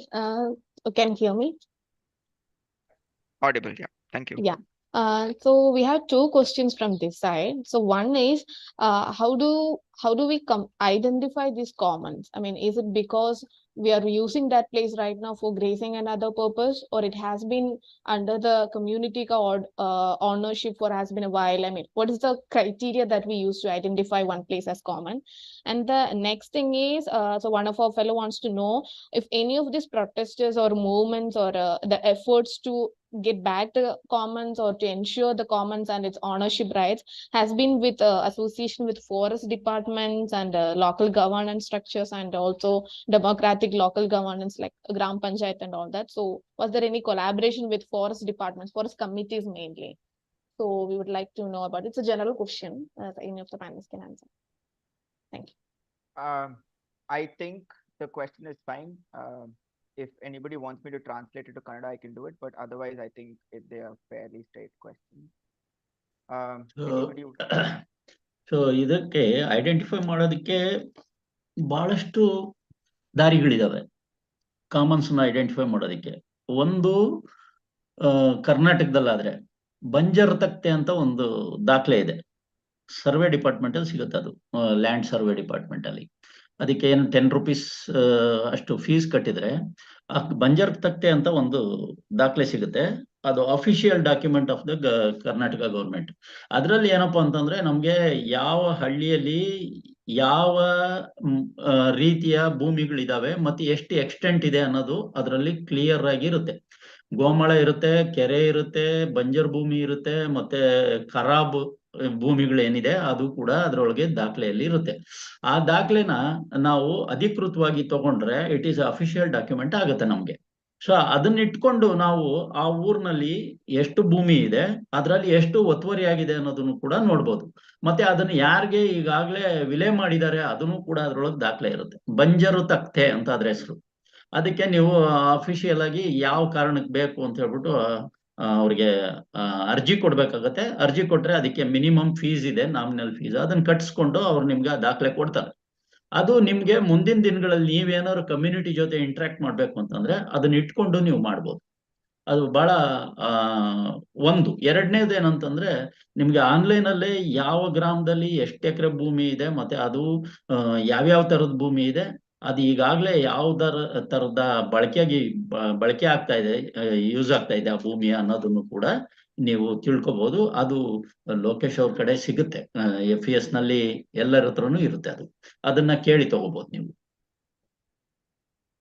Are there any other traditional ways, sir? So communities identify ಮಾಡಿರ್ಬೋದು, ಇದು ನಾವು ಇಷ್ಟು ವರ್ಷದಿಂದ use ಮಾಡ್ತಾ ಇದೀವಿ. So does that also constitute as a grassland or a common land?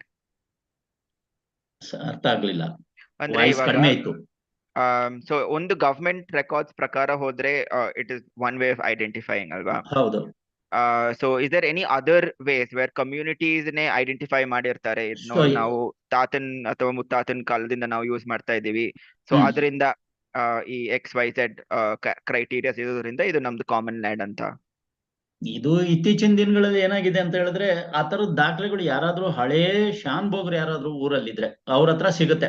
ಒಂದು with ನಕ್ಷೆ ಸಿಗುತ್ತೆ, ಮ್ಯಾಪ್ ಆಗಿರೋದು ಸಿಗುತ್ತೆ, ಅದು ಒಂದು ಸಿಗುತ್ತೆ. ಎರಡನೇದು ಏನಂತಂದ್ರೆ ಇತ್ತೀಚಿನ ದಿನಗಳಲ್ಲಿ ನಾನು FES ಅಲ್ಲಿ ಇದ್ದಾಗ ನಾನು ಮತ್ತೆ ಸುರೇಶ್ ಅವರು ನಮ್ಮ IAS ಆಫೀಸರ್ ಒಬ್ರು CEO ಇದ್ರು ಚಿಕ್ಕಬಳ್ಳಾಪುರದಲ್ಲಿ. ಅವ್ರ ಜೊತೆ ನಾವು ಈ ವಿಚಾರ ಮಾತಾಡುವಾಗ ಏನಾಯ್ತು ಅಂತಂದ್ರೆ, ಸೊ ಏನಾದ್ರೂ ಸಾಧ್ಯತೆ ಇದೆಯಾ ಅಂತ ನೋಡಿದ್ವಿ. ಸಾಧ್ಯತೆ ಇದೆ ಅಂತ ನೋಡಿದಾಗ 93 ಕರ್ನಾಟಕ ಪಂಚಾಯತ್ ರಾಜ್ ಕಾಯ್ದೆ ಬಂದಾಗ ಸೊ ಒಂದು ಆದೇಶ ಆಗಿತ್ತು. ಅದೇನಪ್ಪಾ ಅಂತಂದ್ರೆ ಗ್ರಾಮ ಪಂಚಾಯತಿ ವ್ಯಾಪ್ತಿಯಲ್ಲಿ ಬರುವಂತ ಎಲ್ಲ ಸಾಮೂಹಿಕ ಆಸ್ತಿಗಳನ್ನ ಅವರು ಅಸೆಟ್ ರಿಜಿಸ್ಟರ್ಗೆ ಎಂಟ್ರಿ ಮಾಡ್ಬೇಕಂತ ಇತ್ತು. ಆದ್ರೆ ದುರಾದೃಷ್ಟ ಏನಂದ್ರೆ ಸರ್ಕಾರದಿಂದ ಬುಕ್ಸ್ ಪ್ರಿಂಟ್ ಆಗಿ ಪಂಚಾಯತಿಗೆ ಕೊಟ್ಟಿದ್ರು, ಆದ್ರೂ ಕೂಡ ಅವ್ರು ಮಾಡಿರ್ಲಿಲ್ಲ. ಸೊ ಇದನ್ನ ನಾವು ಬಹಳ ಸೀರಿಯಸ್ ಆಗಿ ನಾವು ಗಮನಕ್ಕೆ ತಗೊಂಡು ಆ CEO ಅವ್ರ ಹತ್ರ ಒಂದು ಪರ್ಮಿಷನ್ ಹಾಕ್ಸ್ಕೊಂಡ್ವಿ. ಅದೇನಪ್ಪ ಅಂತಂದ್ರೆ, ಸೊ 2015ರಲ್ಲಿ ಅಮೆಂಡ್ಮೆಂಟ್ ಆಯ್ತು ಇದಕ್ಕೆ ಕರ್ನಾಟಕ ಪಂಚಾಯತ್ ರಾಜ್ ಕಾಯ್ದೆಗೆ. ಅವಾಗ ನಾವೇನ್ ಮಾಡಿದ್ವಿ, ಆ ರಮೇಶ್ ಕುಮಾರ್ ಕಮಿಟಿ ಅಂತ ಏನ್ ಅದಕ್ಕೆ ಕಾನ್ಸ್ಟಿಟ್ಯೂಟ್ ಆಗಿತ್ತು, ಆ ಕಮಿಟಿಗೆ ಇದನ್ನ ನಾವು ಶಿಫಾರಸ್ ಮಾಡಿದ್ವಿ. ಈ ತರ ಇದೆ. ಸೊ ಕಾಮನ್ ಲ್ಯಾಂಡ್ಸ್ ಬಗ್ಗೆ ಕರ್ನಾಟಕ ಪಂಚಾಯತ್ ರಾಜ್ ಆಕ್ಟ್ ಅಲ್ಲಿ ಗ್ರಾಮ ಪಂಚಾಯತಿಯವರಿಗೆ ನಿರ್ದಿಷ್ಟವಾದ ಜವಾಬ್ದಾರಿಗಳು ಹೊಣೆಗಾರಿಕೆಗಳನ್ನೇನು ಕೊಟ್ಟಿಲ್ಲ ಅಂತ. ಅವಾಗ ಅದರಲ್ಲಿ ಅಮೆಂಡ್ಮೆಂಟ್ ಅಲ್ಲಿ ಅದೊಂದು ಪಾಯಿಂಟ್ ನ ಆಡ್ ಮಾಡಿದ್ರು. ಅದೇನಪ್ಪಾ ಅಂತಂದ್ರೆ, ಕರ್ನಾಟಕ ಪಂಚಾಯತ್ ರಾಜ್ ಕಾಯ್ದೆ ಶೆಡ್ಯೂಲ್ 1 ಸೊ ಪ್ರಕರಣ 58 ಪ್ಯಾರಾ 31 ಇದರಲ್ಲಿ ಸಮುದಾಯ ಆಸ್ತಿಗಳನ್ನ ನಿರ್ವಹಣೆ ಮಾಡುವಂತ ಕೆಲಸನ ಗ್ರಾಮ ಪಂಚಾಯತಿಗಳಿಗೆ ವಹಿಸ್ಕೊಟ್ರು. ಆ ವಹಿಸ್ಕೊಟ್ಟಿರೋದ್ರ ಮೂಲಕ 61A ಉಪಸಮಿತಿಗಳನ್ನ ರಚನೆ ಮಾಡೋದಕ್ಕೆ ಕೂಡ ಅವಕಾಶ ಸಿಕ್ಕಿದೆ. 61A ಉಪಸಮಿತಿ ಏನಪ್ಪಾ ಅಂತಂದ್ರೆ, ನಿರ್ದಿಷ್ಟವಾದಂತ ಜವಾಬ್ದಾರಿಗಳನ್ನ ಹೊತ್ಕೊಂಡು ಸೊ ಇದು ಸ್ಟ್ಯಾಟ್ಯೂಟರಿ ಸ್ಟ್ಯಾಂಡಿಂಗ್ ಕಮಿಟೀಸ್ ಏನಿದೆ ಅದಕ್ಕೆ ಅಡಿಷನಲ್ ಆಗಿ 61A ಸಬ್ ಕಮಿಟಿನ ಮಾಡೋದಕ್ಕೆ ಅವಕಾಶ ಕೊಟ್ಟಿದ್ದಾರೆ. ಸೊ ಅದನ್ನ ಮಾಡೋದ್ರ ಮುಖಾಂತರ ಏನಾಗುತ್ತೆ ಅಂತಂದ್ರೆ, the decision will come to the hands of gram sabha. ಆ ಭೂಮಿನ ಯಾವುದಕ್ಕೆ ಉಪಯೋಗಿಸ್ಬೇಕಂತ ಸೊ ಅವ್ರಿಗೆ ಇಷ್ಟ ಬಂದಂಗೆ ಅದನ್ನ ಕೊಡಕ್ ಬರೋದಿಲ್ಲ ಇವಾಗ. ಸೊ ಈ ವಿಚಾರಗಳೆಲ್ಲಾನು ಕಮ್ಯುನಿಟಿಗೆ ಅರ್ಥ ಆಗ್ಬೇಕಿದು. ಇದು ಅರ್ಥ ಆಗ್ತಿಲ್ಲ ಅಂದ್ರೆ ಯಾರು ಹೇಳೋರಿಲ್ಲ, ಪ್ರಾಬ್ಲಮ್ ಆಗ್ತಿರೋದು ಅಲ್ಲಿ. ಸೊ ಅದನ್ನ ನಾವು ಎಲ್ಲಾದ್ರೂ ಆ ಗ್ಯಾಪ್ ಫಿಲ್ಲಿಂಗ್ ಒಂದು ಕೆಲಸ ಮಾಡಿದ್ದೆ ಆದ್ರೆ ಖಂಡಿತವಾಗಿ ಕಮ್ಯುನಿಟಿಯಲ್ಲಿ ಇವತ್ತೂ ಕೂಡ ಉಳಿಸ್ಕೋಬೇಕು ಅನ್ನೋರು. ಈ ಉದಾಹರಣೆಗೆ ರಮೇಶ್ ಅವ್ರ ಉಪಾಧ್ಯಕ್ಷರಿದ್ದಾರೆ ಅವ್ರ ಸಮಿತಿಯಲ್ಲಿ, ಪರಿಸರ ಹಿತರಕ್ಷಣಾ ಸಮಿತಿಯಲ್ಲಿ. ಆಕೆ 1.5 ಎಕರೆ ಲ್ಯಾಂಡ್ಗೋಸ್ಕರ ಪಾಪಮ್ಮ ಅಂತ ಅವ್ರು ಇವತ್ತು ಬೇರೆ ಏನೋ ಕೆಲಸದಿಂದಾಗಿ ಬಂದಿಲ್ಲ. ಇಲ್ಲ ಅಂತಂದ್ರೆ ಆಕೆ ಎಷ್ಟು ಅದ್ಭುತವಾದಂತ ಹೆಂಗ್ಸ್ ಅಂತಂದ್ರೆ, ಆ ಜಾಗದಲ್ಲಿ ನಿಂತ್ಕೊಂಡು ಏನಾದ್ರೂ ಒಂದು ನೋಡಿದ್ರೆ ಪರಿಸರದಲ್ಲಿ ಒಂದು ಪಕ್ಷಿ ಇರ್ಬೋದು, ಒಂದು ಕೆರೆ ಇರ್ಬೋದು, ಒಂದು ಬೆಟ್ಟ ಇರ್ಬೋದು, ಅದನ್ನ ನೋಡಿದ ತಕ್ಷಣ ಅದ್ರ ಮೇಲೆ ಒಂದು ಹಾಡು ಬರೀತಾರೆ, ಹಂಗೆ ಹಾಡ್ತಾರೆ ಅದಕ್ಕೆ ರಾಗ ಕಟ್ಟಿ. ಅಷ್ಟು ಅದ್ಭುತವಾದಂತ ಮಹಿಳೆ. ಅವ್ರು ಇವತ್ತು ನಮ್ ಜೊತೆ ಬರ್ಲಿಲ್ಲ. ಅವ್ರು ಇವತ್ತು ಯಾವ್ದೋ ಬೇರೆ ಒಂದು ಕೆಲಸದಿಂದ ಅವ್ರು ಬಂದಿಲ್ಲ ನಮ್ ಜೊತೆಗೆ. ಇಲ್ಲಾಂದ್ರೆ ಅವ್ರ ಹಾಡಿಂದ ಶುರು ಮಾಡ್ಬೇಕು ನಮ್ಮ ಪ್ರೆಸೆಂಟೇಶನ್ ಅಂತ ಇತ್ತು ಇವತ್ತು. ಸೊ ಅವರು 1.5 ಎಕರೆ ಭೂಮಿನ. So sorry for interrupting, but I'll just Yes. translate you because we are also low on time. Yeah. But this is a very interesting stories that you're sharing and your experience in that. Yes. Tisamji, so just answering your first question, I usually, especially with the respect to Karnataka, there is a government official record called Banjar Tatte that is available. Takte. Takte. Banjar Tatte, right? So which is available, which will have these records about water commons, water grazing lands, revenue wastelands, and all of that, which you can get it from the revenue department. So usually there is a official Land Records Department. Yeah, which is with the land records department, which is usually available, which has been set aside as grazing lands, and I think this varies state to state. It might be different in Rajasthan and might be different in Andhra Pradesh and things like that. But generally, there is a land record that is available which talks about these things. So he was also sharing a bit of how the Panchayat Raj Act has been modified and the amendments that have come to rest the management of such common lands with the Gram Panchayats over a course of period. So that is answering your first question. And the second question that they also had, this is open for everybody, is to see if there was any collaborations with the Gram Panchayats, with the forest department, when the communities were mobilizing to protect their commons. All these protests, all these movements that were happening, were there any collaborations with them? What was the reactions? Things like that. This is open to all of the presenters. How has it been? So if you can hear something from the Rajasthan presenters, that would be great.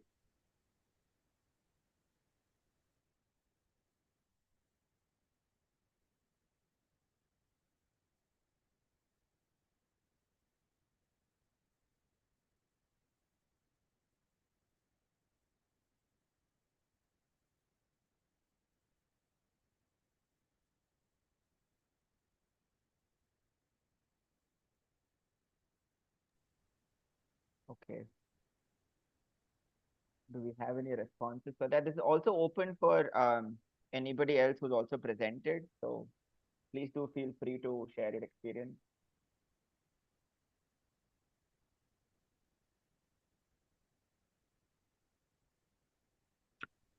Madappa ಪ್ರಶ್ನೆ ಒಂದ್ಸಲ repeat ಮಾಡಿ ಮಾದಪ್ಪ. ಸಾರಿ Sir, ಪ್ರಶ್ನೆ ಏನಂದ್ರೆ this is to some of the presenters. How has the collaboration been with the forest departments and like local governance when it comes to engaging about the whole issue of community mobilization for removing encroachments? So ಇವಾಗ encroachment ಒತ್ತುವರಿನೆಲ್ಲ ಬಿಡಿಸ್ಬೇಕಂದ್ರೆ forest department ಜೊತೆ ಇರ್ಬೋದು ಅಥವಾ ಗ್ರಾಮ ಪಂಚಾಯತ್ ಇರ್ಬೋದು, ಅದು ಬೇರೆ local democracies ಇರ್ಬೋದು, ಅವ್ರ ಜೊತೆ ಹೆಂಗ್ ಕೊಲಾಬ್ರೇಟ್ ಮಾಡಿದ್ದಾರೆ, ಕೊಲಾಬ್ರೇಷನ್ ಆಗಿದ್ಯಾ ಅಥವಾ ಈ ತರ ಏನಾದ್ರು ಇನ್ಸ್ಟೆನ್ಸಸ್ ಇದೆಯಾ ಅಂತ ಕೇಳ್ತಾ ಇದ್ದಾರೆ ಅವರು. ಒಂದು ಗುಡ್ ಕ್ವಶನ್ ಮಾದಪ್ಪ. ಈಗ ಲಾಸ್ಟ್ ಇಯರ್ ಇಂದ ಕರ್ನಾಟಕದಲ್ಲಿ ಮಹಾತ್ಮ ಗಾಂಧಿ ನರೇಗಾದಲ್ಲಿ ಒಂದು ಜಲಸಂಜೀವಿನಿಯ ಕಾರ್ಯಕ್ರಮ ಜಾರಿಯಾಗಿದೆ. ಅದು ತಮಗೂ ಕೂಡ ಗೊತ್ತಿದೆ ಅಂತೇನೆ. ಅದರಲ್ಲಿ ಗೋಮಾಳ ಪ್ಲಾನ್ ಮಾಡಬೇಕು ಅಂತ ಈಗ FES 8 ಜಿಲ್ಲೆಗಳಲ್ಲಿ ಮಾಡ್ತಾ ಇರೋ ಕೆಲಸದಿಂದನೇ ಸರ್ಕಾರ ಒಂದು ಆದೇಶವನ್ನ ಇಡೀ ರಾಜ್ಯಕ್ಕೆ ಹೊರಡಿಸಿದೆ. ಪ್ರತಿ ಪಂಚಾಯತಿಯಲ್ಲಿ ಒಂದು ಗೋಮಾಳ ಪ್ಲಾನ್ ಮಾಡಬೇಕು ಅಂತ. ಆ ಗೋಮಾಳ ಪ್ಲಾನ್ ಮಾಡೋದಕ್ಕೆ 5 ಡಿಪಾರ್ಟ್ಮೆಂಟ್ಗಳನ್ನ ಕನ್ವರ್ಜೆನ್ಸ್ ಮಾಡಿದ್ದಾರೆ. 5 ಡಿಪಾರ್ಟ್ಮೆಂಟ್ ಕೂಡ ಸೇರ್ಕೋಬೇಕಾಗತ್ತೆ. ಅದರಲ್ಲಿ ಒಂದು RDPR ಇಂದ, ಒಂದು ಸೆಕೆಂಡ್ ರೆವಿನ್ಯೂ ಡಿಪಾರ್ಟ್ಮೆಂಟ್, ಥರ್ಡ್ ನಮ್ಮಲ್ಲಿ ಫಾರೆಸ್ಟ್ ಡಿಪಾರ್ಟ್ಮೆಂಟ್ ಇದೆ, ಇನ್ನೊಂದು ಅನಿಮಲ್ ಹಸ್ಬೆಂಡ್ರಿ ಕೂಡ ಇದೆ, ಇನ್ನೊಂದು NRLM. ಏನ್ ಮಾಡ್ಬೇಕು ಅಂದ್ರೆ ಡಿಸ್ಟ್ರಿಕ್ಟ್ ಗೆ ಒಬ್ಬ ನೋಡಲ್ ಆಫೀಸರ್ ಕೊಟ್ಟಿದ್ದಾರೆ ಪ್ರತಿ ಡಿಪಾರ್ಟ್ಮೆಂಟ್ ಇಂದ. ಸರ್ ಇದನ್ನ ಇಂಗ್ಲಿಷ್ ಅಲ್ಲಿ ಹೇಳಿದ್ರೆ, because the question was from ತಿಸಾಮ್ಜಿ. Okay. That will be helpful. In the year of 2022 and 23, RDPR, the government of Karnataka, started the Jalasanjivani program in the entire state. There's a Gomala sub-plan is ongoing in the entire Karnataka. There's a circular issued by RD. That circular is that the convergence plan should be happen in the entire Karnataka. Some forest department, animal husbandry, and RD, revenue department, and NRM. That they have identified some nodal officers for every department. They should form one committee in the district level. That the committee's roles is they should visit the Gram Panchayat based on what Partha sir has told. As per the Banjaru Tekte, they should identify the Gomala and pasture land, and they can visit the site. And if that in the year of 2015, High Court issued the order to remove the encroachment to the direct to the farmers. As per the order, this committee should visit the site. They have selected the farmers, and they also informed to the farmers to remove the encroachment. And after that is the second step is that Gomala and any common land is free to the any Gram Panchayat. They allocated that next level plan to the under MGNRGA. The second step, it is an ongoing process. Presently in the entire Karnataka, 739 plans are going on in 86. Other districts also they are doing excellent work, and the total target is 5,000. It is the first step taken by government of Karnataka in last year. Maybe same plan is happening. I don't know in Andhra or Telangana. Sir ಇನ್ನೊಂದ್ಸಲ department ಹೆಸರು ಹೇಳಿ sir. Forest department, Animal RD, revenue department, animal husbandry, and NRLM. Okay. Mission. NRLM mission. Yeah. Okay. Sanjeevani. Thank you. Yeah, Sanjeevani. Thank you. Yeah. Okay, thank you so much for the clarity, sir. I think with that, we will conclude our sessions for today. I hope some of the questions were answered. If you all have more questions, you can always drop them in the chat box, and maybe you can also reach out to some of the panelists directly and have a conversation. So before we close, I would again finally request all of you to fill in the feedback form, which will help us understand what went well, what did not go well, and also to improve our next sessions and conferences that we want to organize. So please do look at the chat box and please fill up that form. So yeah, that's about it from my end. Thank you so much. It's been such a great learning option. I over to Sahana now, who will have the concluding remarks. Sahana is there. Yeah. Hello, Partha sir. Good evening. Hi, how are you? Sana?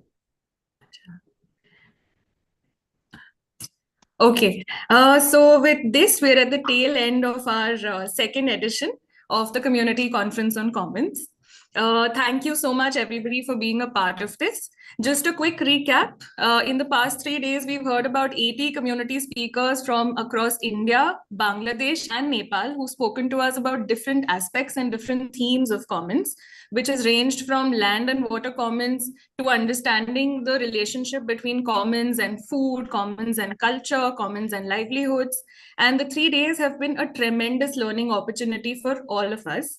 The sessions have also witnessed some cultural performances by community members from different parts of our country, which was heartwarming to witness and understand because it gave us a glimpse into how deep-rooted nature conservation is in their everyday lives. We in fact had some of those performances in this very session itself. These community leaders have helped us understand that the fate of commons is not an inevitable tragedy, but the promise of an alternate future where sharing and cooperation are at the heart of all of our collective existence. We've also envisioned this as a space for policymakers, elected representatives, media, academia, and several others to listen to and engage with the valuable insights that all of you have provided to us, and also be able to better adapt and deal with the unfolding climate crisis that is all around us. On behalf of the entire conference team, I thank all the community speakers as well as their facilitators for joining us and taking through the journeys that you've all been through. We also thank all our partners, donors, and supporters who've been part of this initiative from across the country and beyond. We extend our heartfelt gratitude to partners who've co-organized the conference, which include APARD from Andhra Pradesh, Jan Chetna Sansthan from Rajasthan, Kenono Foundation from Nagaland, FIA Foundation from Jharkhand, Seba Jagat from Odisha, as well as the Indian Commoner and the Rainfed Livestock Network. We also have a huge team in the background whose invisible hands ensured the smooth conduct of the event and made it a resounding success. I thank all of them from the bottom of my heart for helping put this together. Last but not the least, we thank all the attendees who've enriched our discussions by interacting with the community members, along with Mr. Dinesh Francis and Ms. Shika Garg, who are the cartoonists who've been helping us develop live illustrations of all the speakers across the channels. Your contribution is immense in making this a success. The World Commons Week is an initiative of the International Association for the Study of Commons, which celebrates research and practice around commons. And this conference was the Asia event within the annual World Commons Week. So we are deeply grateful for the IASC for helping us onboard our event and take it to an international platform. We will soon be back with the next edition of the conference and try our best to reach newer and wider geographies and more communities. Until then, goodbye, take care, and we wish you all the best in all your endeavors. Thank you. I will just quickly say the same thing in Kannada as well, since we have a lot of us who've joined us from Karnataka and Andhra. So ಈ session ಜೊತೆ ನಾವು ಈ ಸಮ್ಮೇಳನದ ಅಂತಿಮ ಕ್ಷಣಕ್ಕೆ ಬಂದಿದ್ದೀವಿ. 3 ದಿನದಲ್ಲಿ 80ರಷ್ಟು ಸಮುದಾಯದ ಜನರು ನಮ್ ಜೊತೆ ಸೇರಿ ಅವ್ರ ಅನುಭವಗಳನ್ನು ನಮ್ ಜೊತೆ ಶೇರ್ ಮಾಡಿದ್ದಾರೆ. ಬೇರೆ ಬೇರೆ ವಿಷಯದ ಮೇಲೆ, ಅದು ನೆಲ, ಜಲ, ಅರಣ್ಯ ಬಗ್ಗೆ ಆಗ್ಬೋದು, ಅಥವಾ ಅವ್ರ ಸಾಂಸ್ಕೃತಿಕ ಸಂಬಂಧ ಬಗ್ಗೆ ಆಗ್ಬೋದು, ಇಲ್ಲ ಈ ಕೆಲ್ಸನ ಮಾಡಕ್ಕೆ ಜನನ ಒಟ್ಟಿಗೆ ಕರ್ಕೊಂಡ್ ಬರೋದ್ರಲ್ಲಿ ಏನೇನ್ ಬೇರೆ ಬೇರೆ ಅಡೆತಡೆ ಇದ್ದಿದೆ ಅದ್ರ ಬಗ್ಗೆ ಶೇರ್ ಮಾಡೋದಾಗಿರ್ಬೋದು. ತುಂಬಾನೇ ಜಾಸ್ತಿ ಮಾಹಿತಿ ಕೊಟ್ಟಿ ನಮಗೆ ಎಲ್ಲರಿಗೂ ಸ್ವಲ್ಪ ಯೋಚನೆ ಮಾಡಕ್ಕೆ ತುಂಬಾ ಇನ್ಫಾರ್ಮೇಶನ್ ಶೇರ್ ಮಾಡಿದೀರಾ ನೀವೆಲ್ರು. ಮತ್ತೆ ಈ ಸಮ್ಮೇಳನ ನಿಮ್ ಜೊತೆ ತಗೊಂಬರಕ್ಕೆ ನಮ್ ಜೊತೆ ತುಂಬಾನೇ ಸಹಯೋಗಿ ಸಂಸ್ಥೆಗಳು ನಮ್ ಜೊತೆ ಒಟ್ಟಿಗೆ ಸೇರ್ಕೊಂಡು ಈ ಸಲ ಈ ಕಾನ್ಫರೆನ್ಸ್ ನ ಆರ್ಗನೈಸ್ ಮಾಡಿದ್ದಾರೆ. ಅವ್ರ ಎಲ್ಲರಿಗೂ ನಾವು ಹೃದಯದಿಂದ ಧನ್ಯವಾದಗಳನ್ನು ತಲುಪಿಸ್ತಾ ಇದೀವಿ. ಮತ್ತೆ ಇದ್ರ ಜೊತೆ ನಮ್ ಇಡೀ ಕಾನ್ಫರೆನ್ಸ್ ನ ಒಟ್ಟಿಗೆ ತಗೊಂಬರಕ್ಕೆ ಒಂದ್ ದೊಡ್ಡ ಕಾನ್ಫರೆನ್ಸ್ ಟೀಮ್ ಇದ್ದಿದೆ. ಇವರಿಗೂ ತುಂಬಾ ಧನ್ಯವಾದ ನಾನು ಹೇಳ್ತೀನಿ. ಇವ್ರ ಸಮರ್ಥನ ಇಲ್ದಿದ್ರೆ ಇದನ್ನೆಲ್ಲ ನಿಮ್ ಜೊತೆ ತಗೊಂಡ್ಬರಕ್ಕೆ, ನಿಮ್ ಹತ್ರ ತಗೊಂಡ್ಬರಕ್ಕೆ ಸಾರ್ಥಕ ಆಗ್ತಾ ಇರ್ಲಿಲ್ಲ. ಅದರ ಜೊತೆ ವರ್ಲ್ಡ್ ಕಾಮನ್ಸ್ ವೀಕ್ ನಲ್ಲಿ ಈ ಸಮ್ಮೇಳನ ಆಚರಿಸಲು IASC ಕಡೆಯಿಂದ ತುಂಬಾ ಸಪೋರ್ಟ್ ಸಿಕ್ಕಿದೆ ನಮಗೆ. ಸೊ ಇವರಿಗೂ ನಾನು ಧನ್ಯವಾದಗಳನ್ನು ತಲುಪಿಸ್ತಾ ಇದ್ದೀನಿ. ಕೊನೆಯಲ್ಲಿ ನಿಮ್ ಎಲ್ಲರಿಗೂ 3 ದಿನ ನಮ್ ಜೊತೆ ಇದ್ದಿ ಈ ಸಮ್ಮೇಳನದಲ್ಲಿ ಬೇರೆ ಬೇರೆ ಚರ್ಚೆಯಲ್ಲಿ ಭಾಗವಹಿಸಿ ನಿಮ್ ಮಾಹಿತಿ ಮತ್ತೆ ನಿಮ್ ಕ್ವೆಶ್ಚನ್ಸ್ ನ ನಮ್ ಸಮುದಾಯದ ಜನರ ಮುಂದೆ ಇಟ್ಟು ನೀವ್ ಈ ಸಮ್ಮೇಳನನ ತುಂಬಾ ದೊಡ್ಡ ಸಕ್ಸಸ್ ಮಾಡಿದೀರಾ. ಸೊ ನಿಮ್ ಎಲ್ಲರಿಗೂ ಹೃದಯದಿಂದ ಧನ್ಯವಾದಗಳು. ಮತ್ತೆ ಮುಂದಿನ ವರ್ಷ ಸಿಕ್ಕಣ, ಮತ್ತೆ ಚರ್ಚೆ ಮಾಡೋಣ, ಇನ್ನೂ ಪ್ರಯೋಜನ ಬಗ್ಗೆ ಪ್ರಯಾಸ ಬಗ್ಗೆ ಕೇಳಿಸ್ಕೊಳ್ಳೋಣ ಅಂತ ಹೇಳ್ತಾ ಈ ಸೆಷನ್ ನಾನು ಮುಗಿಸ್ತಾ ಇದ್ದೀನಿ. ನಮಸ್ಕಾರ. ಧನ್ಯವಾದಗಳು. Thank you. Thank you. Thank you. Thank you madam. Thank you. Hi Sahana, ಹೇಗಿದ್ದೀರಾ? ಚೆನ್ನಾಗಿದ್ದೀನಿ ಸರ್, ನೀವ್ ಹೆಂಗಿದ್ದೀರಾ? ನೋಡಿ ಹೀಗೆ ನಡೀತಾ ಇದೆ ಹಿಂಗೆ ಪ್ರಯಾಣ. ಹೌದು ಹೌದು, ಹಿಂಗೆ ಅದಿತಿ ಇದಾರಲ್ಲ, ಯಾ ಅದಿತಿನೂ ಇದ್ದಾಳೆ. ಹಾ, ಓಕೆ.